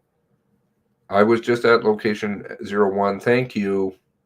Dispatch to West members. Update on ongoing situation. There is an additional shooting near 1541 to Burt. Plains Road to Burt. Appears to be another vehicle that was pulled over. St. Pierre, is that you guys in the median there? Can you pull up a bit? Dispatch, sorry, please. Secondary, please. 10-4 switching over. Okay, here we go. More nonsense on the radio. HX1, HX4, go for 1. Sorry, go again. Go for 1. He's listening. Wayne. Okay, so this is Wayne. Is this? No. I'm leaving the office. Do you want me there? There's Wayne again. Wayne, would you like me to come to the emergency turnaround immediately after the big stop in Enfield? He's requesting you bring USB-C charger from the office.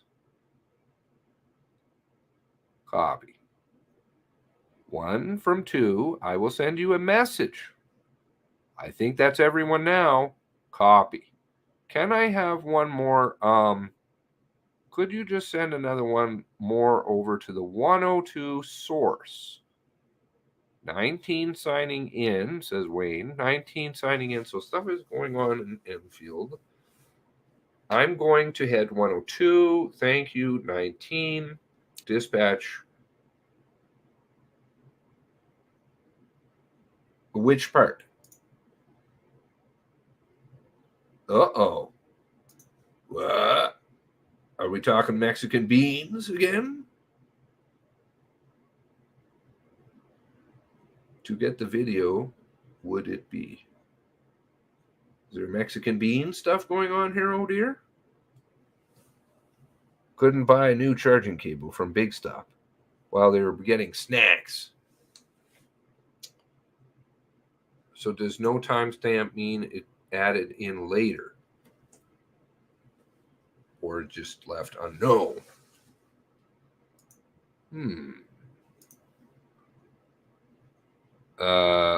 HX4, Knight still signed into 27. I can log him out, I assume.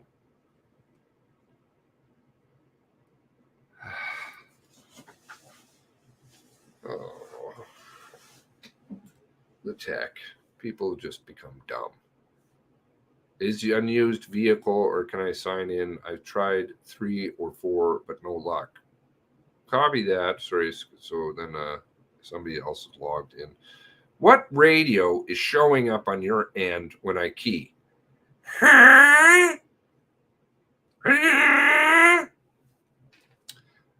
I'm seeing Portable 7. Of course, it's reflective of the codes. Thank you. Adam and Brad. Let's close it to 1 lane here. Might make it easier for us. Dispatch HX1, dispatch HX1. I want to make sure that you heard, I guess, on the Colchester Talk group, they're saying that RCMP vehicle might have been spotted between Brookfield and Stewackie on Highway 2.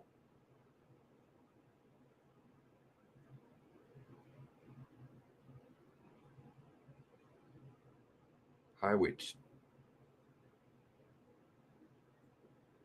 2. Well, this isn't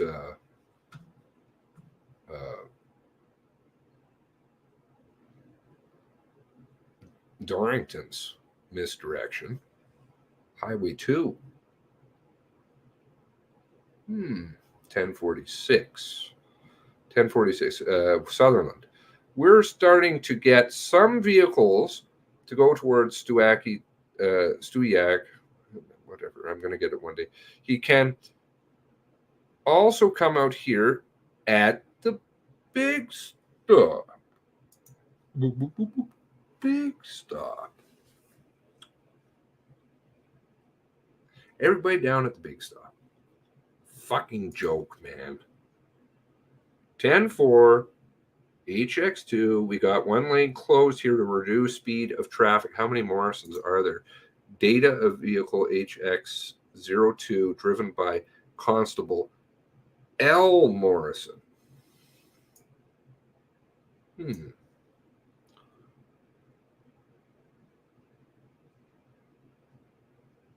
Mexican jumping beans. Corporal Leggett, HX1. Go ahead. I'm going to send 2 more cars down your direction.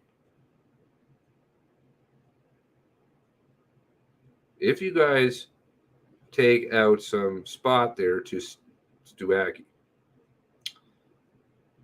you guys want us to head up the highway or stay here? Dispatch 4646. You've got 6 units now at mile marker 41, highway 102, at the emergency a U-turn. Spike belts ready. 10-4, and he was inbound on 2. Not sure where he'll end up. Okay, so Chad's got to come along here somewhere. Yeah, 10-4, we're rerouting some vehicles to go to Highway 2. 10-4, report PL that a member was shot, Highway 2.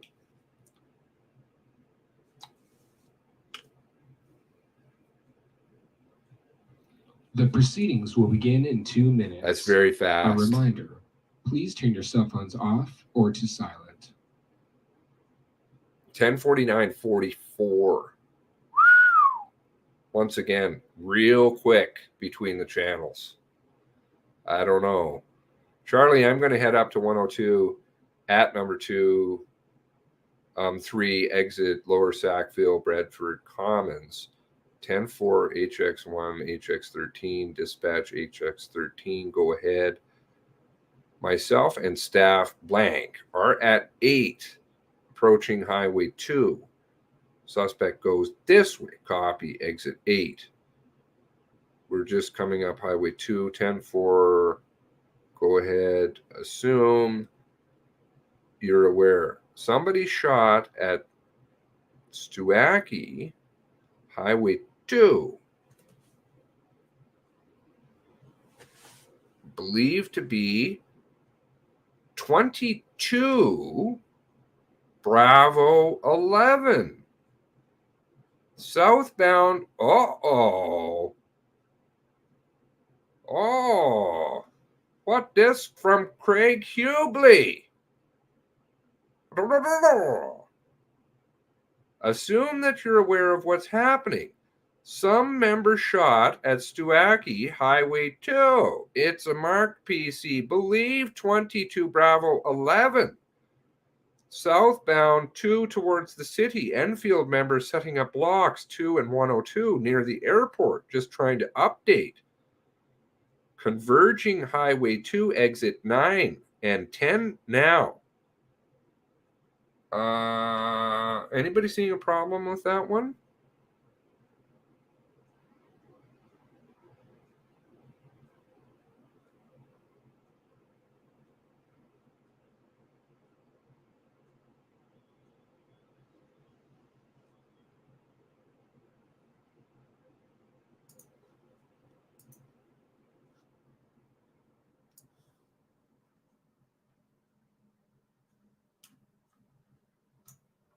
And then going back over.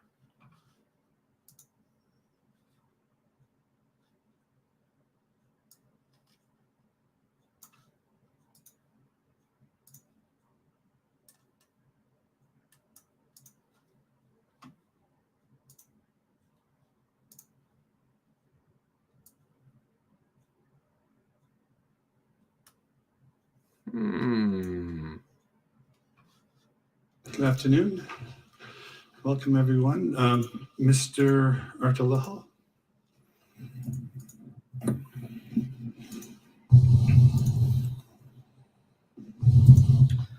Welcome and thank you for being here today. This is the 4th and final small group session for this week.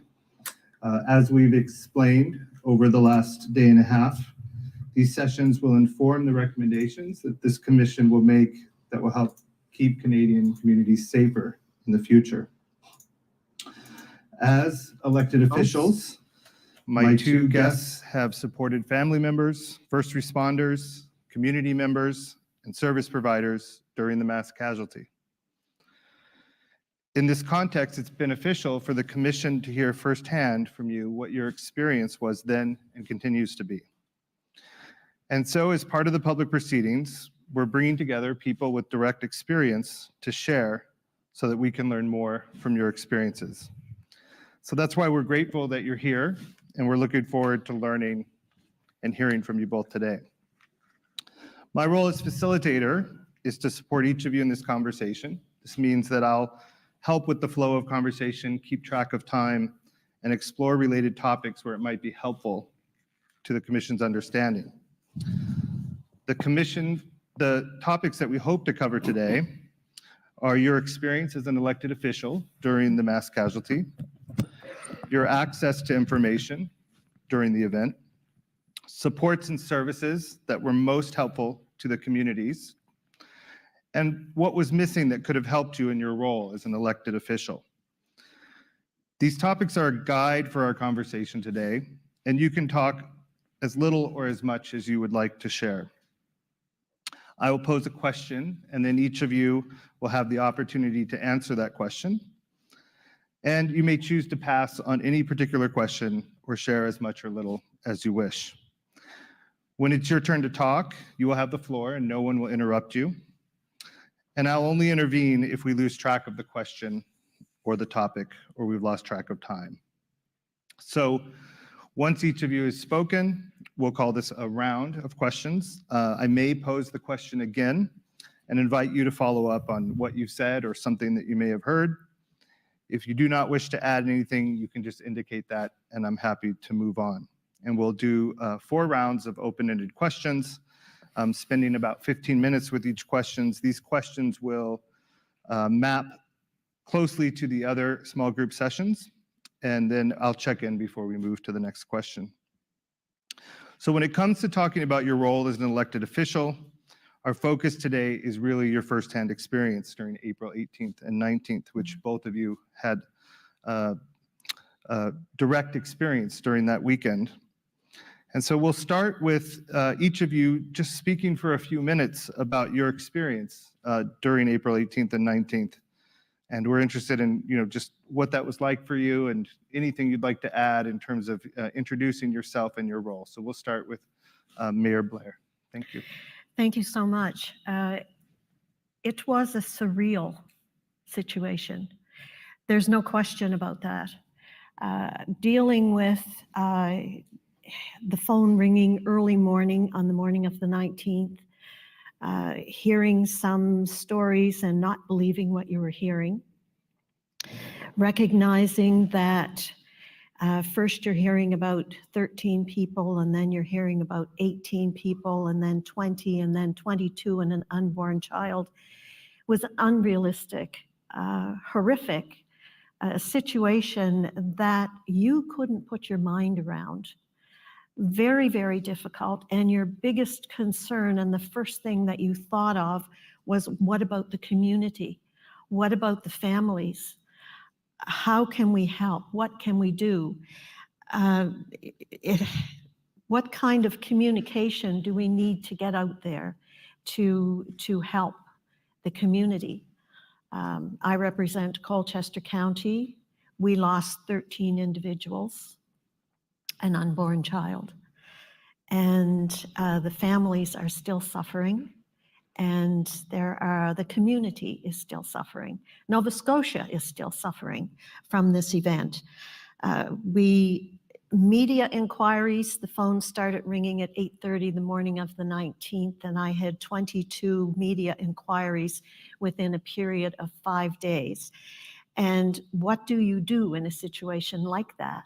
You speak from the heart, because you don't know the facts. You know that there were losses in the community, but it's something that you have never had experience dealing with in your lifetime before, and you hope that you never, ever will again. We still have people suffering out there. And then, of course, there was the external communication. We didn't really know what was happening. But we knew that there were horrific events happening. And that was something that one hopes one would never, ever experience again. Great. Thank you. Mr. Taggart. Well, it was a tough day. So anyway, I get up that Sunday morning like any other Sunday morning and get a coffee going and sit down to get the news off the Facebook or whatever, off the internet, and I didn't, I had no idea, what had happened the night before, and a lot of others had, of course, because they had family members and that sort of thing, and the word gets out, and so I'm picking this news up on Facebook, and of course you can just imagine the conversations that were going on there, and initially there was the first thing I saw was this report from the RCMP that there was they should I forget the wording, shelter in place or whatever, that there was a firearms whatever, gunman whatever, and I'm thinking,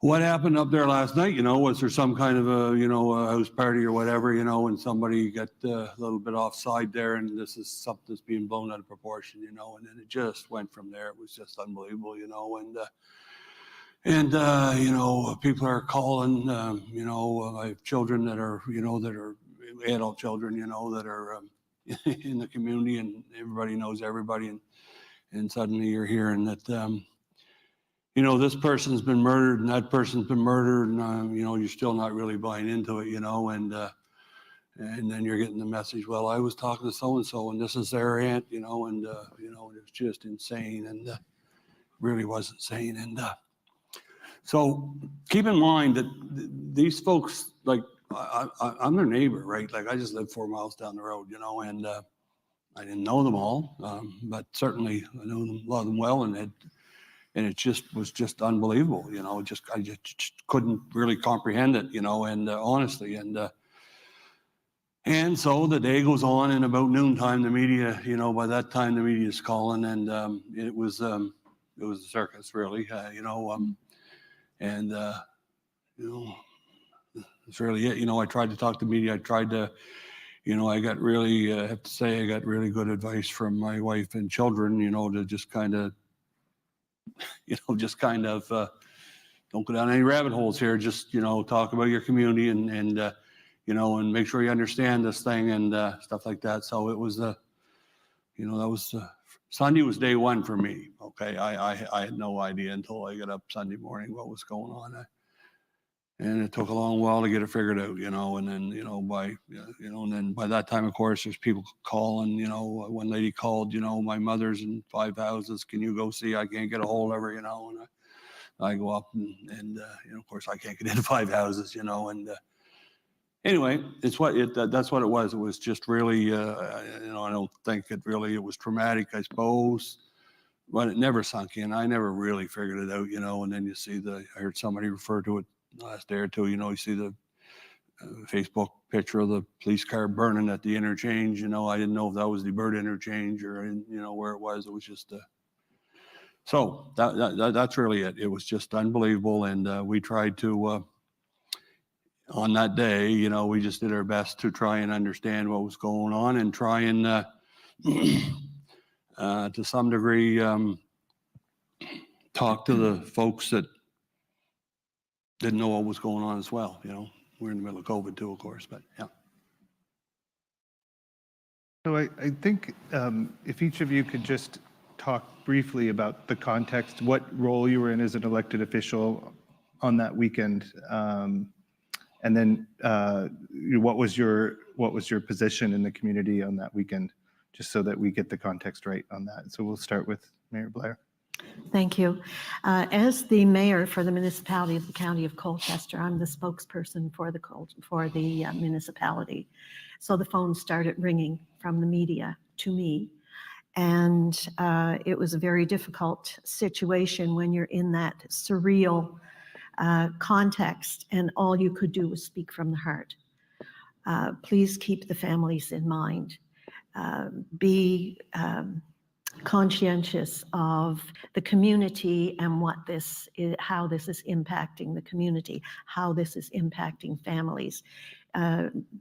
Be respectful of their private space, things of that nature, and recognizing too that the media had a balancing act. They had the fine line of balancing between being intrusive and non-intrusive and being respectful. And they were respectful. and that was very much appreciated. It was an extremely difficult situation for a municipality that does not have the jurisdiction that a provincial government would have on health-related issues, on the justice system, the jurisdiction. So what we did what we could do to help in any way that we could help. They were small things to us as a municipality. It didn't impact us in that regard, sending out commissionaires to monitor the traffic and allow people to have their privacy and to respect that. Seeing that signage was put up in the areas, doing small things that we could, whatever we could do as a municipality to assist our community, we did. And it's taken its toll on everyone. It's taken its toll on every member of every community in Colchester County, and it has affected our province, it's affected our country, because this is the worst intended mass casualty in Canadian history that I know of anyway. And intended mass casualties, as we all know, are different because they result in a trauma that's like the ripples on a pond. And they affect every victim, every family member, every first responder, co-worker, student, patient, employee, whatever, anyone that works with a victim or members of a victim's family. The extent of the trauma is dependent on so many factors. And we all experienced a level of trauma that day. I knew some of the victims. Tom knew a lot more because he lived in the community as a counselor in the area. And if you didn't know the victim directly, you knew their cousin, or you knew their friends, or you knew their neighbors. So it has impacted all of us, and it is still impacting all of us. And as a mayor for the county and being the spokesperson for the county, I'm still getting calls. Some calls I will respond to, some calls I will not respond to. And one call, for example, I had a call asking me about gun control. What do I know about gun control? I don't. So I simply said, no, I'm not responding to that question. That is not in my realm. Mm-hmm. And I think that this is something for the federal government to deal with, and I'm not federal government. Great.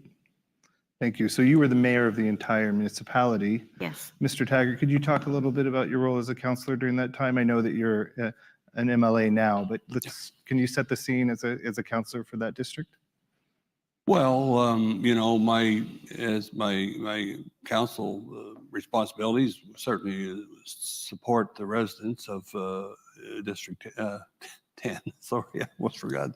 District 10, you know, West Colchester, and this is smack dab in the middle, and like I say, not far from my home. I'm not sure whether I was doing what I was doing because I was a councillor or because I was from the community. In our communities, community is big. Okay, I don't know if that's a Yogi Bear or not, but community's big, and I was. So I guess one of the things I want to say is that you know.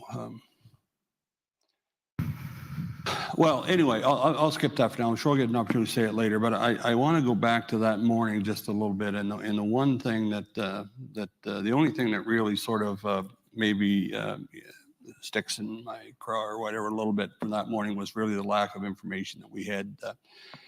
Can't really say that enough, you know, rightly or wrongly. I'm just saying that it was very difficult for us to understand, and I'm sure Mayor Blair had the same. You know, we had no real concrete information other than what we're hearing on the street. We're trying to react. You know, I one of the things that really got me was I'm thinking it was around 9 o'clock or something in the morning, you know, this is getting pretty crazy and people are kind of getting into panic. And, you know, I'm still sitting looking at that darn computer and, you know, I say, so listen, everybody just needs to settle down. You just calm down and find out what's going on here. I said, they've said, you know, to lock your door. So I said, just lock your door and stay in your house and don't open your door unless a policeman comes to your door.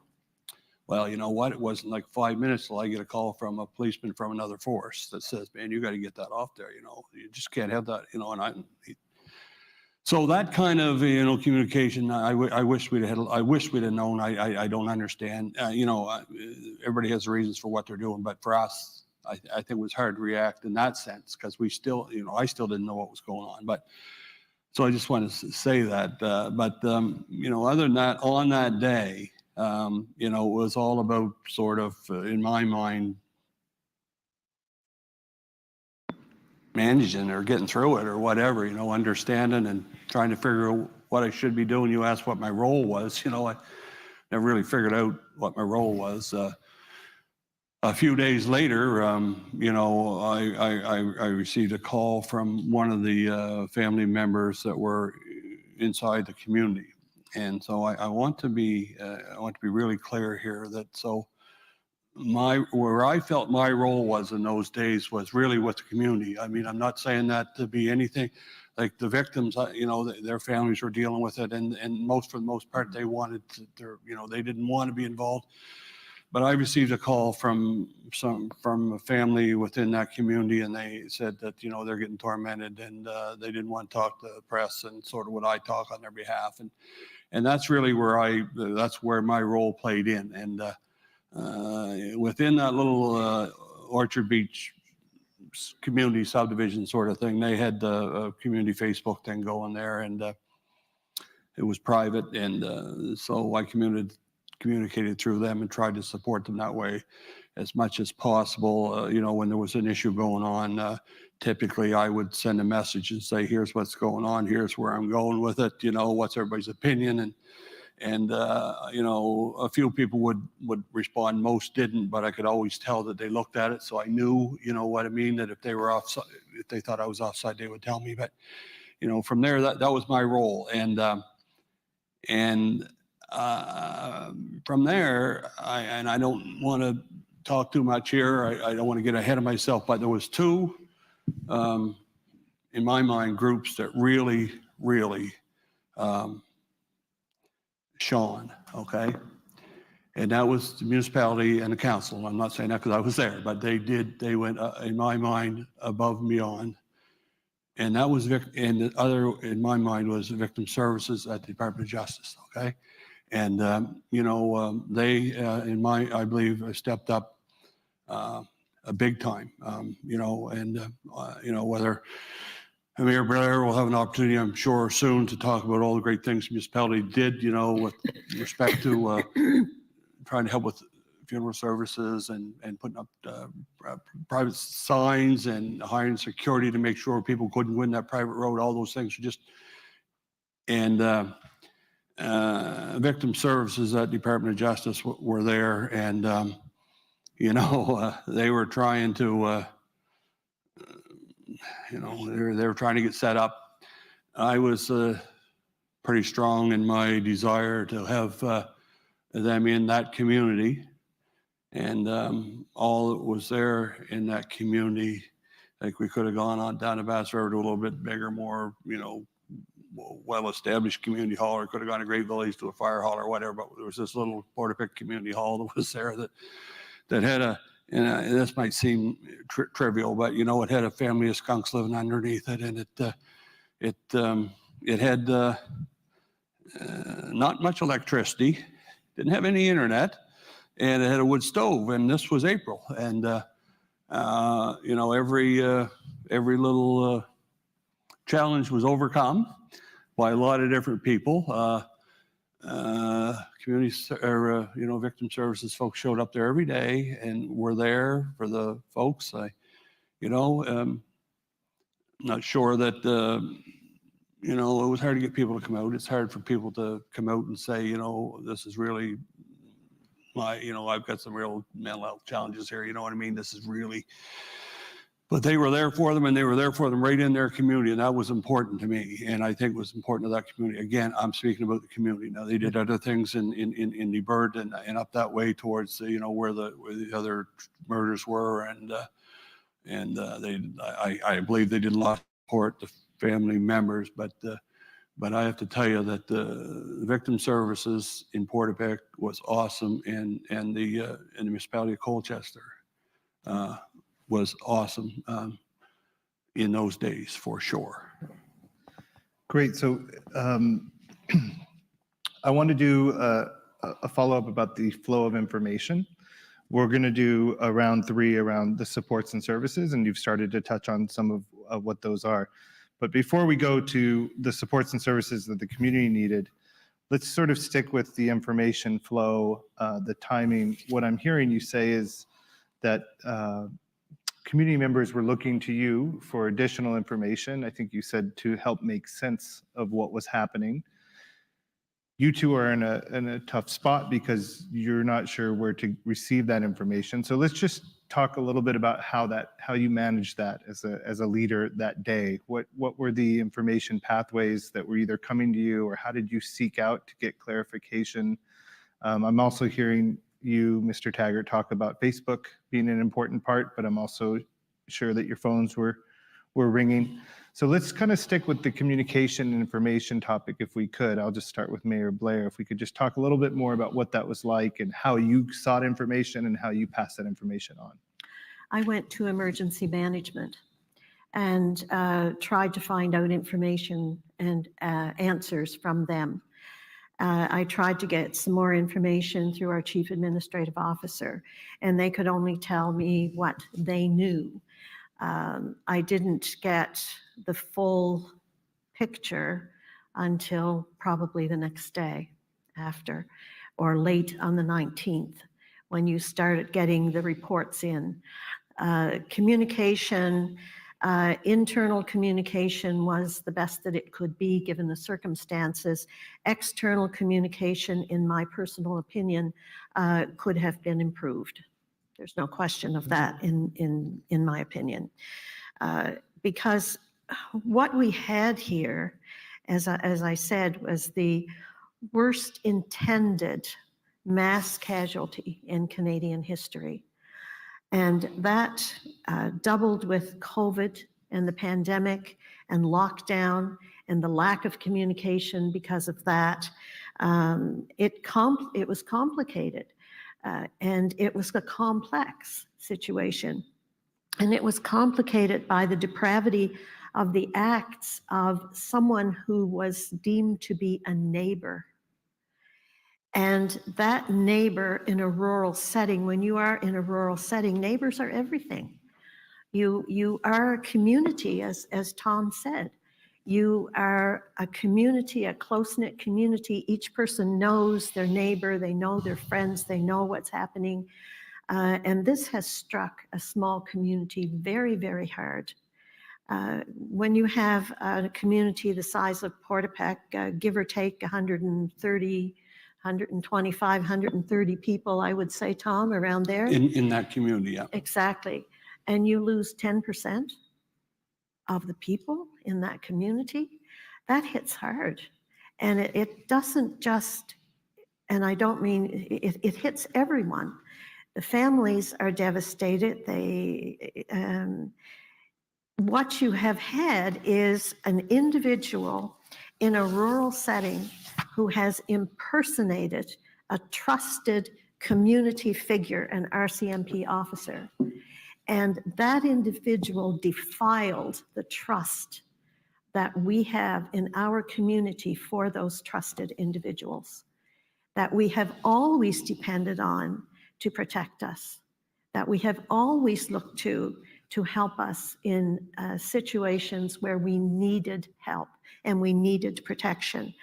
So, and now, of course, that trust has been amplified. The lack of the trust has been amplified further by the fact that we are dealing with lack of information, shall I say. because that was the original question. What about external communication? What about external information? That does not impact, in my opinion, the people who were on the ground. They are traumatized victims as well, because they were serving the community and they were going out and they were working in a situation that was like walking in through the gates of hell when they ran into what they did. No one here has experienced that. How would we ever know? How would we ever expect something like that? How could we possibly imagine what the situation like that would be? And friends and neighbors and loved ones and children. So it's huge. It's a unique and significant traumatized situation when you have an intended mass casualty like this. It makes it different. And that's documented. So you know from other situations around the world where these things have happened that you need to address that trauma, you need to address that grief. And I think we could have done that better. So on that Sunday, before you had the details that it was an intended mass casualty, which I do appreciate that distinction, how you were put in the position of people asking you for answers. Did Yes. you know where for yourself to go to look for those answers? And how did you fill those gaps over that morning? The best way that I possibly could with whomever I could get in touch with in order to get some answers. And the answers were coming in. They were coming in via the news. They were coming in via phone calls saying, did you know? Our emergency management team on the ground, reporting back.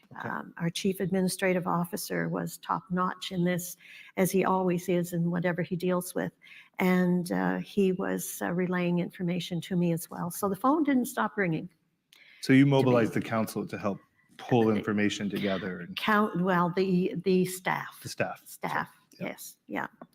And fully recognizing that there were counselors on the ground, counselors in District 10, Tom was the counselor there, counselors in District 9, which was the Debert area where we lost 2 individuals and an unborn child, the Onslow Belmont area where there was an incident.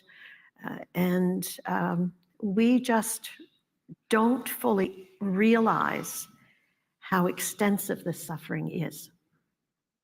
And it still needs to be addressed. I agree with Tom in the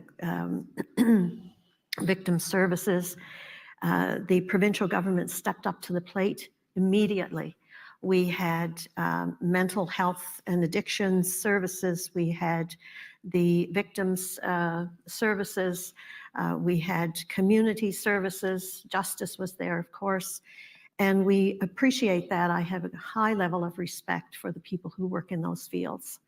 However, there was a gap that was not addressed, and that gap was dealing with the trauma and the grief, understanding the education, educating people on what trauma is, educating people on what grief is. If you suffer a traumatic event, if you are dealing with trauma, that's not a mental illness. And if you are dealing with grief, that is not a mental illness. So you need to know what your body, what your mind can go through, because if it is not addressed and you are not educated and you do not have the support for those things, then you're going to start dealing with the mental illness. Then you are going to start dealing with anxiety and lack of sleep and depression and various forms of PTSD, suicidal tendencies, all of those things. Having a child that will not walk in front of a window in the dark because there's someone out there that might shoot me dead. Things of that nature. And this is what you're hearing in the community. So there are things that truly, truly yet need to be addressed. As much as has been done, more needs to be done. And that's going to take a special team to address it. Tom, do you have anything to add about information, and then we can keep going on support and services? So with respect to information, I really did. So exactly what I did was I called CAO at the municipality. I don't know what time it was, maybe 7 o'clock or whatever. Say, what's going on? You know, what do you know about it? Well, he says, all I know is that, you know, we've dispatched our EMO folks.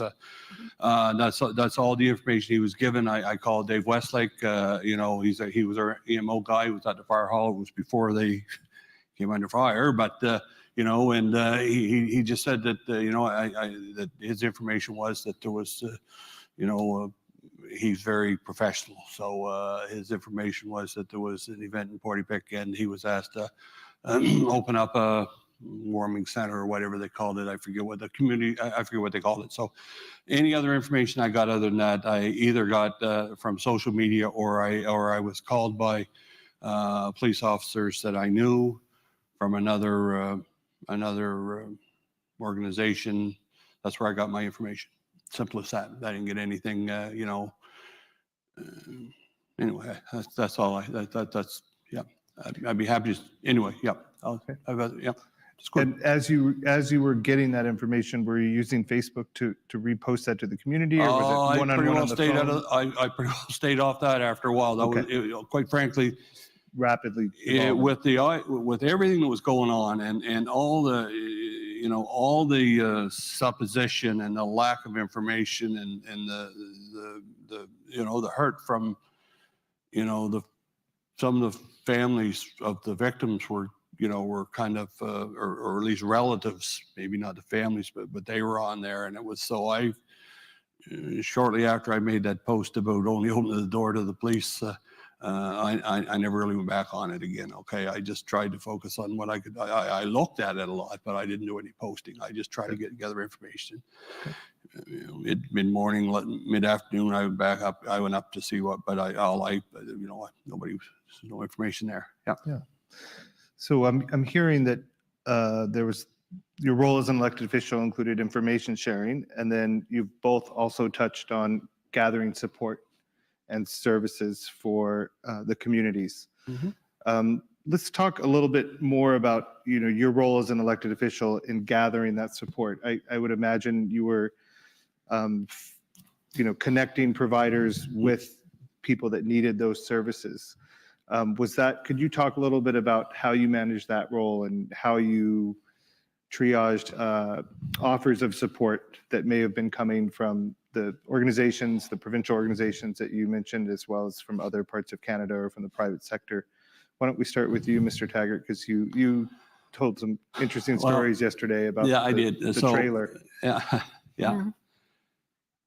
Well, I'll just, so I think I've already said about the, you know, the situation with the no heat and the family under the trailer or the hall and all that. But for example, one of the challenges was no internet, you know. So I called up a company, and it's on a Saturday, and I said, Dan, what can you do to get me? Because this is in a hollow too, like this little holes in a hollow. I said, Dan, what can you do to get me some internet? Well, you know, so I tell him why. And so Sunday morning at 6 o'clock or 7 o'clock, I'm up there meeting one of his techs, you know, and he's putting this big thing up on the roof of the, you know, we needed a trailer for, originally thought we needed a trailer, like a Atco office trailer sort of thing to set in beside it there. So I knew a guy at a company, and called him, and he called somebody, and he called somebody, and pretty soon I get the call back from somebody up here, and he says, first thing you need to know, he says, is, and you can't ask for too much here. I've been told not to say no. So whatever you want, you tell me what you want. And, you know, this is one example of the, you know, you know, so we decided we wanted something, I should say I think Victim Services or somebody decided we needed a private place for people who would come in to be able to go see a counselor or whatever. And so I knew a guy that knew an RV company, and I called him up, and he calls his uncle or somebody, and the next morning we've got this 40-foot RV sitting, or you know, a fifth wheel trailer sitting in the yard. You know, there was just like, I could have asked I honestly could have asked for the moon at that time and I would have got it. Mhm. And I really regret to this day that I had not been better at putting down, you know, not only that day, but in the days following. And as we went down, as the weeks and you know, months kind of rolled in there, that I had not kept good notes and phone numbers, you know, but I was overwhelmed, I'll be honest with you. But, you know, the amount of people that called from all over Canada, it was just insane, you know. We've got a truck going through there once a week to Halifax if you need this, you know. We've got, you name it.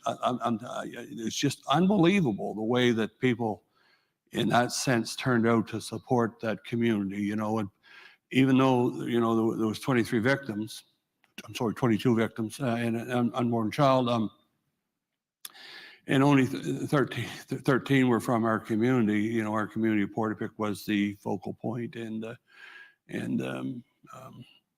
Anyway, I can't say enough about the way people wanted to support, for sure. Yeah, anybody would just, it was just, and I just want to say this, you know, I had calls. I didn't take. I became very selective, and after a while, the media became very selective too, because I made it very clear that I wasn't going to talk about anything but the community. I had calls from Sputnik. I had calls from, you know, people, radio, television, you know, in United Kingdom and stuff like that. I had calls from what I would refer to little old ladies in Sweden. You know what I mean? That just had to call and say, because I don't know how they got my number, but they just had to call and say, you know, that how it hurt, you know what I mean? And that, so I just want to say that's important, because there's been a whole lot of hurt here that we'll never get over. But there was a lot of, there was some pretty, there was a lot of people wanted to step up, yeah. And I will agree to that. Our community support was fantastic. We received gifts and cards and letters from across this country, in the United States, the United Kingdom, Switzerland, Australia, New Zealand. It was amazing the amount of support that was sent to us. What can we do? Is there anything we can do to help you? One 80-year-old plus gentleman knit kind of an Afghan type thing for the children, one for each child that was there after the shootings that had been directly impacted because they've lost parents and so on. Mhm. And that was really significant. It was very special. And he did that probably as a therapeutic thing for him, but it meant a lot in the community when they were passed along. Things of that nature, but we had all kinds of letters and support. And the community at large was phenomenal. The Portapique Build-Up Project is a project that's being backed by the Rotary Club of Truro, and that's really Truro and the entire Colchester County and community. And Tom, you were involved in that. I've been involved in that. And it's something where that little hall that had no internet and no heat is being turned into a community center for this community of Portapique and the residents of Portapique. And that is a very, very special thing. Whatever you could do to help the healing, and if this is going to help the healing, then it's worth everything that you put into it. It's the generally the greater community has been very supportive. They wanted to chip in to help wherever they could, donations, fundraisers. There was a vigil a week after, you will recall, and whatever the community could do. And the community is still there. It's a small rural community. Colchester County is a rural community. Nova Scotia, in comparison to a lot of Canada, is a rural province. But that's part of our charm. That's part of who we are. And you can't drop a person down anywhere in Nova Scotia without finding some connection somewhere. Yes, that's my cousin, or oh yes, that's the fellow that's married to my sister's brother, or my sister's husband's brother, or something like that. We have those connections. That's us. So when you talk about community, you're talking about Nova Scotia. And are we strong? Yes, we are. Are we resilient? Absolutely. But that resilience and that strength needs support of knowing what it is that is happening to us in a situation like this. And that's where the trauma and grief education and support come in. Yeah. I'd like to go a little bit deeper on the trauma support, grief support.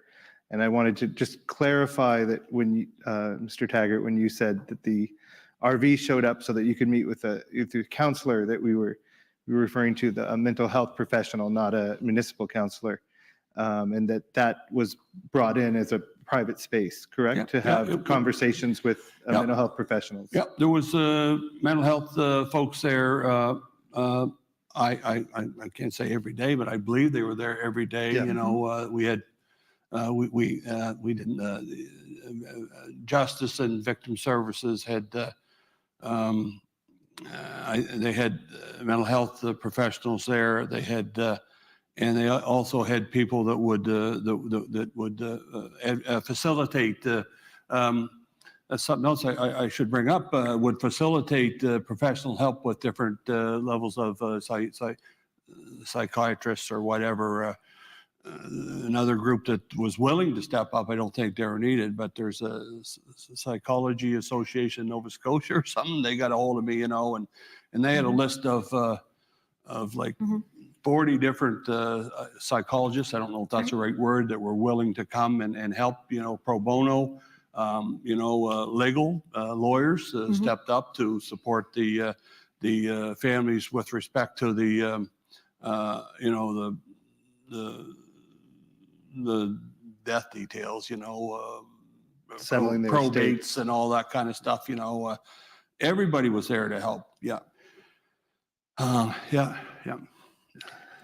One of the things that I wanted to hear a little bit more about is, as a leader, you do have a role in normalizing mental health support. Yep. And people are coming to you. And one of the things that I think is very interesting is the idea of Nova Scotia Strong is a beautiful idea, but each of us may not see ourselves as strong all the time. And so I'm just wondering if you could start to talk a little bit about the support that the community needs. And you've mentioned that there are still gaps. Let's talk about what some of those things are in terms of grief counseling, and maybe what training an elected official might need to be able to refer or connect people to those services. Do you want to start, Mayor Brown? Thank you. We have to remember that this trauma was unique and significant because it wasn't only suffered by the survivors, family, friends, communities. It's well documented after other mass shootings that suffering can include new and worsening addiction, new and worsening mental health diagnoses, including psychosis, increases in violence, including intimate partner violence, increased risk-taking behavior, anxiety, depression, PTSD, and suicide. So these are known and expected events based on other situations of this nature.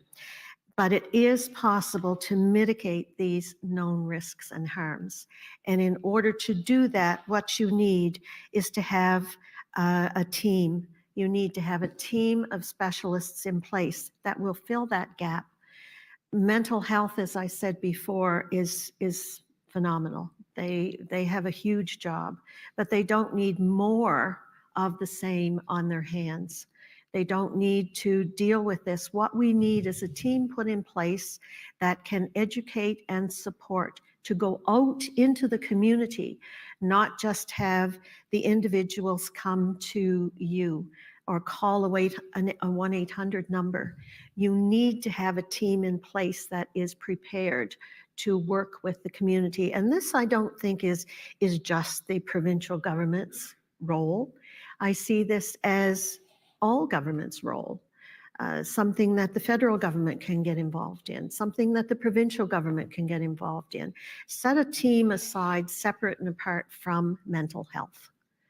And have that team be prepared, because we know that if trauma is not understood, it's going to be not just a mental thing, but it's a physical thing as well. It affects you physically, it affects you mentally. If you are a grieving person, you are not a person that is suffering from a mental illness. You are a person that has to understand what stages you are going through in that grieving process and what you can expect. And it's similar with the trauma. If you're dealing with trauma, you need to know what is going to happen, what might happen. You have to have that understanding. It's been shown, and you have heard it in these hearings, that the counseling or medications are not always working. So why is the question? And it's my belief that it's because that gap has not been filled. So you have to, that's what we need. I believe that's what we need. We need to hire a diverse, specific trauma grief team, inclusive of a coordinator and diverse, skilled clinicians. And within an area where they can, and have an area where they can work and help the healing process. People out there are suffering. And when you look at steps ahead and recommendations that this inquiry will make for what can we do in the future to hopefully prevent something like this happening again, that's a hope that we can, but it's not a guarantee that we will. So you have to think in those terms. What can happen? What might happen? What are we going to do to address it if it does? What are the first steps? The first steps is understanding what it is you're going through. And this is something that people have heard before. People have gone through it before. It's documented. Port Arthur in Tasmania 25 years ago, there's documented proof of the things that can happen to you. But along with that process, we have to also rebuild trust in the community. And that's tough because we were in the midst of COVID. We had this horrible, indescribable event happen in our rural community where we all should feel safe. And trust has been challenged. You've got officers with the RCMP who are on the ground, and I'm sure that they are dealing with trauma too. How could they not be? This is an unprecedented thing in our area. We have never seen this before. So you've got a world-class police force that we always put our trust into. You have officers that are dedicated, committed, and have a passion for the work that they do.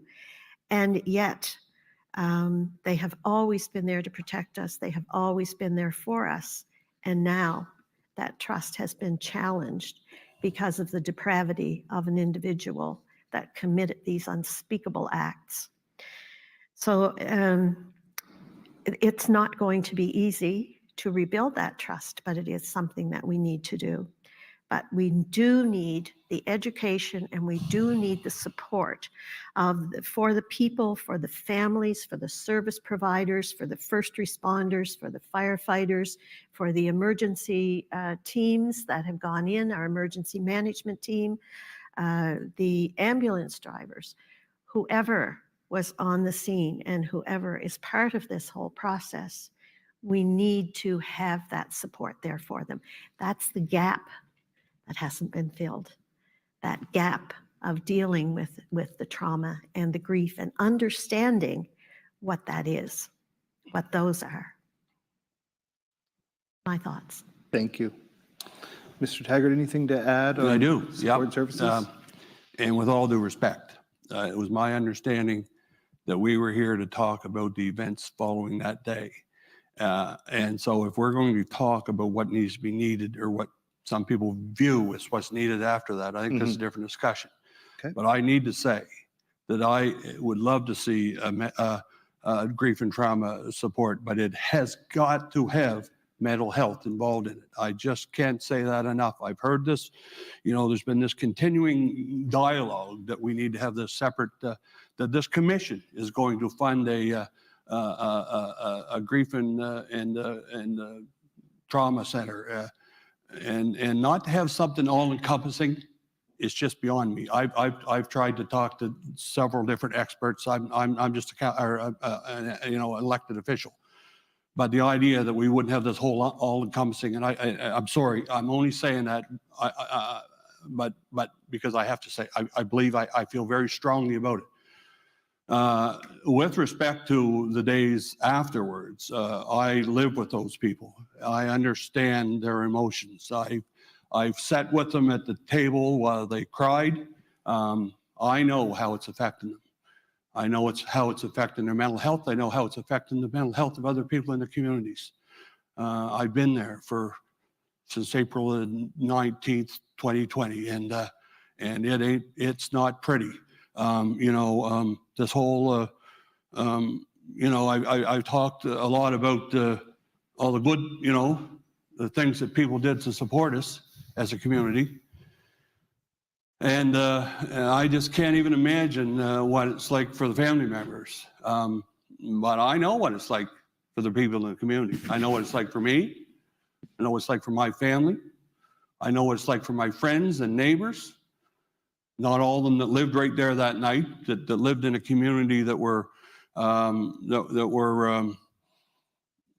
thought they were safe and secure, that never locked their door. The door was never locked at I'm digressing a little bit here too, but doors never locked at my house, and man, I tell you, my wife doesn't go to bed without going to every door to make sure it's locked. I know people that if they get up in the night to use the washroom, they can't go back to bed without looking out the windows. Those things are those things have impacted our community, and that there is no question that our communities and the people that were infected from a large community need support. But I believe it needs to be broad-based. I'm sorry to get off on that little tangent, but I had to say that. I understand what Mayor Blair is talking about with respect to grief and trauma. Trust me, I do. But the mental impact on a lot of those folks is huge, man. I can't. I've sat with Barbara McLean, when she interviewed families down there. It's tough. Like those people. So if I could, they're kind of the forgotten about here too. They really are, and I think that's a recommendation that I want to make. Okay. And I apologize for this, but because there's a couple of places where I believe I failed too, in this whole inquiry, okay, everybody's represented. Really, we've spent a tremendous amount of money. Rightfully, all the victims' families have legal support. Somebody has their back. Okay, the commission has this big PR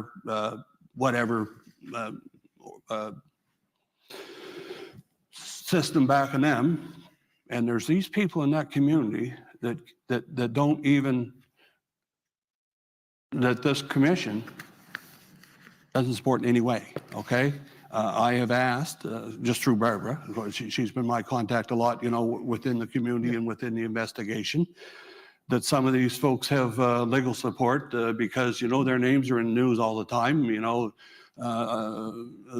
Attorneys for the families have had asked to have questions asked of what they saw and what they said, and they're hanging out there. And so, so the only way that they could get the support from this commission, you know, is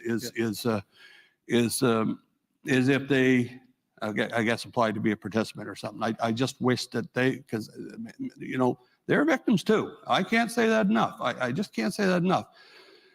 And I want to go, there's one more thing, and I'll get back, you can answer questions. One more thing is important here for me to say, because this is kind of where I think I fell down a little bit here, you know.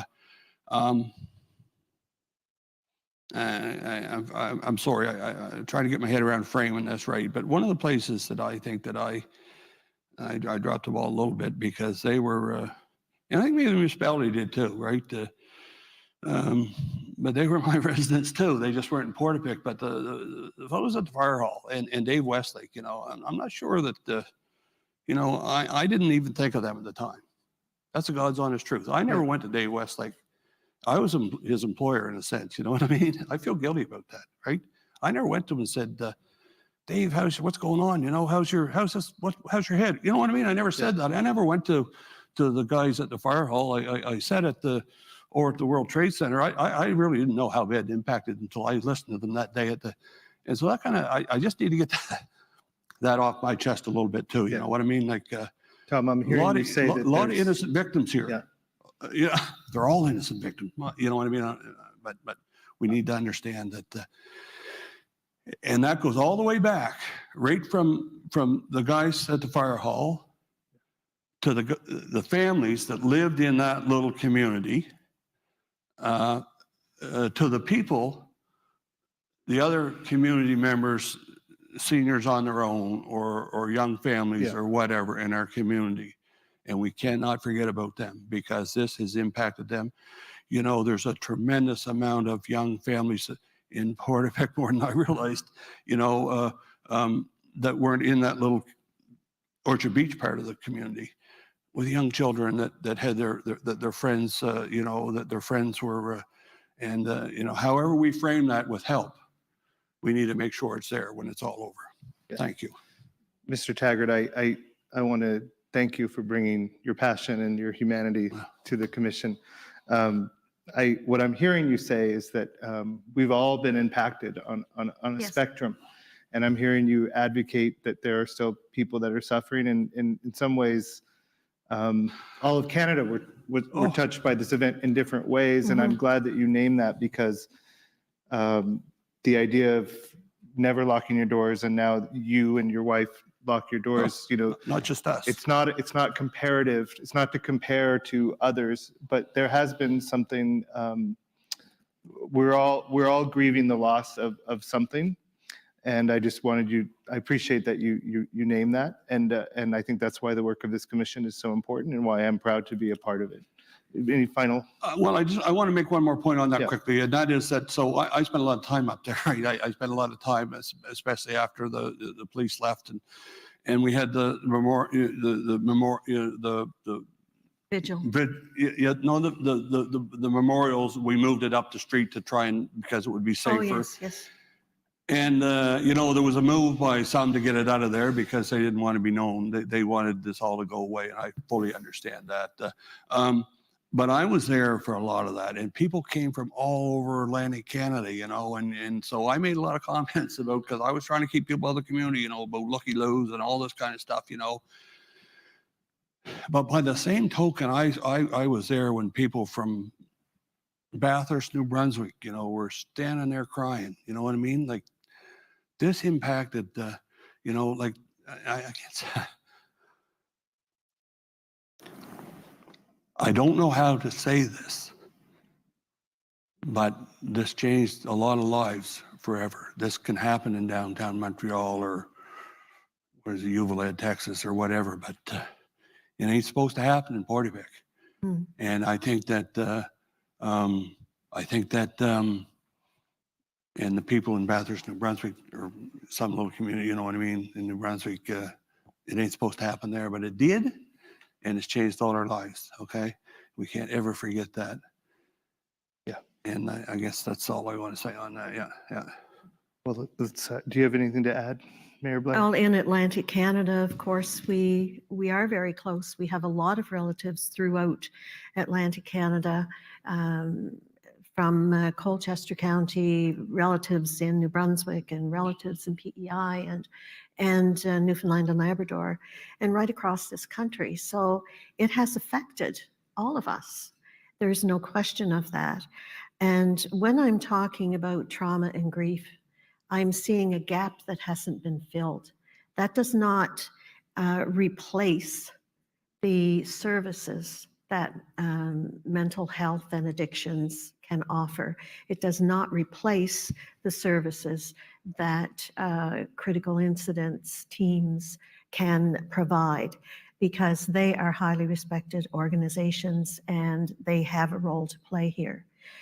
What we are looking at with trauma and grief and dealing with it in a supportive manner is preventing some of those things from happening with education and support. And I think that is something that we need to really look at seriously to fill that gap. And when you have people that are suffering from the effects of trauma without having them addressed as perhaps they could have been pre-mental health issues or pre-mental health support, then you're preventing a lot of the anxiety, or you're allowing someone to understand if that anxiety or depression does occur.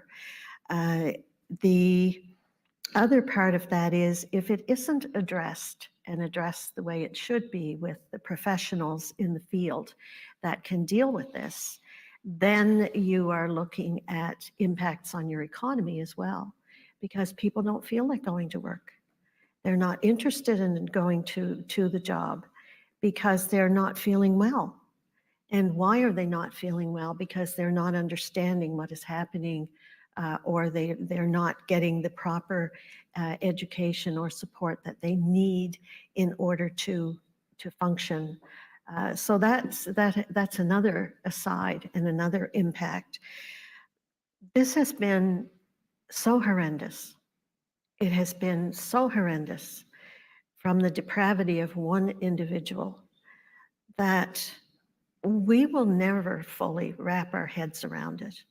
We'll never fully get an understanding. How can you possibly create a reason for something like this happening when it is so totally and completely unreasonable? There is no reason. It was the act of an individual, and how we all pray that we could turn the clock back and bring those people back and deal with this individual in a different way. So one of the things that I'm hearing you highlight is there was the short-term response, and you highlighted internationally, but I think really what I'm hearing you advocate for is to look at the work that's left to do. And I think the commission and the recommendations coming out of this commission are an important part of doing something. Yes. I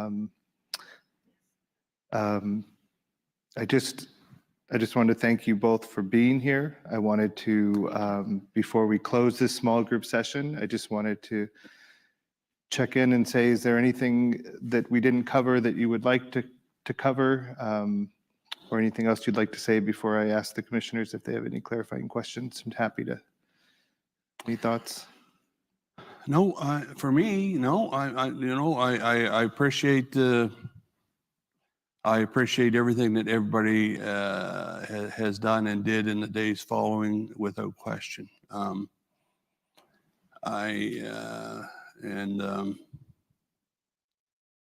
We can never forget about the way that this has impacted those communities and those families. We just can't, it's just, I know it's happened in other places, but it happened in our place. And we're not supposed to, all those people came to that community.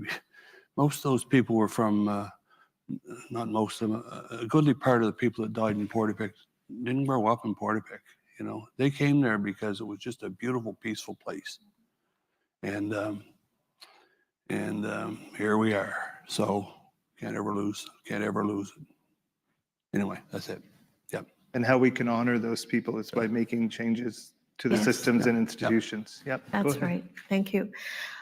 All we can do is speak from the heart in this issue.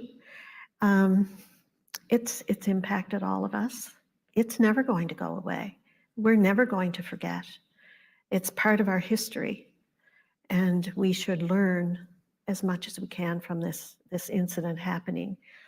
How do we move forward? How do we protect ourselves better? How do we train better? Should elected officials have training in trauma, dealing with trauma issues? What do we do in the future in order to help alleviate situations, potential situations like this? Pray we never have to deal with anything like this in our lifetimes again. It's been horrific.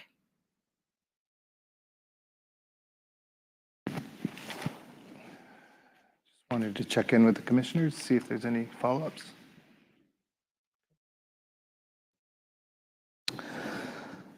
Well, I want to thank you on behalf of Nova Scotians and Canadians for being here today.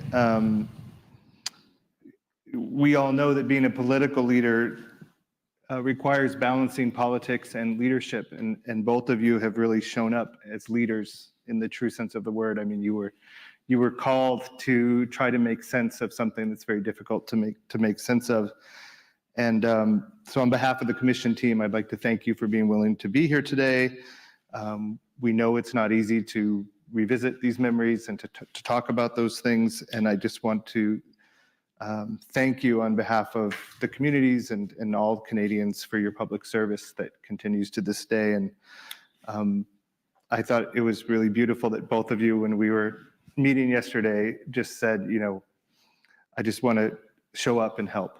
And if I were to connect many of the elected officials with some of the other first responders and service providers that we've heard from over small groups over the last couple of days, elected officials are an important part of that. And what I heard from both of you is that you weren't necessarily choosing to wake up on that Sunday and do what you did. And in that sense, you did the best you could. And so I also wanted to, Tom, you said, you know, you could have done better and we all could have done better. I could have done better at facilitating the session today, but you did what you could. And so on behalf of Canadians, I want to thank you for that.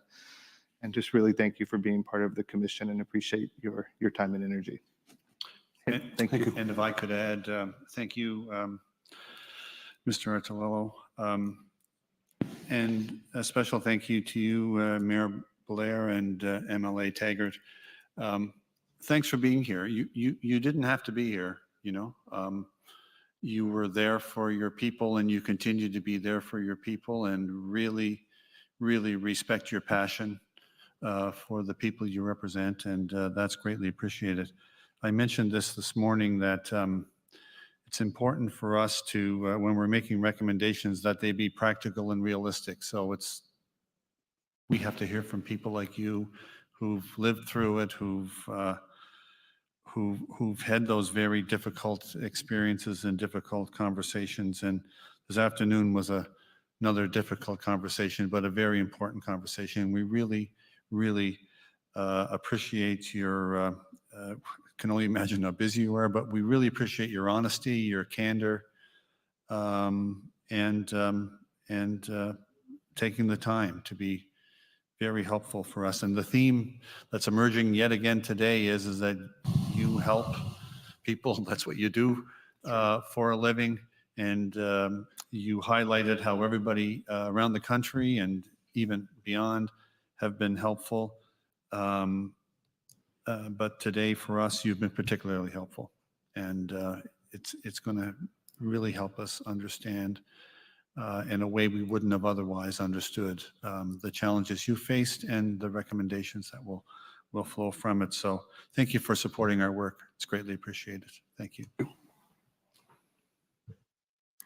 Just to close today, you referenced, Mr. Taggart, some of the meetings you attended with the Director of Investigations for the Commission, Barbara McLean. Yeah. And she, through those investigations and that of her team, what we've been hearing was the difficulty of getting information, especially from April 19th onward. And so part of the purpose of these small group sessions was really to surface that the ways in which people then sought pathways for getting information. And so sometimes it was through the medical examiner's office, sometimes it was through their local counselor, sometimes it was through victim services. People tried to find different ways to get information because they weren't getting it where they thought they might, or for whatever reason. And so, and our orders in council, the mandate that we have requires us to examine the information and support provided to the families and affected citizens and the community. And so, as Commissioner McDonald has said, these conversations the last couple of days have assisted us in seeing, okay, where do people go for information and what is available in that set of circumstances, and with an aim for us to be able to make recommendations that perhaps can organize some of the chaos in the future if there should be such an incident again. I would also just like to say that through this work, of course, we hear a lot of the negative. We hear a lot of the terrible pain and the suffering. And it's also important to hear what was good.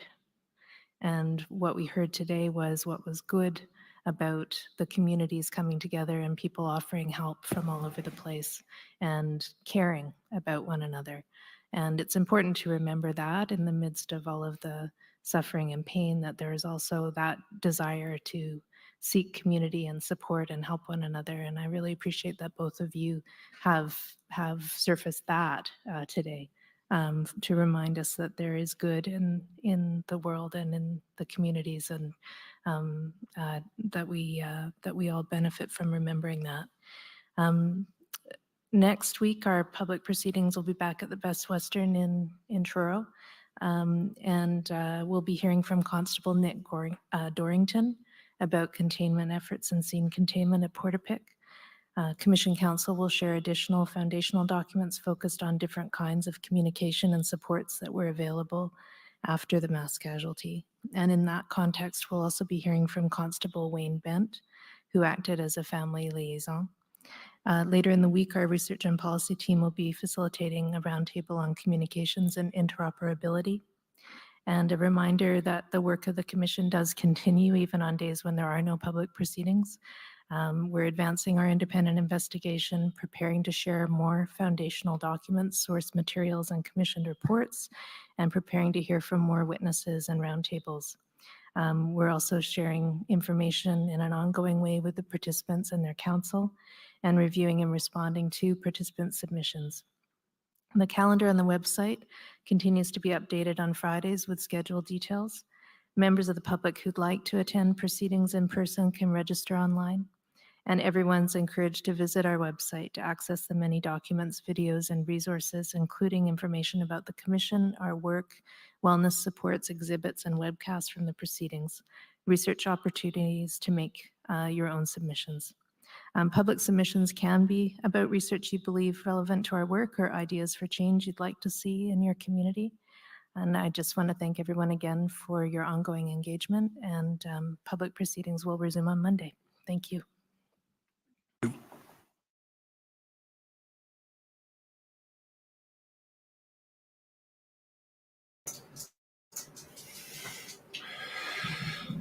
Wow. Don't know what to say about any of that.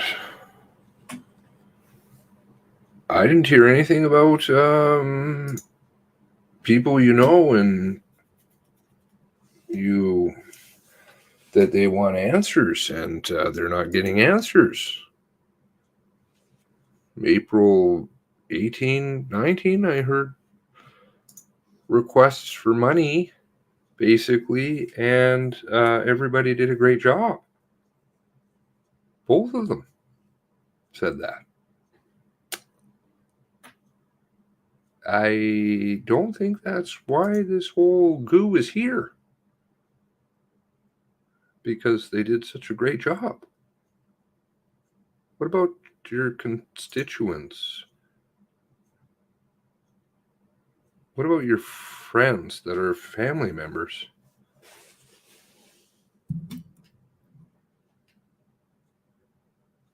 Because some of them are in here. I think that's strange.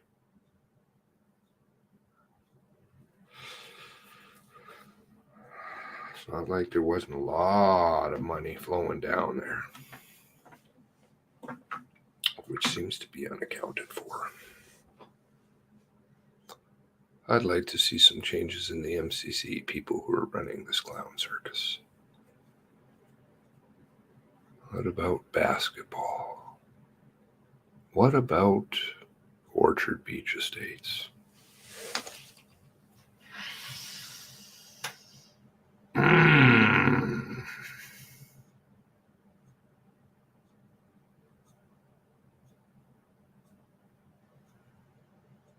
What about real cars? I mean, they should be asking a ton of questions of the commission, saying how many problems there are. They're talking about Tasmania, World Trade Center, Uvalde, and then they're saying everything seemed to be fine. I don't think so, except for, quote, support, which I think is just money. Not like lots of money is flowing down there into that specific neighborhood. Commissioners at the end of the road only for one part. Not for Portapique Beach. They weren't worried about the looky-loos or whatever it was there. Just for the Orchard Beach Estates.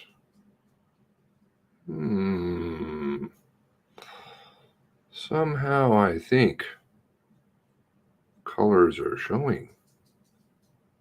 I expected something more. Thoroughly let down. What was your read?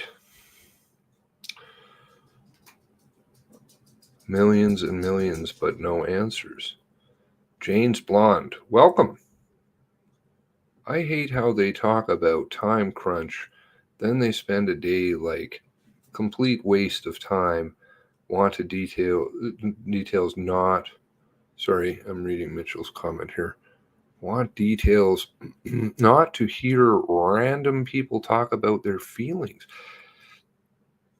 Politics in this one doesn't have a huge play. I mean, it does a little bit, but Colwell Banker, I think Colwell Banker was a major realtor down that area afterward. I don't know. Anyone running around? Yeah. I would have thought that they would have represented their constituents. And by the sounds of it, their friends. I'm very confused. Bjorn is a mystery. Orchard Beach is a mystery.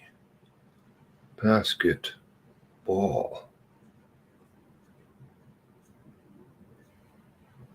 5 hours. 36 minutes. Workday, 3 hours, 12 minutes. Wow. I'd say the long, protracted calendar schedule, which does vary, not just week to week, I think it does change day to day. I've seen it alter a little bit here and there. But definitely, you never know what's happening until Friday. So she was true. Like, finally spit it out. The reason for the protracted length is the release of documents. They can just release documents slowly as they go. And I think they're just kind of hoping that this story will sail away. They're saving the dirtiest stuff for last.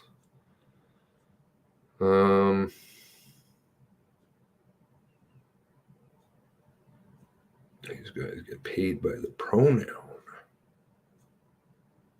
Yeah, that's just not.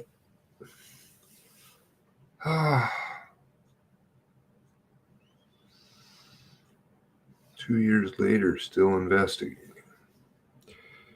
Can't even release the video from Big Stop.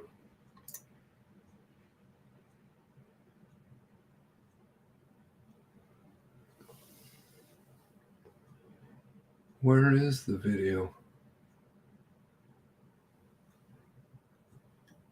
There's a few videos that all entails multiple camera angles, parking lots, restaurant, pumps. There's a few. And you should just have lots of them, and then you can line them up and do all kinds of neat things with them. Barbara McLean down there doing special things, special tours, special area.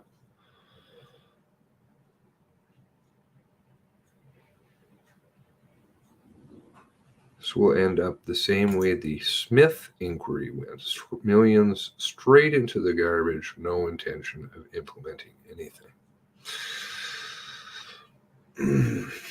Well, who runs the show? Do they run the show, or do we run the show? I believe, even though they think that they do, we do. 100% waste of time. Tell the families. Meeting yesterday, was there something about that? Were they... I saw that there was some mention of that here in the chat. Where was it? Speak from your heart, not from your notes. If you don't need notes. Well, that's an interesting point. Facts would help.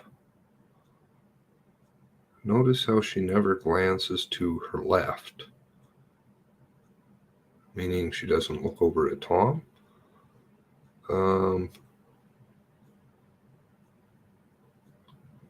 Somebody said something about that this was rehearsed. I didn't catch that part. I did notice the 23, then back to 22, and an unborn child. There's something really quirky about that. And I think it's a real red flag. When nobody can say the 23, that's a tip. There's a tip. Convos. Nova Scotia grown. Flag, red flag, strength. I don't know. I don't know emojis, what that means. Which emails? Possibly not. They met the day before. Oh.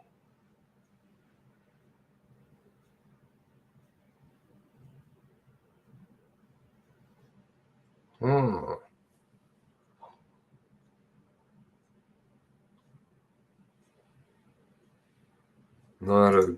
Not a feel-good day. This is so depressing. Shocked they didn't bring up Quebec or Christchurch. But you see, that's all floating around in the news right now. And I would say very purposefully. The Bissonnette story as well as the Mission. Their version is sinking like the Titanic fast. Workday back to normal timings now.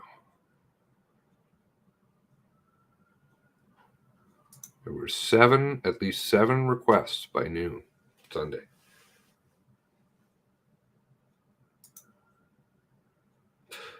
Brushing up on Dorrington, Colford,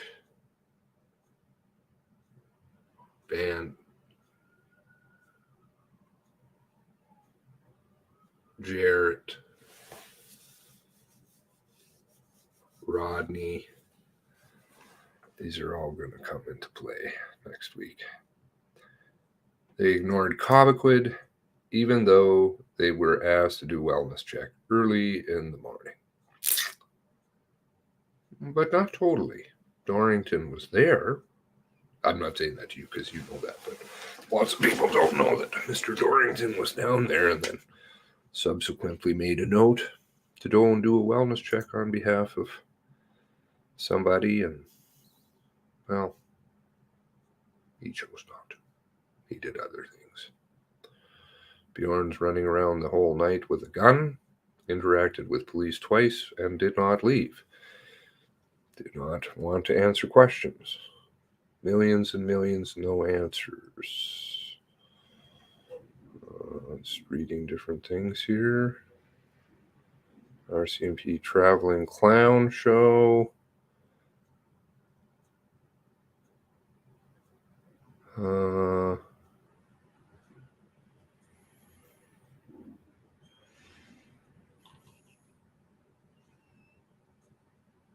Was Tom interviewed? Interesting. Did you tell them what you really know, or who you know? That's an interesting question.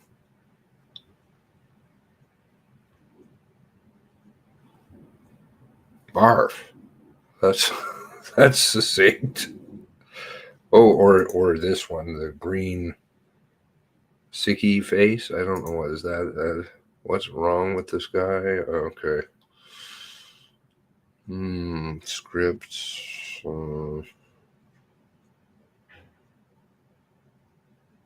Look at Christine packing up her goods. I guess that she must have been getting ready to go. For fuck's sake. History is written all the time, rewritten all the time to fit the narrative. Money.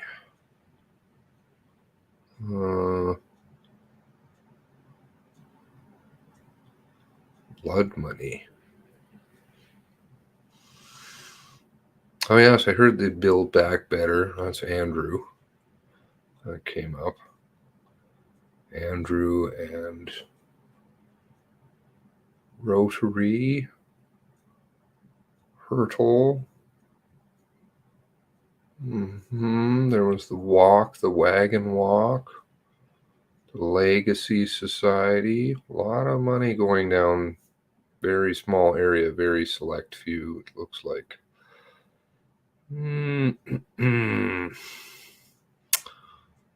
He named my city. How does he connect?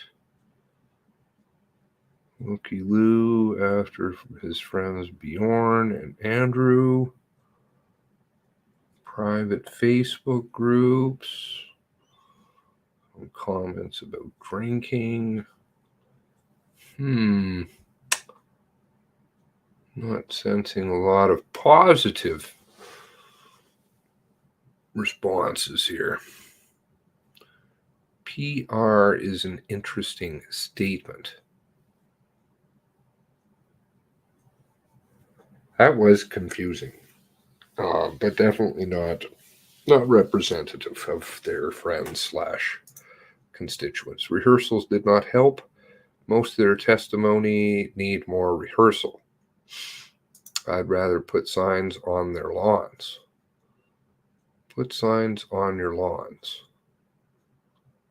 I think it's total bullshit that they're not to check on Aaron till that evening. Oh, that's a good one. That's a good story. Commissioners is private contract, ex-RCMP confidentiality that they may hold big contracts, CBSA, RCMP, and NDHQ. Well, specifically Orchard Beach Estates was given private. I think Tom was the one that rallied for that. Private commissionaires just for that road, not for Portapique Beach Road, just for Orchard Beach Estates, just for that little area there. You know, anybody apparently could go down 200. We had the videos, right? Somehow Indo didn't have a problem going through, but never could quite figure that out.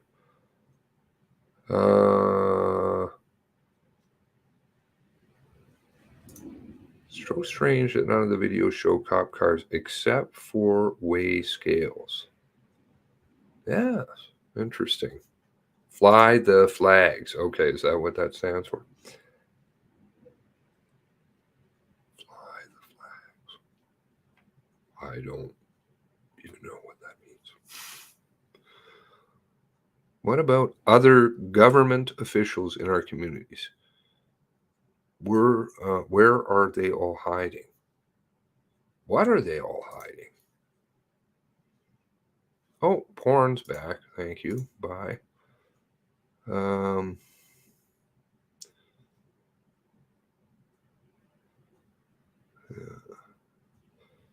don't want me running the show.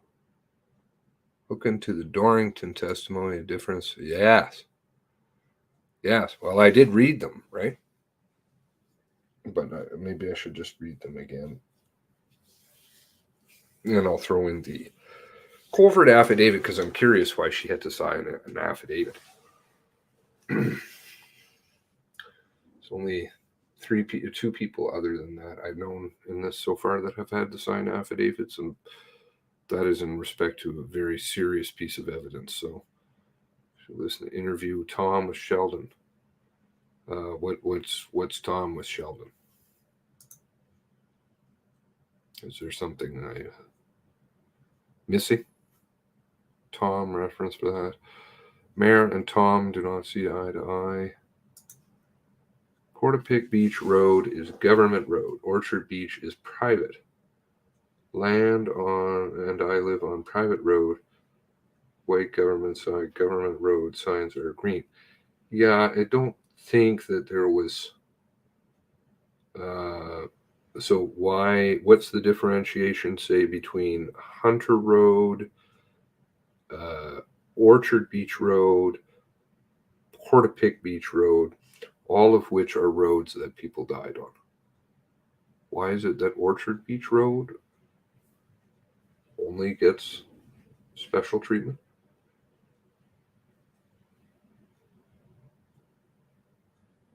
That is paid for by the taxpayer, which is a private road. So should it not be funded privately?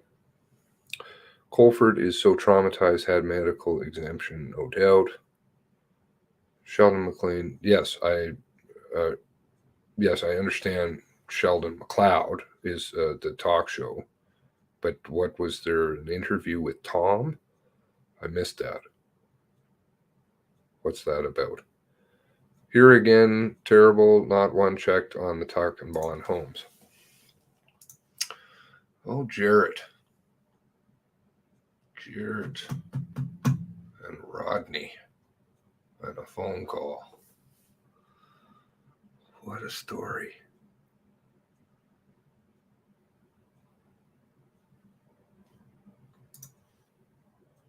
Brought up down papers, Colford, Dorrington with Maureen today too. Brought up the down on the papers between the difference.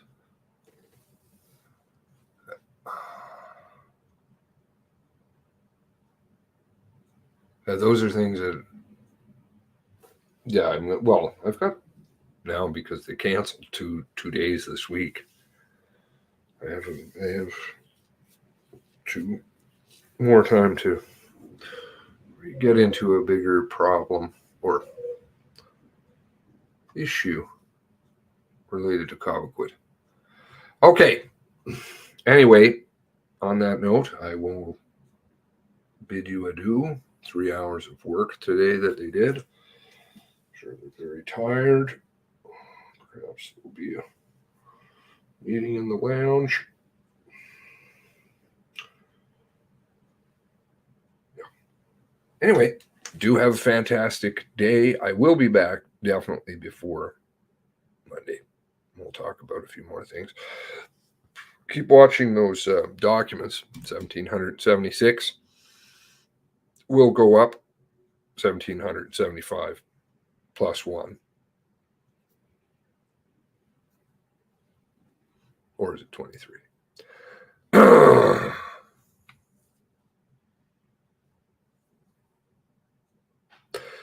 God bless you all. God bless the 23.